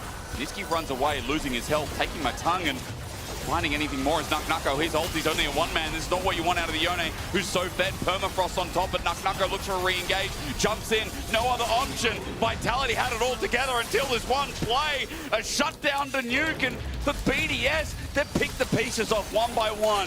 Nice target selection. A bullet timeout is an afterthought, but Niski will not be in range to follow up. Chayak wants the same as well, but BDS are grouped. All five going to Baron. That was a lot uglier. Linces goes down early, and it means that he can't be that huge whirling cyclone to mess things up and open up some extra gaps to find that engage. 113 finds the target. This time it goes a lot better for him. Falls on top of him too, gets the shockwave. There is no chance for that Wukong to do anything there. I think there's a bit of a mistake here afterwards where I think Chayak and Nucko do actually have the damage to turn things around. A couple of missed skill shots. Yeah. Big greedy positioning there means that there's no real hope of turning it beyond that point. I do think there was an angle. Can't execute it on the way beforehand. BDS do a great job of removing a lot of the tools at the start of the fight and then punishing. And look, Kazi was zoned by the Meganar. He was stuck under that inner turret. Irrelevant made sure he couldn't leave and get a bullet time to cross over that red area. So, yeah, for Vitality, it feels like a bit of a rough play, but a really good pickup from BDS sets the game alight again. Dragon, remember, is another sole opportunity in 1 minute 30. BDS like those odds, remembering how we set up their composition to be so team fight reliant. They're front to back with Nuke almost having 3 items. It is a real deal. And one of those 3 items being the Zhonya's on top of the other defensive item. Is very difficult, right? You are playing towards 5v5, protecting your carries, and if they have a little bit more to protect themselves, it's very good. 2.5k up. Hell yeah, Nuke has ran away with that individual matchup. Yes, I think Chayak had a crucial charm in the pick onto Ice a little early and will continue to have some pressure like that. But Nuke, if he is allowed to actually get a shockwave off and multiple shields and QW cooldowns, will be much more valuable. All it takes is one. It's a big game of ultis. For a deciding game for Vitality, they're going to make sure that Nucko gets a layer with Linces. Baron, Artican also up, by the way. There are objectives staring us in the face. Vitality seem to be posturing towards the top one. Remembering again that BDS, all they have to do is make the switch and they'll get Soul for themselves. Pings are going down. I think we're going to A-Ram for a bit, Nightmare. I think that's just the usual course. While that's happening, though, I think if it comes down to that, Vitality feel happier. Because they have the Yone in the sideline. He's going to back now. How much gold has he got in pocket? Because he's going back for something. See if he gets the Infinity Edge. He's going to get the Infinity Edge just now. That is a huge buy for Nucko. Yeah. That 3rd item, if he gets onto the backline, you can see that pop up on your screen. If he hits the backline, the fight is over. So, Nucko, see if he can find the angle. Has Flash, has that ultimate, has level 16. And here comes Linces, doesn't pull the Cyclone. Already flashes over the wall, 1-1-3 with the Glacial Prison now. Linces might be out, but no flash to close the gap as an engage is a useful tool. Sejuani being down short term. Pretty big for BDS to give up to. Now, Soul is available, but I think that Vitality might have to give that one over. Teleport coming in now. BDS hits Dark. Can they come over and do something about it? It's because Nako's by himself. He sectioned over the wall, saw what he could see, and sees that BDS are not doing the Soul yet. Vitality pull off the Baron. They also got Nuke's TP, so a slight win, but remember, Chayak also teleported in. Indecision, but now, finally a thought. The thought is Dragon again. BDS still don't have that Sejuani ultimate. Nako's going to get the team-wide red buff. It's also very nasty when you've got a lot of auto-attackers. Can Linces get himself into the fight without the flash? Shockwave really dangerous in this choke. It is indeed, but I'm looking Linces for the setup engage. Magnustorm good with the bullet time as well. Nako in the back line, now on top of Ice. He's a nuisance, he's a hindrance, he's a bother, and trying to do the same. Irrelevant, he's looking for his big starter moment, but he won't get it. Instead, he flashes away, running in Nako, his ulti, his last hit, Riccardi finishes it off in the pit. It's Nuke again. He sits with his Orianna and he clears. Chayak has got nothing left in the tank apart from his W. A charm flash as well. When there's a nuke, there's a way for BDS. Just like he can split the Atom, Nuke splits Vitality, stays away from his other carry to stop the great clump that Vitality would have looked towards, and gets huge, huge value. Look at the way that he just holds the ball in River and just says, all right, you can't get into an easy fight, gets away for the initial engage, and then he stops something like stacking up with Ice for a big wombo combo. He just walks up brazenly into the fight and says, all right, I can take out this Ahri. While at the other side of the fight, Ice is starting to clean up, and Nuke is still getting those multiple QWs that we were talking about beforehand. Vitality don't get onto the back line, and they get outvalued over time. And I feel like I didn't do Ice enough justice as well. His team fight positioning there was brilliant. He survived so long, and he was a thorn in the side of Nako too. So both those carries cleaning up the hopes of BDS fans and putting it back in a right, or rather, back in control. They've also got Soul now as well, and the gold is skyrocketing in their favor. So much of it's in mid lane. There's a whole hat. There's a whole hat. Nuke is so strong. And I haven't seen Nako have that game-winning ult. That's what we were talking about with this Yone, that you get through the early game, but at the end of the day, you will be a Yone if you get out of that laning phase. BDS take their recent wins. They'll go towards this top side. There is a teleport on Nako. You could go behind this red buff. Does he feel like there's an angle? Niski might. He's got flash available as well, but jumping in. Chayak is just dead. He had ult available again. Second time this game he's died with ulti available. Nako says, screw it.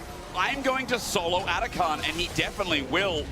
But if you can solo this, maybe there is a chance they can get the GA and then go towards the Baron to fight it, but I just don't know if the timing is going to work out. Nako will get the GA for his team and then see if he can teleport up and contest the Baron. Remember, that goes to Chayak as well. He'll have to teleport in because he's a little bit low. So now that Atakan's done, what can Linces do? His flash not available. Kazi looking for the ulti over the wall. It's a smite. Now Kazi's isolated, so that GA might be for naught unless he can find anything on Ice, and he can't.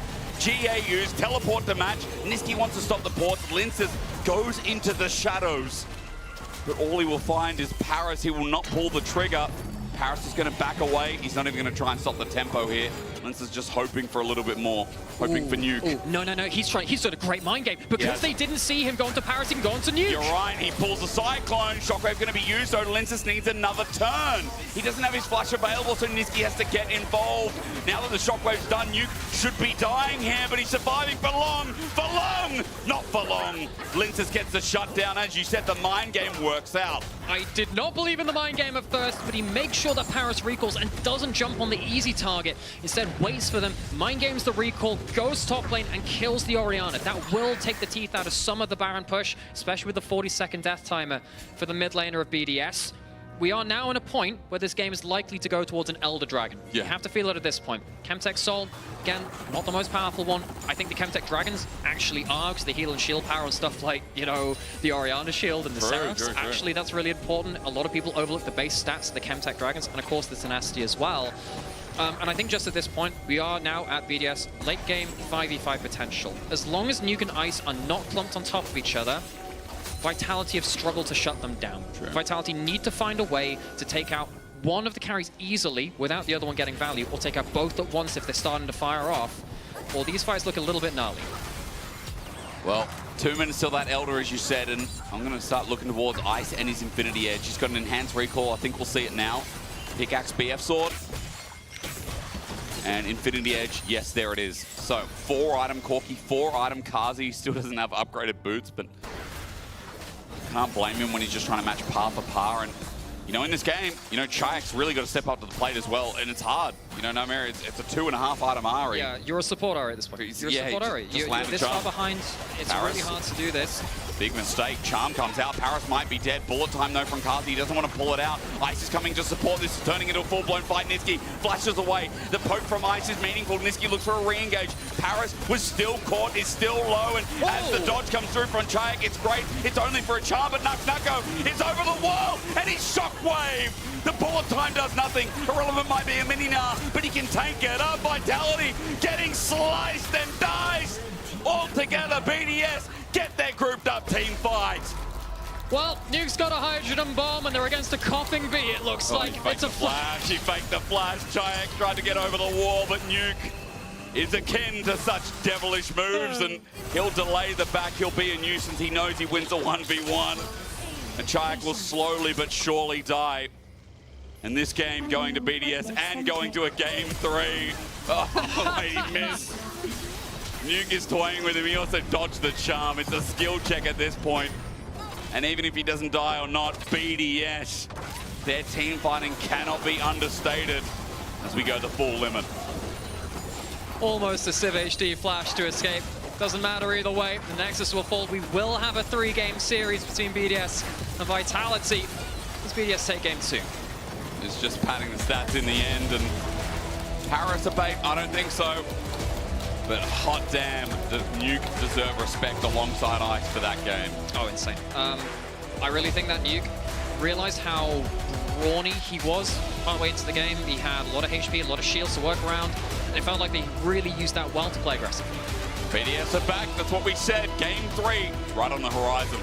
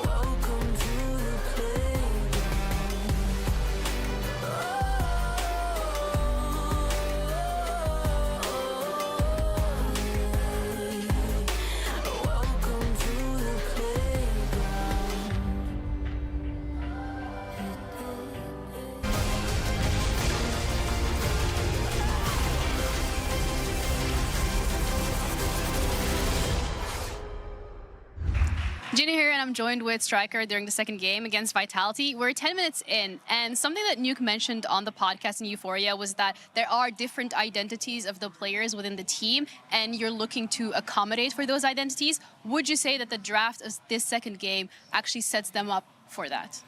I mean, I'm not sure we'll see during the game too, right? I think everyone was really happy with draft 1, but we didn't find the ways to pull the trigger, I would say. So what we try to do is change a bit who has responsibility on pulling the trigger for this game. Here it's more on support and jungle, whereas it was on top and AD. And for top and AD, give them more agency in the early game. So yeah, we're trying this and we'll see if it works. But I think it's the natural adjustment that you have after game 1 didn't work out. Yeah, and when game 1, I mean, you guys started off really strong and then it didn't necessarily end that way. What can you do as a coach in such a short period of time between the transition to make sure that the players are in that good headspace? And the thing is, we're playing fearless, right? So the draft won't repeat. You have to select points that are more about macro, that can happen in the next game. This is what we focus on in between games. And then we try to give feedback in terms of execution on things that will matter, no matter the draft here. All right, well, thank you so much for your time. Changing plans works here for BDS, and they come back here in game 2. But did it go according to Striker's plan? It's going to be my first question with you guys in empowering other players. I think it mostly did, in the grand scheme of things, as I reach adolescence in the middle of that sentence. I think, like, looking at this, I think it was the change in who was calling the shots when the engages was a big one. I think Irrelevant didn't look comfortable on the Ornn in game number 1, kind of putting them onto something that was a bit more of a, in theory, lane bully. On the Gnar was going to be better, even if it didn't quite work out as they expected. But even then, just putting that responsibility away from him, I think immediately sets things up better. I mean, it worked at the end of the day. It worked. I really like the trust they put into 113 because every time on the desk we're thinking of him, and he's the one who has, you know, the most responsibility to not end. But now he was kind of the wall, the door holder. I felt like as the game went on, he found his role more and more. Paros as well, they were syncing up well because Vitality's game plan was to kind of create chaos with Linsas and Niski finding creative angles on when to pull the trigger and such. But 113, I feel like as the game went on, he adapted incredibly well. Yeah, and I think he kind of punished Niski in a lot of situations where Niski maybe gone a little overeager at points because we saw him end up going a bit too far in the bot lane, end up giving over kills. There was a couple of whoopsies in fights as well. He did not have the best of times, I will say, on this Rakan.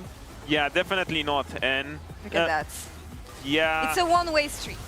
Well, and a one-way ticket for they're just incredibly dissing. Nagnaku is not even there. Chak is looking for an angle to join this fight, and it just feels like they're, how to say, they're not really choosing the areas where they want to fight so well, because I've seen it as well in game 1 where they're trying to find these fights, pull these triggers, but they're just a little bit disjointed because at times it's really easy to get caught up in the sauce, I would say, where as the main engager of the team, you look at a situation, you're like, oh, wow, I can fight here. This is really good. I'm going to catch people. I'm going to CC everyone.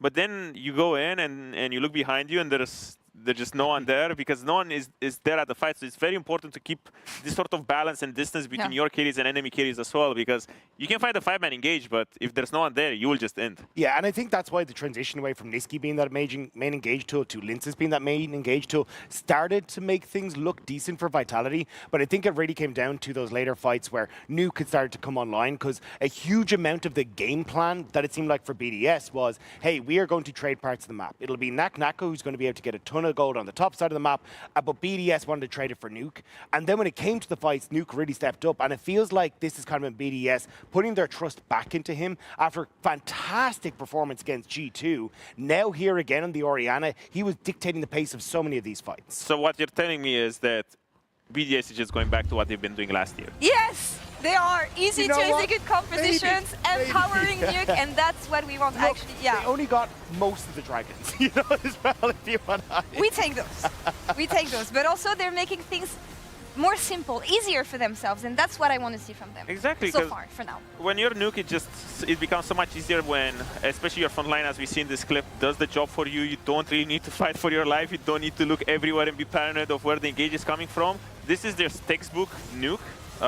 League of Legends playstyle, I would say, where he's just sitting somewhere and he has full avenue to hit whatever is in front of him. And when he doesn't have to worry about his positioning so much, he's dishing out incredible numbers. Yeah, and you can see in these fights like the difference between when they lock up Linces versus when they don't get their hands on Linces. Linces had a great engage in that first clip where he just absolutely destroys the backline of BDS versus when you have that front line that immediately locks it down. That enables Nuke to basically play keep away with the Orianna ball. He's having great shockwaves. Like this kind of cohesion in the team is so much easier when there's not this monkey going wild in the background. Exactly. And the very interesting thing for me was the dynamic change in this game, because it went from, how to say, Team Vitality being the aggressor into Team BDS shifting the mentality into thinking, okay, well, if we pull the trigger first, even if it's not the greatest, all we need to do is just we need to shut down the monkey so that he doesn't wreak chaos on the backline, because it's a lot easier it felt a lot easier for BDS to find,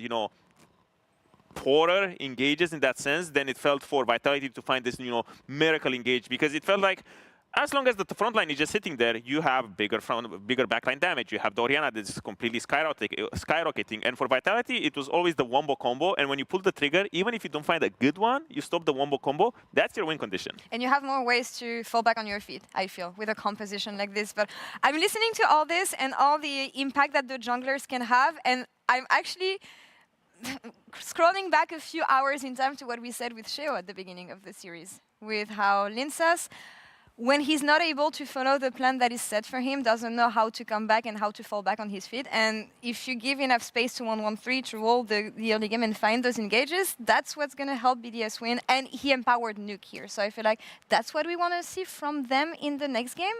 But I feel like it was kind of a change of roles. I felt going into this game too, where 1-1-3 is the one who needs to keep things stable. He doesn't need to do anything creative, and Linsas was all of a sudden found in the position where he is the new 1-1-3, where he needs to cook up something to create some magic happen. So that I guess is also kind of what Sheo said it was Linsas' issue. I do kind of want to see Linsas, though, protecting the bot lane. Like, we actually saw him do it really well against Movistar Koi and ended up getting a ton of kills. He ends up 4-0 on the Pantheon. Everything looks great. This time around, the bot lane goes... Well, 0-3, and then he dies again. No. Okay, so you want that, but can he do it? Because Nisqy... I mean, he was dead at minute 140. So if I'm the jungler and I see that, and I'm like, yeah, I'm not going to come back, guys. You're on your own. Nako, you're in. You carry this game. No, I agree. But you need, like, either you need to go, Nisqy, you're on a leash, cut the crap, or you need to get down there trying to interact. Because in game one, it was actually some good ganks that were coming through from BDS into that bot lane that started to set it up, right? So I think you need to find some way to solidify the bot lane, even if that is just, hey, we're going to go snore fest in the bot lane and there's nobody's going to change anything. And that's why I'm not really concerned for Vitality, because it really did feel like Nisqy just making some oopsies, right? Obviously, he's not, just getting stomped in, and it feels like they're just these small moments of, how to say, imprecision when the lane phase is about to start, because we saw them do it against MKOI. Linsas went there, he got the early game lead, and then everything went okay. So I have full faith in Nisqy. Wow. Try and keep a straight face when you say this, I mean, please. I'm happy the cameras are not on me, but like, look at him. He's locked in. He's locked in. So the thing is just stop this small moment of ending, because we've seen them do it before, and it does feel like Nisqy, when he comes to mid game, he is unleashed. So I just want a more competitive game 3 with Nisqy not starting the game 0-1 and having everyone locked in at minute 2. Run it up or run it down. Let's see which one it's going to be this time. Casters, let us know which side of the Nisqy coin are we getting this time. I don't know. I feel like we get both sides of the coin in a lot of games. Yeah, that's right. Consider that. He's a rare breed. Now, game 3, here we go. Vitality. I think last game, Nako, his potential was there. He was so fed.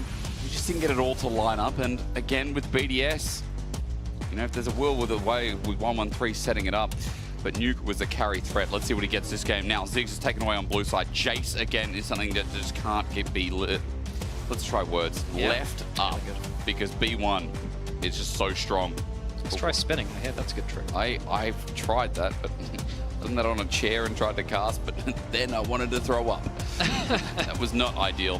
What is blindable B1? That's the new question here on game 3.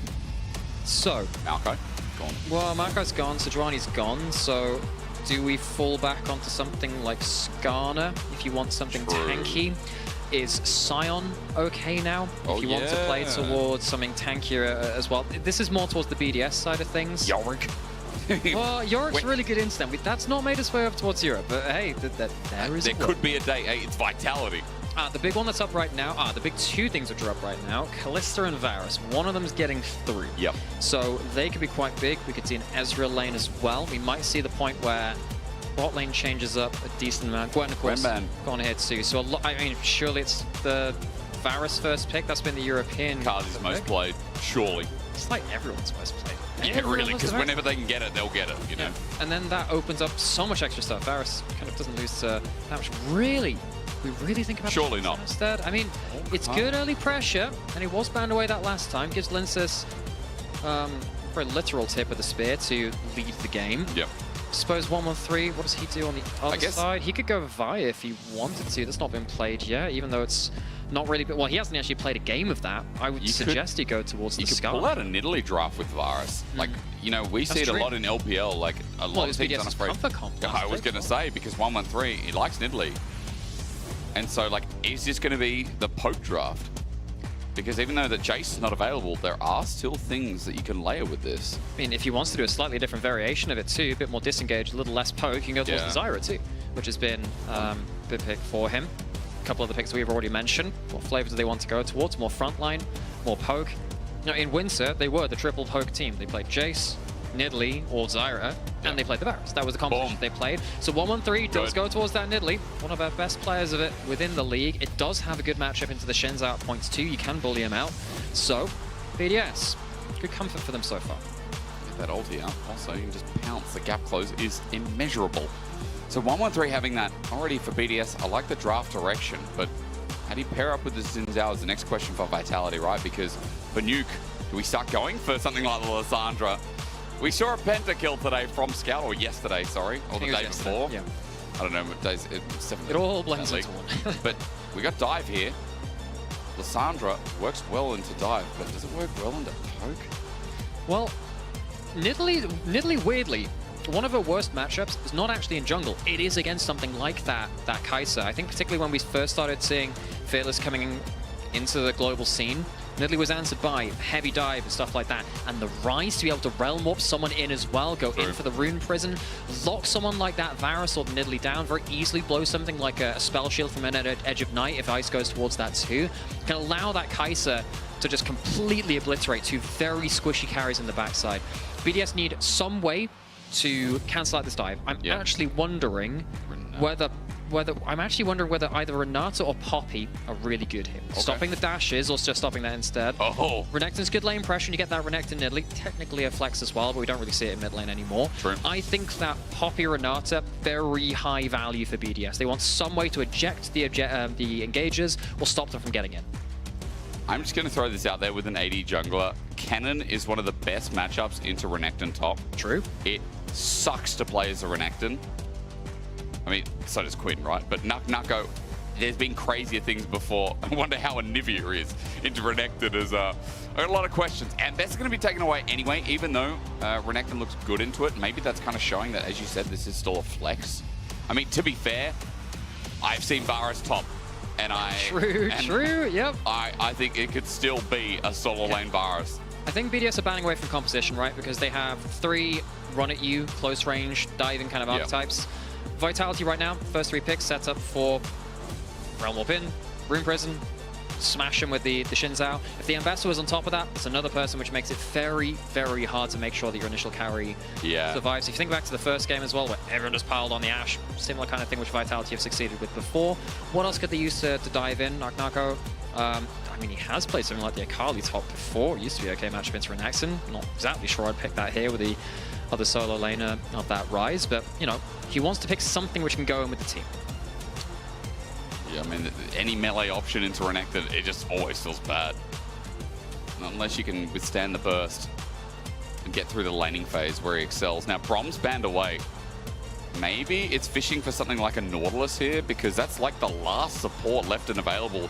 You know, I remember you talking about it before, like something where Paris can maybe play disengage. Also, I'm going to add in engage. is an option here. They've already gotten rid of the Leona and Vitality. If there's like a Nautilus ban here, goes pretty hard. Yeah, that's going to be better way. So what do you get? What's left? I mean, you could counterpick mid here, but then you show cards, or you could get a priority support and leave that counterpick to show where everything's going.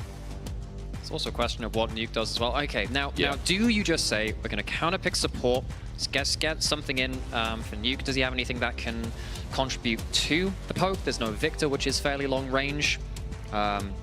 He has played the Tristana quite a lot, actually, recently, just to give him something ranged again. Still a flex. It's still technically true. There's 3 flexes. Look, no, 4 if you're counting the fact that the Shy plays Nidalee top. Very likely going to be Nectin top, Tristana mid, and then the Varus bot. Okay. Tristana's a good matchup into the Rise. Outrageous has good wave play, can out-trade him, even though he does get quite bulky as well. Vitality.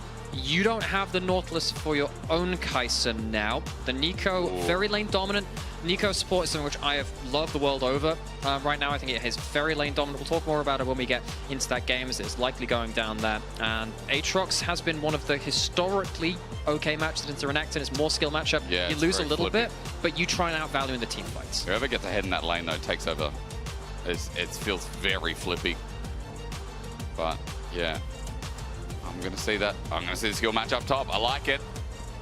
Nucko versus Irrelevant takes a new meaning. Now, where's everything going? Oh, Blitzcrank's great here. You're against double range. You have a Varus, which is very lane dominant. You can use the Varus E to slow into the Blitzcrank hook. Look, if you're going to play against double range, Blitzcrank does become a bit of an X factor. And if you're already playing standoff, look for the range potential. Blitzcrank goes into this, and Paris has been a mean player of this in the past. They're hovering it. I want them to lock it. They will indeed. All right, locked. Interesting drafts for our game 3. We finalize, and it does feel like for BDS, you know, normally with Nidalee comps, you'd be like, oh, okay, we're on a timer. There's no true tank on that team. You got a bruiser. And Nidalee, as long as you just coast and, you know, make sure you don't lose too hard in the early game, I think you're chilling. Now, so the thing which I'm looking for now is, how crazy are we going to get with just yeeting the Nico into the team with a Rise ult? True. How crazy are we getting with that? Because that's an interaction. You can, I mean, look, there are some fantastic Rise combos. You can throw a Nunu who's ulting in there. You can throw, I think you can actually throw a Sion who's ulting midway through as well. You got to catch him on the right time. It's wonderful stuff. How much of Vitality going to do something like that? Because if they can open up a really big kind of engage into the middle of the team comp, catch the Varus and Nidalee out while they're kind of flat-footed, that can be huge. Very risky to do that now, though, into melee range Renekton stun. The Blitzcrank ult into a hook as well. That maybe loses a lot of value. I think the onus, though, is on Vitality to close the gap in creative, interesting, and effective ways, whereas the other side, the longer it takes to do that, the more value the range of BDS gets. Because for BDS, I mean, there's a lot of setup for the Nidalee as well. Like, the only lane that doesn't have hard CC that can lock in place for the Nidalee is mid. But look top, look bot. A good game for 113. He shows up the Nidalee, and Finn would be proud. Like, this is his man in a final game as BDS crest and try and approach the 4-3. Vitality again. We already told you about the stakes. The stakes. Losing my words at the final hurdle. No, stakes is that. There it is. I said stakes though. Oh, right. But alas, Vitality. That last game, they couldn't claw their way through any of the fights. But this is the kind of game where it can get real scrappy, real fast, with a lot of dive, with a lot of poke and a lot of all-in. Like, these are the kind of comps that I feel like we're going to get 20 kills by 20 minutes. I think the margin for error is also pretty damn low, too. You have no Leona, Rel, Alistair, which are more forgiving on that support role. I know we see Leonas die a lot when they go in bad games, but sure, they're still more forgiving than some. If Nico gets caught by a Varus ult or by a Blitzcrank hook, that's it. That's their fight over. They don't get to do much. On the other side, Blitzcrank, if they go too far forwards and they flash for a hook, they're also not going to do that much. And something like that Nidalee is very risk prone as well, but 113 has done very well on it. I would argue is even our best Nidalee in the LEC. I mean, we have some bad and Nidalees in the LEC, or maybe not so good. Champion. Yeah, a lot of people don't get the pass because in Europe historically, Yankos. Some people have missed spears. No, look, your Nidalee has still been great. Hey, you got to a World Finals, doesn't matter. True. I can say anything about you, and you can say that I'm washed. all right? And you're not washed, Jankos. You're a very nice person. Just don't shave your eyebrows again. Well, it's like my friend asked me if the dishes were clean, and I said, hysterics. He smiled because he knew they were washed. He knew they were washed. See, I can say that because you already mentioned it. I'm so clean, you never need to wash me like that. Absolutely unreal. Now, this laning phase has started off, maybe as you'd expect here. The Blitzcrank just hoping for the push and Vitality get level 2 first, so there's zoning. In the last weekend, we've seen more Nico support in LEC. It has been everywhere, though, over in LPL, lots of in LCK as well. So, I suppose there's some questions about, well, why is Nico support strong? Worth talking about it. Nico is lane dominant because of the Q and the E, comboing up with stuff like the Comet. Gives you a lot of very good early pushing and also early poke. That pairs up very well. Stuff like Varus with Ezreal, stuff like that too. So you can get very dominant lanes, but it can also carry some weak AD carries through the lane too. That's one of their strongest points. I don't know if you saw, I think it was either Waver or it was either AL, but the Nico turned into a cannon. I think it might have been Kale. And turned into a cannon and took 6 turret shots because that's how it works. Caps did that famously too. He did. It was APA that discovered, well, was popularizing a lot of that tech. One of the cool things you can do, if you're against someone with the Doran's shield, and obviously apparently this one, Nuke jumps forward, he's going to get a good trade here, unlikely to get the kill. But you can you can throw out a Q, and then you can turn into a minion, which will stop the Doran. Hang on a second! Hey, under turret, Nuke! He's close to dying. Chayek has already burned his flash. Otherwise, that'd be a dead Tristana, but Nuke still has his summoner up. I like the ambition. I ain't talking him down from wanting to dive a rise. And he still has the flash up too. Chayek loses that summoner. Hang on a second, he might have overstayed. Now, Linces and 113, they're both going to call. They are, but turning into the Cougar first. The knock up there. Linces the flash. Nuke was scared. Linces target. Direction beautiful. Linces kind of saves the mid lane state, and we can also see the power of cookies, by the way. It scales off of your lower HP. Chayek gets 1,000,000 HP back. No idea what that means in the current state it's in, but questions for another day. Good route there. Paris going to get that knockup. Can get the hook back if he wants. Paris waiting. Maybe it was on cooldown. Yeah, maybe use it off of camera, but mid gets a little bit feisty, and that flash now down. Flash or flash in the end, and as I was saying before in Pick Fan, it does feel like this is a skill match up top, but it's whoever really snowballs, and later levels are relevant. Definitely feels better. From what I've seen, I haven't seen a lot of Aatroxes winning the 1v. Hang on, I say until that, yeah. That's pretty nice. Yeah, maybe Narco can prove something wrong. It just feels so hard to deal with Renekton's early game where you don't lose that hard. I mean, you might do against Renekton Nidalee, that changes things a lot too, or Renekton Sejuani, they can change things a lot. But what tends to happen is the Renekton gets ahead, and then it's a question of who gets the most value with the early gold lead or the team fight value of Aatrox and potential resets later. Nako's trading is really good though. And again, if you get the passive off his Aatrox, feels really good and irrelevant. All you have to do is make sure he doesn't weave his Q between minions. The kite back is even better. The spear thrown out. God, the sounds of that spear sounds like a whip. Kind of missed the headhunter Nidalee skin. There's did you see there's a new Predator movie being I did not know. Yeah, well, the headhunter thing is Predator inspired. Ah, it's very, very cool. Yeah, makes sense. Is that not available in Pro Play still? I can't remember. There's just a whole load of skins which I like. I remember them very fondly. There's also a headhunter Caitlyn as well, right? I can't remember if there's and there's obviously Rengar, who is also based after Predator. Like again, actual Predator champion, yeah. A lot of people. Hang on a second. Oh, good stun. Minion wave gone as well. Oof. Surprised irrelevant. Oh, there's level 6 coming. I was actually wondering if they'd stick around. I wonder whether Irrelevant sticks around for level 6 and goes for a Dominus all-in. There's a chance. Yeah, I feel like if Irrelevant gets ult off, he'll just flash W. Naka being an ult won't really matter. I just saw the level 6 and I saw like a movement on the icon. And I got a bit excited, Jake. Yeah, I know. A little bit excited. It's fine. It's all good. He gets control of the wave and nothing happens. Pash just going to see a clone. Niski now face checking it for real. Linces has spotted bot. But also 113 is here. The hook. It lands. Actually, Ignite down. I thought it was fake, but Niski, no. Gets out only at the hair of his chin as his Ignite ticking over. He's out of summoners. Paris with a good hook as 113 just flashed. I just watched him flash into River. Yeah.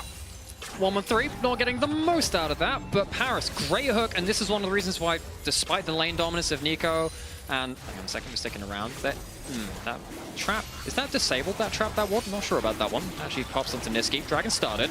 It's only very, very near sight though, so it won't do too much until now. Yeah, Hextech Drake fires very rapidly, so Lince's taking a lot of damage. There's the poke. Lince's with the all-in. He flashes for this as well, but the wind becomes lightning, now becomes death. 1-1-3 with the first kill. Make it a second one. Eventually, Kazi's buying time while Chayak is now into the thick of things, but Irrelevant bursting him down. Chayak wants to get out, but he too is denied. Irrelevant with the kill. Success for BDS. Everybody's dead.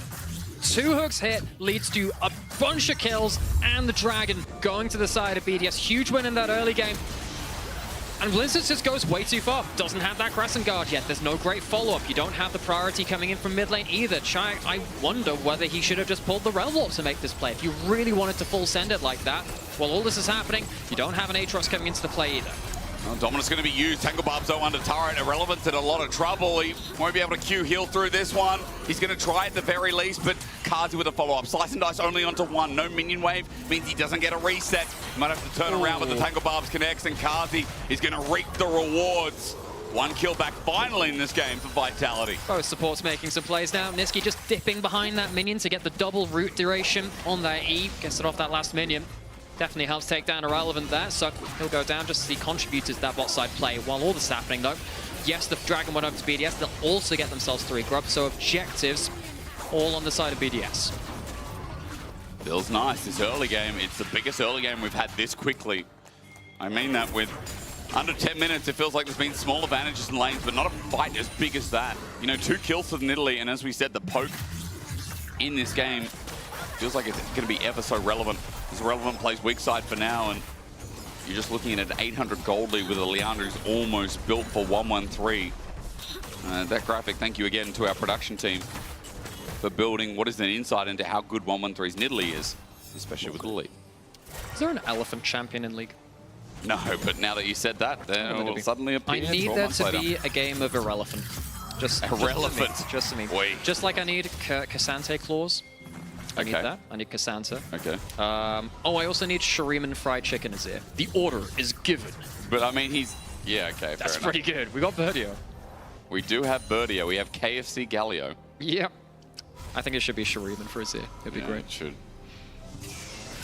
That's all I had for that bit. We can move on now if you'd like. No, it's okay. I'm just trying to think of like what else I want to see. I want Bowl of Rice. I was going to say Smurf Rise would be really cool, you know? Oh, what? Oh, my lord. I believe there was Vision? I mean, Vision from mid. Enough? I don't know. I'm going to assume so. Let's say no and give Paris the benefit of the doubt, okay? Amira's rewinding. That's I want to see what happened. Hang on. I can confirm for you all as Chayak pushes out this mid wave. Oh, no. I might have gone back too far. Look, you just keep talking. I'll keep going, and you tell me. You give me the definitive answer. Yes, he had vision. Yes, he had vision. He had vision, and he missed it on a backing target, did he? Yep. Maybe he was trying to predict a flash. Oh, no. I mean, that would be mega. That would be mega. That would be mental. But, yeah, look, still, good news from BDS's crew is first items are coming on board. Now, Dragon's up in 2 minutes. Grub's in 2 minutes the same as well. These spears threatening Linces. 1-1-3 has a level lead. It's about half a level for now, but I have fear for Linces that this will continue growing as so much damage being done by 1-3. This camps are disintegrating. I mean, particularly once he died and lost his flash, you start to free fall a bit, and anytime you die in this kind of matchup, Nidalee just hoovers through your camps, can't do anything about it, and stays ahead the rest of the game. So yeah, 1-1-3, good player of that Nidalee, gets a advantage from it. That is a worry. Of course, he got kill and assist over onto Ice as well, who is going for that poke build. So the poke core of BDS, it is very much getting close to being online. Vitality needs to be very careful now how they approach fights. If they take too long, you get multiple spears and arrows coming through. That's exactly what BDS want. Nico is the noisiest champion in League of Legends. Oh, unless there's that bug with Corki Gatling going. Then it is. Or Korean Lysandra. That is also quite loud. Korean Lysandra is very loud, yeah. I mean, it's like Japanese Tarek. Yeah, that was loud. No. Japanese Tarek. Hang on, that's a right game. That's a right game. Enterprise, whatever you call it. All right, you go. That was in the game. Yes, it was. That was not me. The other things are too. Japanese Tarek is not me. That is the game company I know and love, Right Games. Okay, that's not me. Okay, that happened. That was the thing. That is a thing which has been mentioned. Search it at your at your leisure. Oh boy. I mean, look, there's some great setup. Nuke ultis right into the hearts of 1-1-3, but the spear doesn't connect because of it. He'll be on the run. Another spear, hoping, willing. not succeeding. Second time he's gone for the Tristana Insect. Nako now has Flash, no ult. Anyone else coming down here? There's a Nico. Paris are coming down too. Paris can Flash ult, look for the knockup. Boy, close. Nako with a good dodge away, but it enables the turret plating to go to Nuke. Niski now spotted out, takes a spear to the heart, and meanwhile, we're getting a picture-in-picture because Irrelevant is just absorbing pressure from Kazi, but 113 is going to start up Dragon number 2. And Vitality, I guess they don't feel like they have the big items right now. They don't have their one item spike. The Grubs have spawned on the top side, Dragon on the bot side. Vitality, I mean, it's dangerous to give up so many objectives, but can you really fight? You got to hard force if you're going to, because again, the poke and the hooks are threatening already, actually. Yeah, 113 is also running out of mana slowly but surely inside of the jungle. I think that'll become less of an issue as he slowly heals that up thanks to the passive, but as Ice looks for mid-wave, Vitality have a chance to move into River and try and get an objective of their own. There is a danger here, though, that if Vitality start this up, well, we'll see if this can test, but they are distracted by hitting the Dragon and they're pinned up against the wall. It is easier to hit skill shots on them while they're like this. BDS, do they want to move towards it? No, they're not. I'll choose to give that one up. So Vitality. Kazi, hang on. Careful. Flash, is he going to do it? No, minion wave in the way. Paris was thinking about it for sure, as Nuke is going to face check here into an Aatrox after Dragon's done, but he buffers the Infernal Chains. Rocket jump out while Irrelevant. The cost of that, as well as getting Grubs, is Irrelevant getting solo time with the turret, plating as well. Shark might have to use the Realm Warp to stop another wave being denied. Grubs to BDS. Dangerous when you have a Tristana. Yeah, this is the thing now. You're going to give a lot of plates over while all this is happening. You're just going to immediately bomb the turret. And while there's a Demolish used by Nako on the bot side, full turret going to be spread between Nuke and Irrelevant. A lot of plate gold over towards them. And we just saw what Nuke did with a bunch of gold in that last game. He has been a very consistent late game damage source for BDS. If they reach that point, it can peel for him effectively. Maybe a warning sign here for Vitality. I feel like Nuke on this Tristana just got so much influx. And we are now, as you just said, you know, like, he feels like old Mr. Reliable. Nako's trying to get plating of his own, but the gold is skyrocketing. BDS, 2k gold ahead, but I'm seeing an Italy, I'm seeing a Tristana, I'm seeing a Renekton, all with leads of their own. I'm seeing a Lethality Varus in control of the game as well. All conditions are being met for BDS to, around these next couple of objectives, poke out and one-shot Vitality. I mean, yes, hang on a second. Irrelevant might go towards something onto Nako here. Just really want to pull this. He's going to walk out. Just a bit, sometimes I get baited by the camera. Even like, you're doing something a little bit more there, observers. You want to, yeah. You're doing okay there, observers, by the way. Do you want to give us a little nod if you're doing okay? You're okay, observers? Oh. That was a nod. That was a nod. They're doing okay. Sensitivity's a bit low, We'll give them extra rations into their enclosure after this game. We're not letting them out, though. No. No, that'd be fun. The observers aren't getting let out. No. No. Back to the basement, and we'll talk to you next week. Many concerning things. I have to say joke or something, I think. Yeah. Probably, yeah. You know, yeah. What if I'm not joking? Well, PDS. Where's the risk? It's a minute till the next objective. That's top. But I look towards mid, and I'm waiting because Blitzcrank, when he's in a game, you just think, when's he going to find the next hook? Well, in a 1v3 in mid lane, Kazi's clearing out as best he can, but can't stop him hitting the turret. Niski potentially on the other side here. I mean, Niski has Flash, has a chance for a big engage at some point. We'll see when he wants to pull the trigger. Of course, we've seen players like Jun, of course, on GX doing some magnificent work on that. Mickey had a great game on the other day. Players worldwide have been showing that Nico on the Flash timing, especially with the boosted lucidity now, giving more stamina cooldown, can absolutely change the game. Absolutely change the game. I think that actually Nico maybe has the highest ceiling to impact a game as a support of any support champion right now, with the ability, particularly when you're building that proto belt, huge 5-man engages. Yeah. Your vision play, yes, you're also very fragile at the same point. You can't be caught out of position, you will die, and it will kind of suck. So Niski, as someone who's new to the support role, see whether it can impact that a little later on. I think that they'll need him to be that big engage. Yes, there's a Realm Warp to help. Yes, Nako can flank as well, but really looking for him to be an instigator on Vitality. Well, 113 gets Tangle Barbs up. Nako sees this as an opportunity, but Paris with the cover. A clone out. Niski, we all know that needs to be nerfed. That's there for 5 seconds. What the hell? And it can move. Yeah. And Nico needs to be changed as Vitality. Okay, Herald starts off. We focus in, eyes on the prize. BDS will not stop this if they just linger. Get over that wall. Hook misses. He actually he dodged he guessed the right dodge there. Didn't quite get the distance on it though. Niski in the brush, using the clones again, blocking that out. Good route. Banger Barbs again has been really great from Niski. It just slows down the play from BDS. Mid is open though, and Ice is going to use this opportune moment. Takes down the turret. 3K though, and still not over yet. Paris with the setup of a hook. Pop Blossom though does nothing. Paris set up the static field, and it made it a nightmare as BDS now turn the play. They steal the Herald as well, and Irrelevant is chasing down Kazi in a lot of trouble as the Infernal Chains brings back a target unusable by Vitality. Everything snatched from the palm of their hands. The Nico's got great power, but it does come with great responsibility to position well. Know that you have a lower HP bar. Gets hit by that Varus ultimate, couldn't flash in for the big follow-up on the Pop Blossom. And that's what really turned this fight. There's a hook onto him that doesn't actually become the biggest issue you think.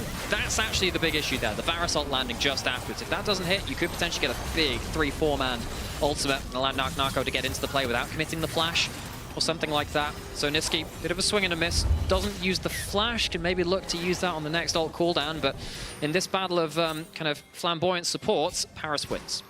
Well, Irrelevant might be getting dove as we come back to live though. Look at the wave thinned out, and with the minions gone, a little bit harder to kill, but eventually dropping regardless. Vitality, it's going to be a trade for them because Herald, not only that, sets up the Bob, but it's actually going to set up for another turret. They got 6 grubs as well. Yeah. With Nidalee E.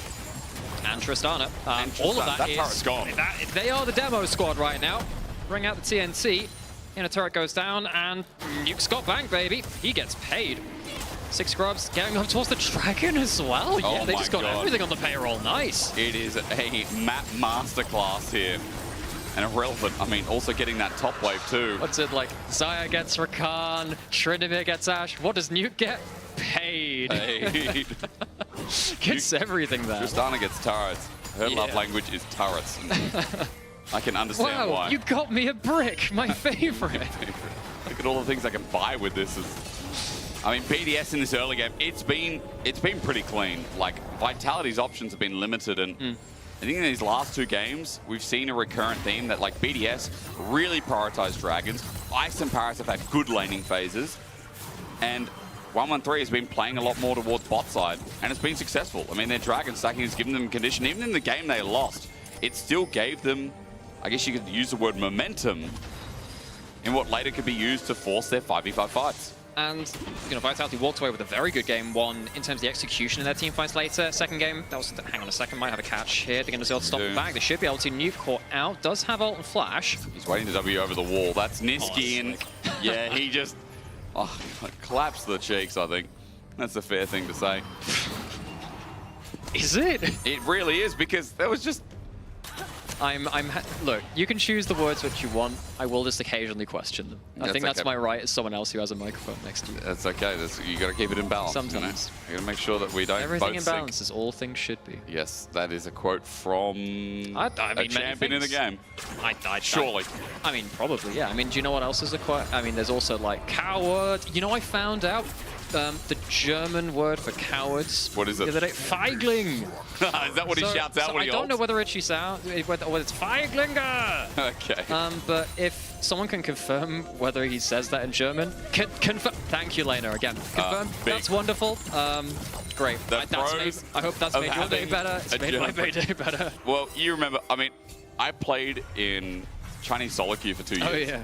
And I always laugh because, I mean, I didn't know what I expected with Chinese Twitch, but it would, when he always popped out and said, Ni hao, like, I just, every time I was like, oh, that's right. That's right. I really love it on the D&D skin as well, where everything's just pitch shifted a couple of octaves up. We do have Nico clones flying around the Rift a little bit more again. Things go... Oh, this is actually a big point. I should probably mention this too. If you're playing... We talked about mid lane turret in the first couple of games. Everyone knows mid lane's important. Even more important against Blitzcrank, because now suddenly you've got much more access to walk into these kind of avenues, and out of Fog of War, a hook that can just one-shot you, it can just fly out of that. What that means is that Vitality will have to drop more jungle camps, they'll have to drop more waves if they're not confident in farming all 5 of them as well. And right here, this is terrifying. Yeah, There's a chance of a hook going like this. Pulls him in. A nice pick. Nugget pops the ulti. He's surviving for now. Pop Blossom, though. The flash disengaged. 113 not caught out, but Kazi flies through the map. Nicely pressed Vitality. I thought they were caught, but Nugget is harder to kill. Yeah, that was a fish that they couldn't land. get the Knock on the hook, but they can't get a kill out of it. They lose one instead. It's not over yet. Looking for something now. Irrelevant with the dominance. The hook lands again onto Niski. The first target secured. Irrelevant ran in to get the kill, but he's getting chased by Kazi. He can't deal with the fire. Chayak looking for this front to back, this newfound love of a fight. He won't find anything more. Paris is waiting for another hook follow-up, but Vitality, there's not even a dragon there. They were just looking for the pick. They responded well. I mean, Niski had already used his ultimate. It's not the worst thing to lose in there, I suppose, if you're going to lose anyone. Kazi picks up a kill. He's very happy with that one. And it's going to close some of that gold gap with that Varus. And yeah, this is the difficulty of playing against the Blitzcrank. You lose that mid lane turret, you lose a lot of damage in that fog of war, but you do bring him into melee range, and he does get a lot of healing with that ultimate. Even through that ignite, he heals an absurd amount, gets to survive.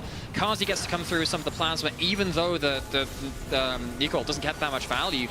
After this, you have used some of your bigger tools. Kazi has double buffs, importantly, from this, and he's just kind of railing through the enemy front line. And I think BDS just couldn't close down the carries that they thought they could. I mean, Kazi got a big shutdown from that as well.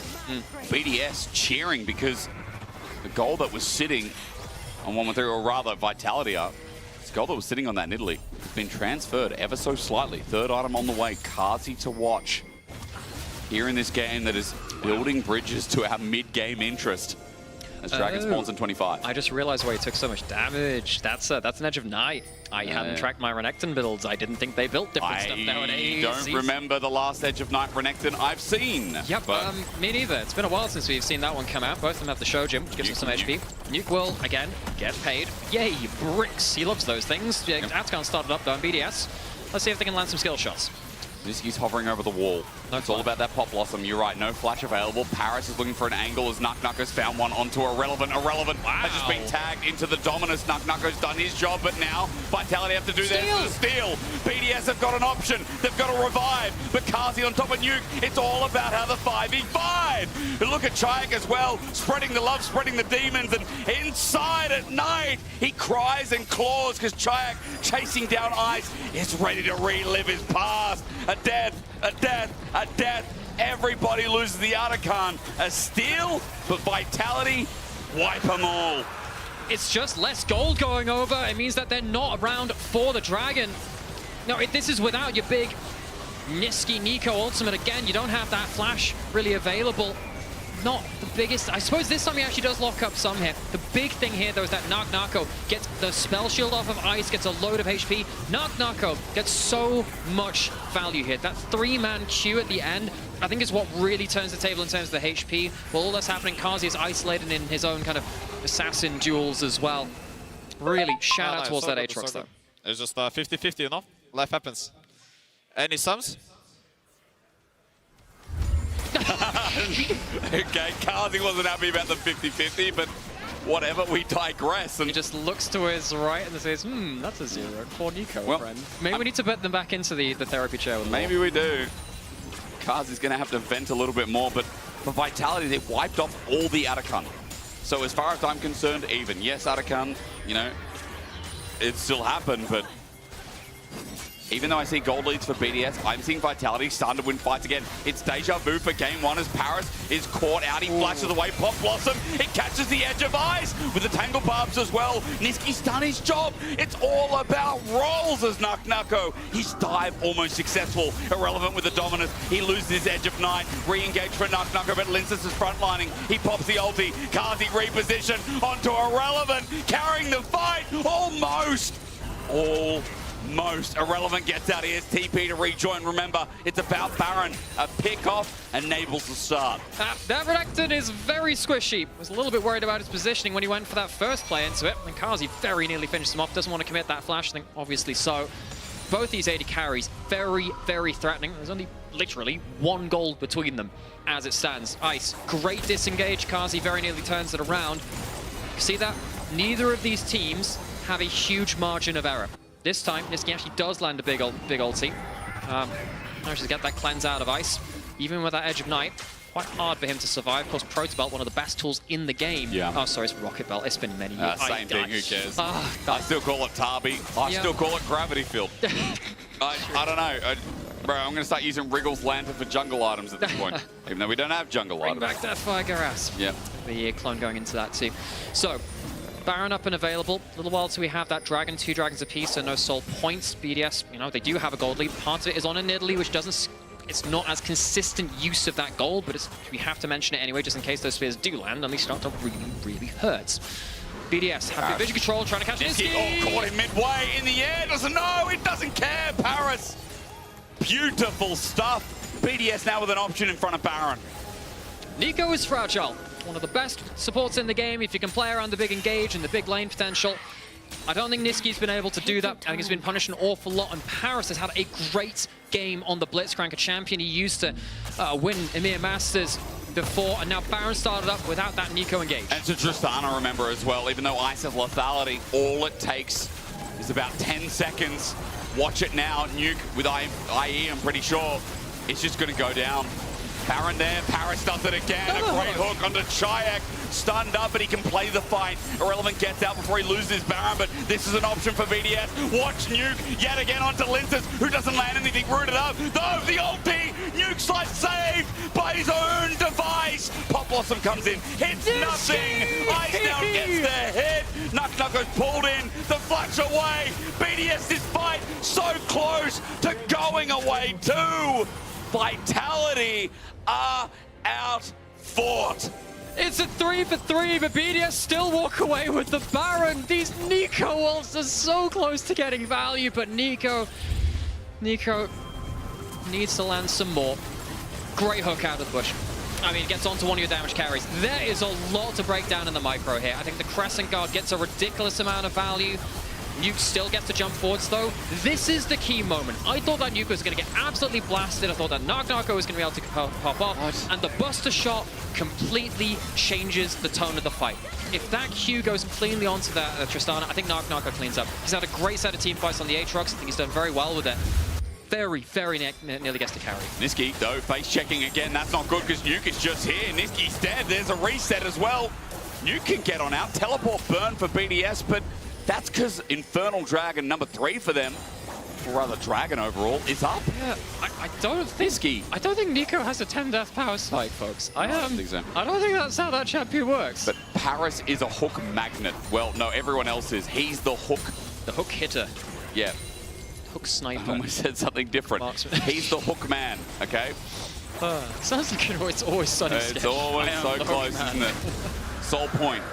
In that last fight, gotta give credit to Nucko. You know, he's such a pain on this Aatrox. Twice today we've seen great team fighting Aatroxes so caught in the moment of Nuke Soul, of Ice only just surviving, of making it so difficult. You said it was an even trade, it was, but Baron's still there. There's still a 2k gold lead. Ice needs to be careful. Realm Ward's going to be used. He's got the Edge of Night that'll buy him some time, but he's rooted up. The Edge becomes quite lightning, rather. The dive is there. ISO gets damaged down as Kazi fighting from the right-hand side, but here comes Nuke again. They're still diving a mid-tier 1 turret at 30 minutes. Nuke doesn't get the reset. Explosive charge down. This 3.5 item Tristana is cleaning up, and Vitality can't stick around. Vitality try and look for a snap play, call the buff and try and get rid of some of the buffs. Nuke still has it though, and he's just really strong.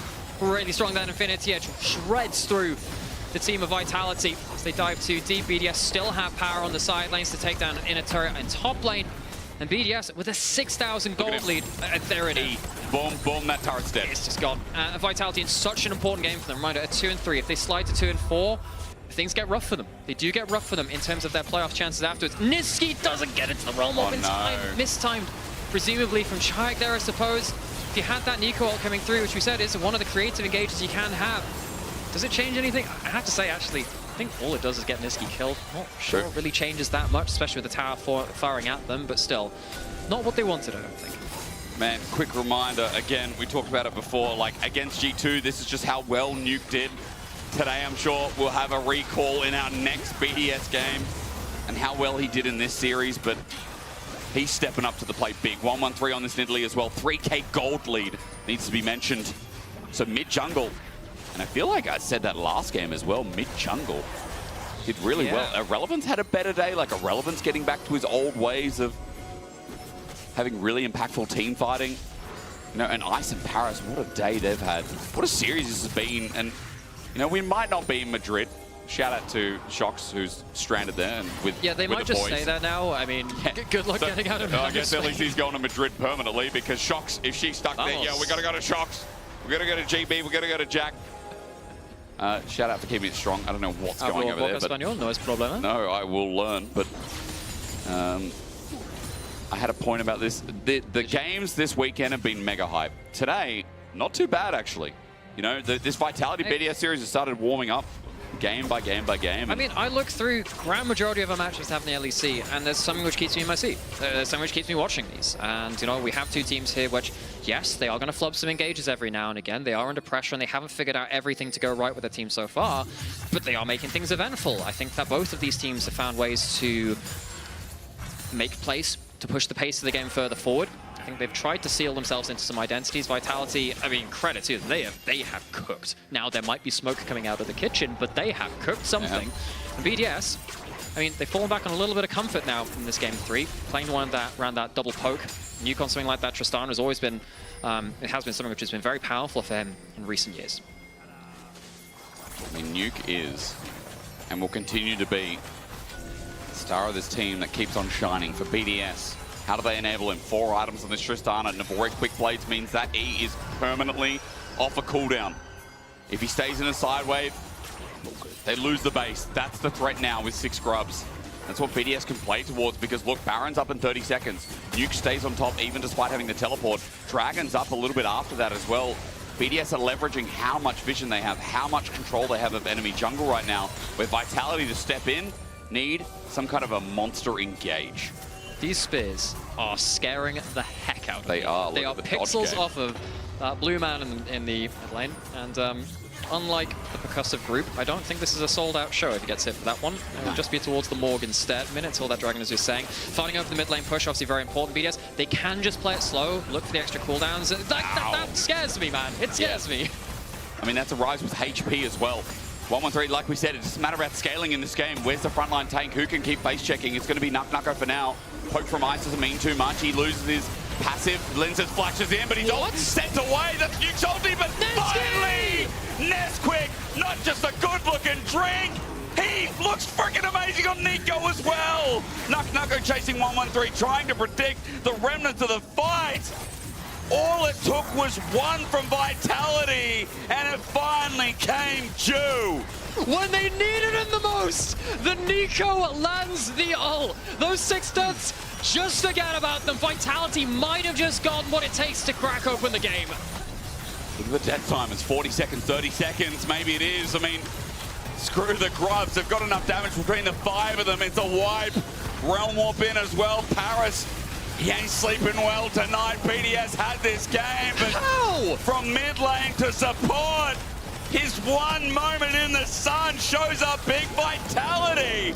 3-3, knocking the smile off BDS's face.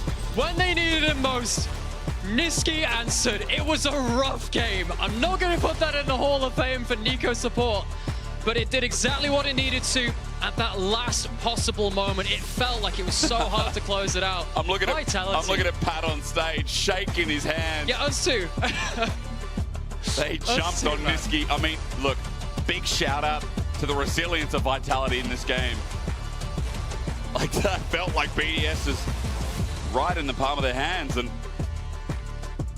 I mean, that's crucial. This is so crucial because if Vitality had lost that, they slide to 2-4. This brings them now to 3 wins instead. Yep. And I think Nucko had an excellent series. You can vote now for your key player of the series, Nucko, Kazi, or Niski over on X as well. I have no idea how they managed to walk away from that game state. They did. They made it through to a pretty insane late game in what, again, seemed like a BDS comfort position. Double poke, late game scaling. They know, like Chiag is laughing, they know that game was an insane turn. Like, that was BDS's game to lose, and lose it they did. As Naimira said before, Nucko, Kazi, or Niski. I actually think this is a Niski. Look, hear me out. Are you kidding me? Series, game 2, he knows he entered a little bit. But what about game based 3? on game 3, I don't know, one ulti deserves MVP, does it? That's a question. Just cut the rest of the team. Nucko deserves MVP. I think Nucko is insane. I mean, that Aatrox that guy is insane. The Rumble, absolutely absurd. I think the Aatrox is absolutely insane as well. I think my vote will go towards him. I think that's fair. Ladies and gentlemen, if you want more like that, remember, LEC will come to Madrid for 2025 Summer Finals. Tickets will go on sale May 12th, but you can register for the pre-sale now on lec.gg/pre-sale. I think there's an exclamation mark at the end. Pre-sale is live until May 11th, so you can secure your tickets now. Guys, I would go, because Madrid, the energy in that arena, if we're going to that arena, that's 10K. If we're going to a bigger arena, that's more than 10K. It looks good. It looks pretty good, and I have to say, God, I just can't believe they won that game. Me neither. But that is something we've known to be a little bit the case in LEC, and this is one of the powerful things about this kind of competition from them too. It does feel like you give yourself a competition like that, you give yourself the option to get that big team fight win. We need an insight from Kazi and Ginny standing by, because Kazi knows that game looked lost. I'm going to be real. You know, let's ask him ourselves. Ginny here joined the Karzi and the Marriott Bonvoy post-game check-in. I mean, even when you guys were all on the Nexus, your coaches came out running, and I'm not going to repeat what they said because that's not broadcast appropriate, but what was that? I have no idea. I mean, I thought the game is like kind of lost, but then Niski finally did something after running it down, you know, the entire game, so I was pretty happy about this engage that he found. Yeah, let's talk about Niski, I guess. You guys, last week had a really good week. Today, a little back and forth. You know, the level 1s aren't maybe not necessarily up to what you would expect. How do you keep it composed? Because, like, I know AD carries. They're tilled, like, very fast.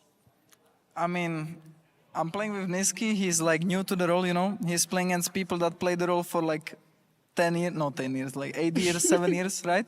And he's playing support for like 2 months, I'd say. So I am trying to be very patient when it comes to like mistakes and stuff like this, and just give him the space. And he was talking about Nico the entire week. Okay. Like we were not trusting him on it so much, but we still gave him the opportunity to play it. And he didn't fail us. Yeah, eventually, right? So you should be happy about that. You guys have another win under your belt. When it comes to this game and the series in general as well, I feel like Nucko is one of the players that is continuously showing up, and he's really kind of like becoming that anchor for Vitality. How does the role of like you, bot lane, AD carry, interact with that top laner? Because you guys are so far apart on that map. How do you make sure that neither one of you actually tilts and you both come out on the other side victorious? I mean, I think that we are like kind of chill team. We don't really get tilted in game no matter how bad it goes. And we are pretty good at winning from behind most of the times in like practice and stuff, so we are used to it, you know. I think we are kind of lucky to have Nak because he's kind of always winning his lane no matter what, you know. So it makes stuff a lot easier for us on bot lane. Yeah, you're talking about just playing from behind and being able to come back. I feel like the resilience as well from the side of Vitality has really shown, and you guys are looking at, you know, we're looking at a chill team. We're looking at a team that even though, I mean, we've seen it, you guys are down in the dumpster, you're still able to keep on going. How do you actually make sure that a team is like that? How do you build the vibes? I don't really think there is like a real way to build it. It's kind of, I'd say about luck, like how the personalities fit well with each other. And I think we are really lucky because we have like 5 funny guys, you know, that take stuff. Who's the funniest? Easily. I mean, for sure it's me. Really? Do you think they would agree with that? I mean, I think Niski is quite funny, like his Nico was really funny. And maybe I'm the second after him. All right. Is there any champion that you think you could play that would make you funny? My funny champion? I had Corki, funny champion, like last week. Yeah, I'm glad you remember that. Well, thank you so much for the interview, Karzi. We're going to be heading over to PGL with Lord Odo and Niski. Do you maybe want to say anything to Niski about this, Nico? Do you want him to play it again? You shortened my lifespan. All right, well, Lord, take it away. How could I recover from this? Niski, are you okay? I'm fine. Yeah, you're fine. Yeah, I'm fine. Do you hear that often from him? Yes. I mean, I think today I deserved it. Like, game 3. But you guys are a match made in heaven, because I also feel like there's plenty of times where Karzi shortens your lifespan as well. I mean, actually today I felt like it was the first day where I was kind of running it. That's true. First day, but huh? Yeah. First at day, least. sorry. Come on. I'm sorry. I mean, first day I was running it, you know. But I feel like we stayed in, like mentally at least. I think, for example, for game 1, when they're playing like Seraphine Ashe. And then, That's annoying. Yeah, and then That's I'm like, I just have to painful. get through lane and we'll probably win. But lane, it's like very annoying. Yeah, you didn't get through that lane. And then that lane looked rough, when I flashed in. But I mean, we came back. I mean, I did one good flash and then we kind of won the game. That's usually how these matchups go, right? So.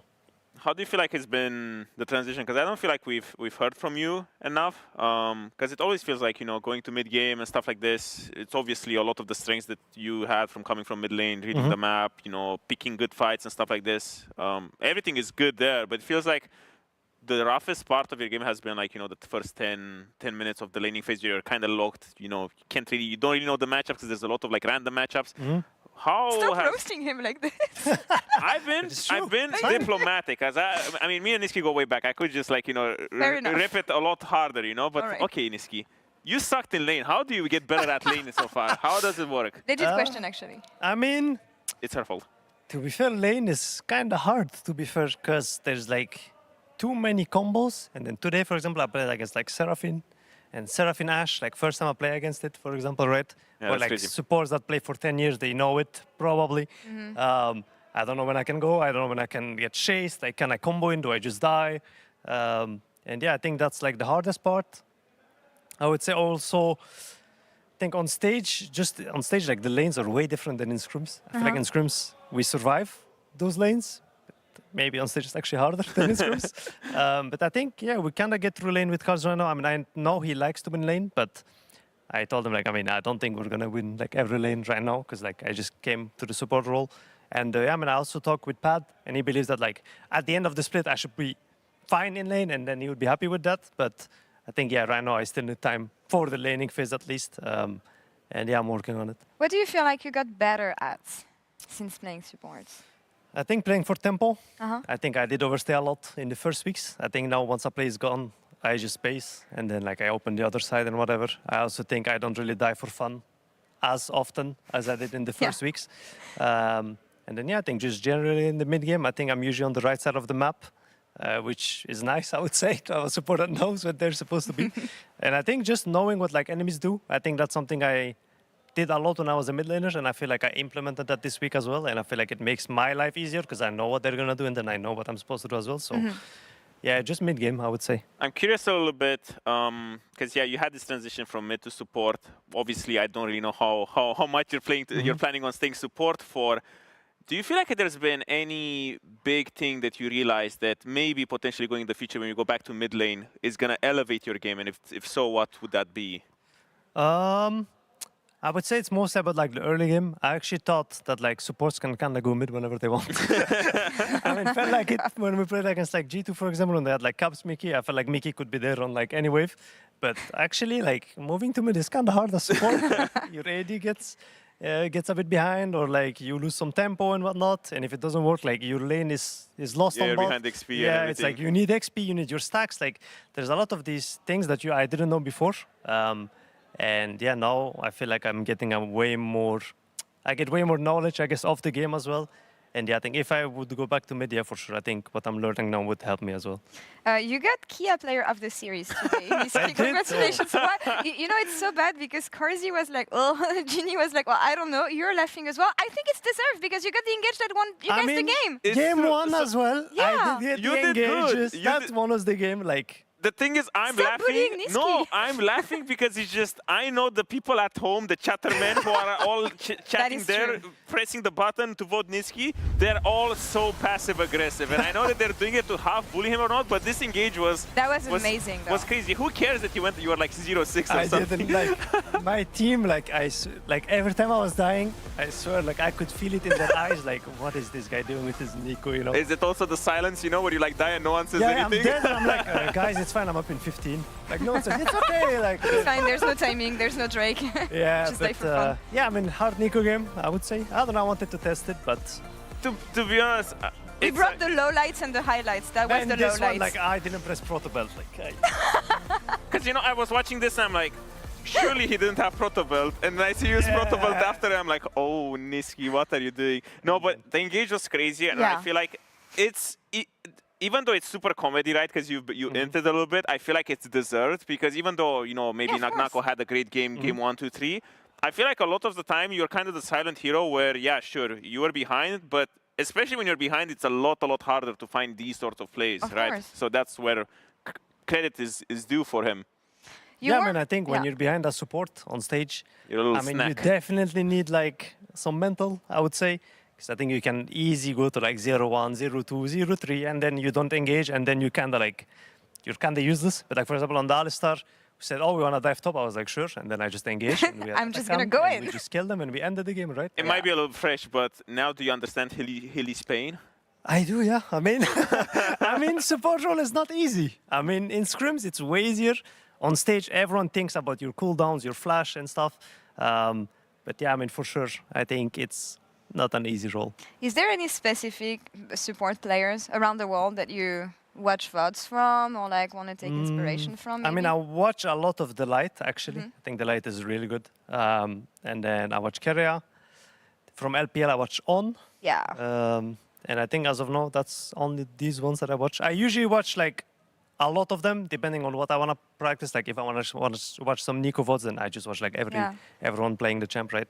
But yeah, Delight, I think, is the big one. I feel like it's so hard to research because, for example, if I would be, you know, role swapping to maybe like ADC or support or like even jungle, it feels like all of this, you know, this autopilot that you have when you watch mid lane VODs and stuff, it feels so hard to especially transition this to the support role because you can't really look at laning phase or anything and be like, oh, how did he play lane? What can I learn from this? So I feel like a lot of the heavy lifting is done for you because I feel like most of the VODs you can only watch just, you know, rotations and stuff like this.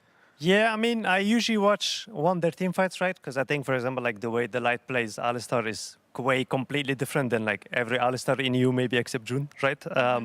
And I feel like there's just these little things like when does he show, when does he like not show, like what does he actually use, when does he use ult, where does he ward before a Drake, like stuff like this, I think can be very like interesting to watch. And yeah, I don't think I can go and watch the lane and see perfectly what he does, right? But I would say just kind of I'm trying to think like, it was the same when I was a mid and I was VODing. It's like I'm trying to think of his POV of like, okay, why does he do this? And then why does he not use combo there? And I think on support it's kind of harder because sometimes you're in a fight, late game fight, and you're Alistar and you have one combo. Then it's like, do I actually combo the support that's like next to me or do I wait and see another engage, right? So it's just about like the timings, I guess, of the like engages. There's something I want to show you. We have a couple screenshots that we took. The first one is about communication because pinging it's the other one actually. But actually, we're gonna stay on this. We're gonna stay on this. Let's stay on this one. A lot of banter. Adam chiming in because he has to. He's on the hate watch here. But yeah, I mean, how much did it fuel you to clap BDS today? These kind of interactions because you didn't ask for anything. You're just like. Starting your day, you want to stream, you want to get in a good mood, and this guy shows up. Yeah, I mean, this guy is so cocky. Like, I mean, I know Striker very well, and like, I mean, today was very important for both teams. Like, this win, I feel like, is the win that kind of brings the hope for the playoffs, because I think if we lost, it would be kind of doomed in some ways, right? So I really wanted to show up today. I mean, I didn't really show up that much, but I think my team did well, and we were still in mentally even when we're behind, and I think we even came back game 1. I think we're probably a bit behind that game. And yeah, I'm just happy that we won, especially for Adam, because Adam has some beef with BDS. Yeah, for Adam. We had Sheo before the game as well. It was like, there's a whole group. Anyway, the second screenshot that I had, because you talk about support, getting better and everything, I want to talk about communication and pings and how you use them. So let's watch. Yeah. What is this? This is what I'm looking at here. Oh, yeah. This is your POV. Riot has to fix this, by the way. I can't ping it. Or you have to stop pinging 20 times, maybe. I don't know. Why even pinging? Okay, so for example, I say, oh, someone is here, and then I spam ping where they're coming from. Or like, oh, maybe you can like fight Kai to here. You know, it's like, I don't know. I just ping a lot. Like, there's a reason Riot put a cap, and it's because of people like you. I think on Tournament Realm, they should not put a cap. Do you agree or no? No! Why am I limited to pings to my team? Because you can open your mouth and use it. I mean, yeah, that as well. Yeah. So, you know, if Cards is you know, kiting and doing everything... Yeah, I'm pinging where he can kite and stuff, you know? No, he needs to hear it so he can look at his character. Yeah, but it's fine. You're actually distracting your teammates. You're making it worse. Nah, actually, wait, I ping so much. Yeah, you do, and that is one screenshot. We have 3 or 4 like this. We didn't grab all but of you need them. to realize, so the thing is, it's from 1645 to 1659. So for 12 seconds, you're still pinging after they stopped you. Like, you need to stop. It happens. No, it doesn't.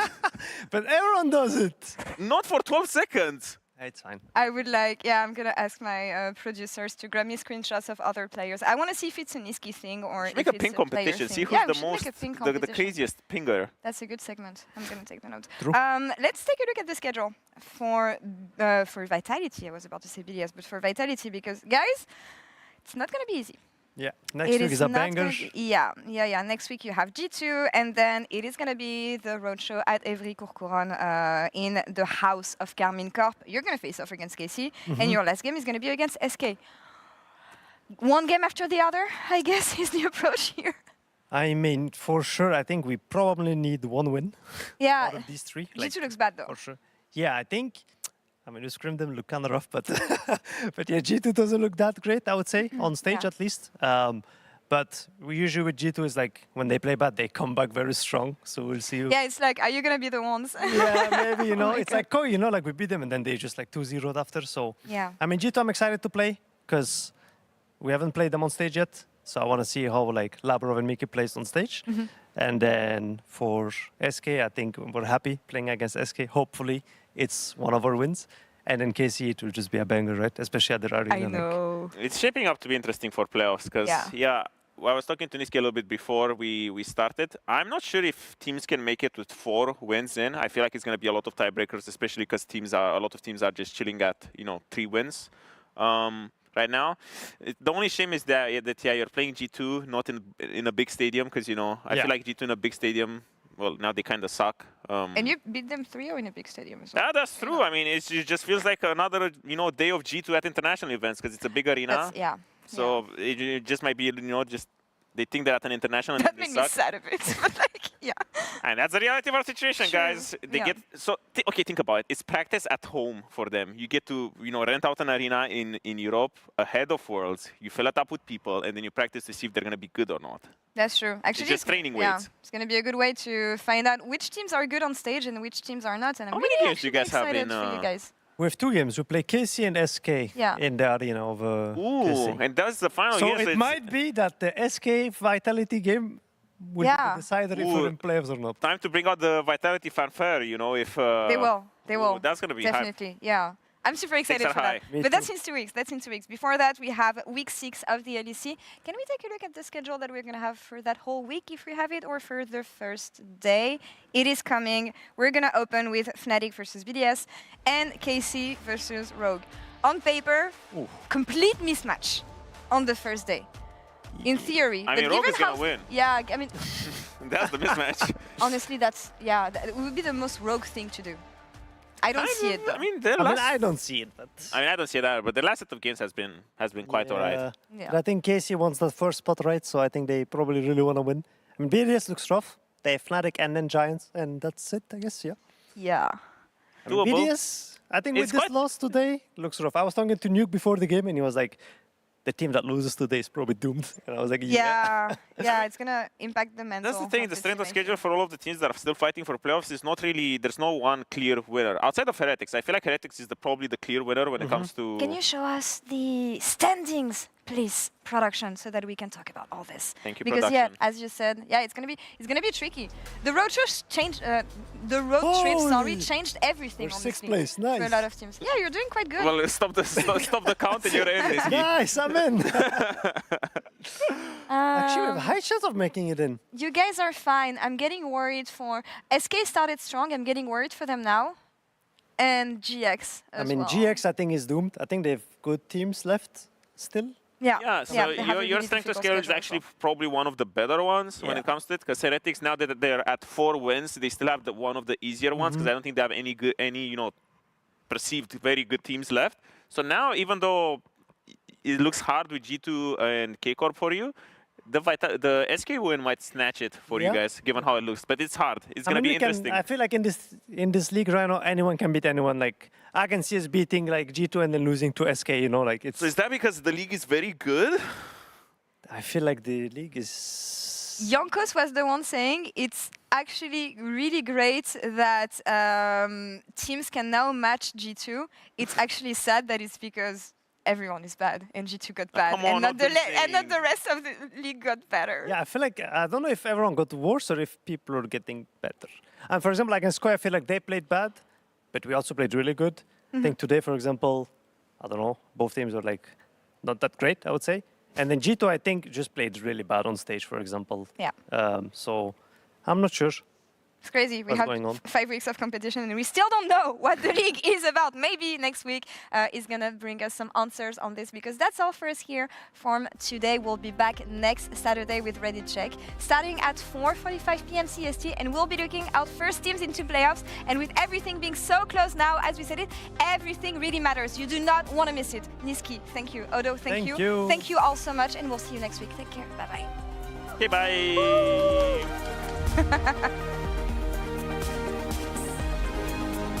Going to get in the way though. The charm though used a little bit too early. A solar flare rather than play to follow up as the dogs are back on in. Bukata re-engages and makes Team Heretics life a living nightmare. Let's go. Gwen has CP, no ulti. I'm tanking. Nice. I'm TPing. I need to TP far, okay? Can we see the rumble? I'm coming. Enough. I'm going. I'm not the gamble. Did. No go here. I double in, okay, double in. Yeah. Okay, you win this. I'm on now. Win. Ah, yes. Nice, good job. Bro! Was it better? Yeah, it was. No, it was terrible. It was terrible better, bro. Yeah, oh no, it was actually terrible. I think Penta. Go again. Cleanly done. Kazi gonna sit there and get the fourth shot, but it's not worth it. Lethal tempo still there, and takes him to town. My bad, bro. King ball. I will loot them. Watch me. I will take. Nice. I'm hitting for it. Let's go. You win. I said no, okay? I've combined 5. No, you stop. Yeah, let's nice. Oh my god, thank you, babies. We can rush Nash. Shockwave. I get it. You can play this. Yeah. Yon, come. Arena here. I flash. He's here. He's dead. Use from this side. I'm trying, I think. One back. I'm behind them. You can go more. Kill them. Oh, no flash. We Philip. I get it. Play to fight. I kill Nico. Head on flash. Doesn't mean too much. He loses his passive. Lenses flashes in, but he's all sent away. That's Nuke's ulti, but finally, Nesquik, not just a good-looking drink. He looks freaking amazing on Nico as well.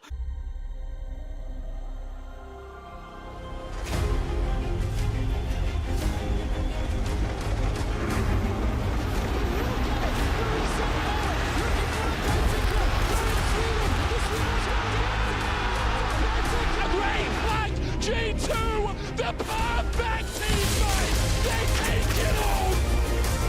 Here comes the Crow Storm! It's not back, it's Tacoma, what is people? Oh my god! Claps! Everybody! You know the story, you know the legend!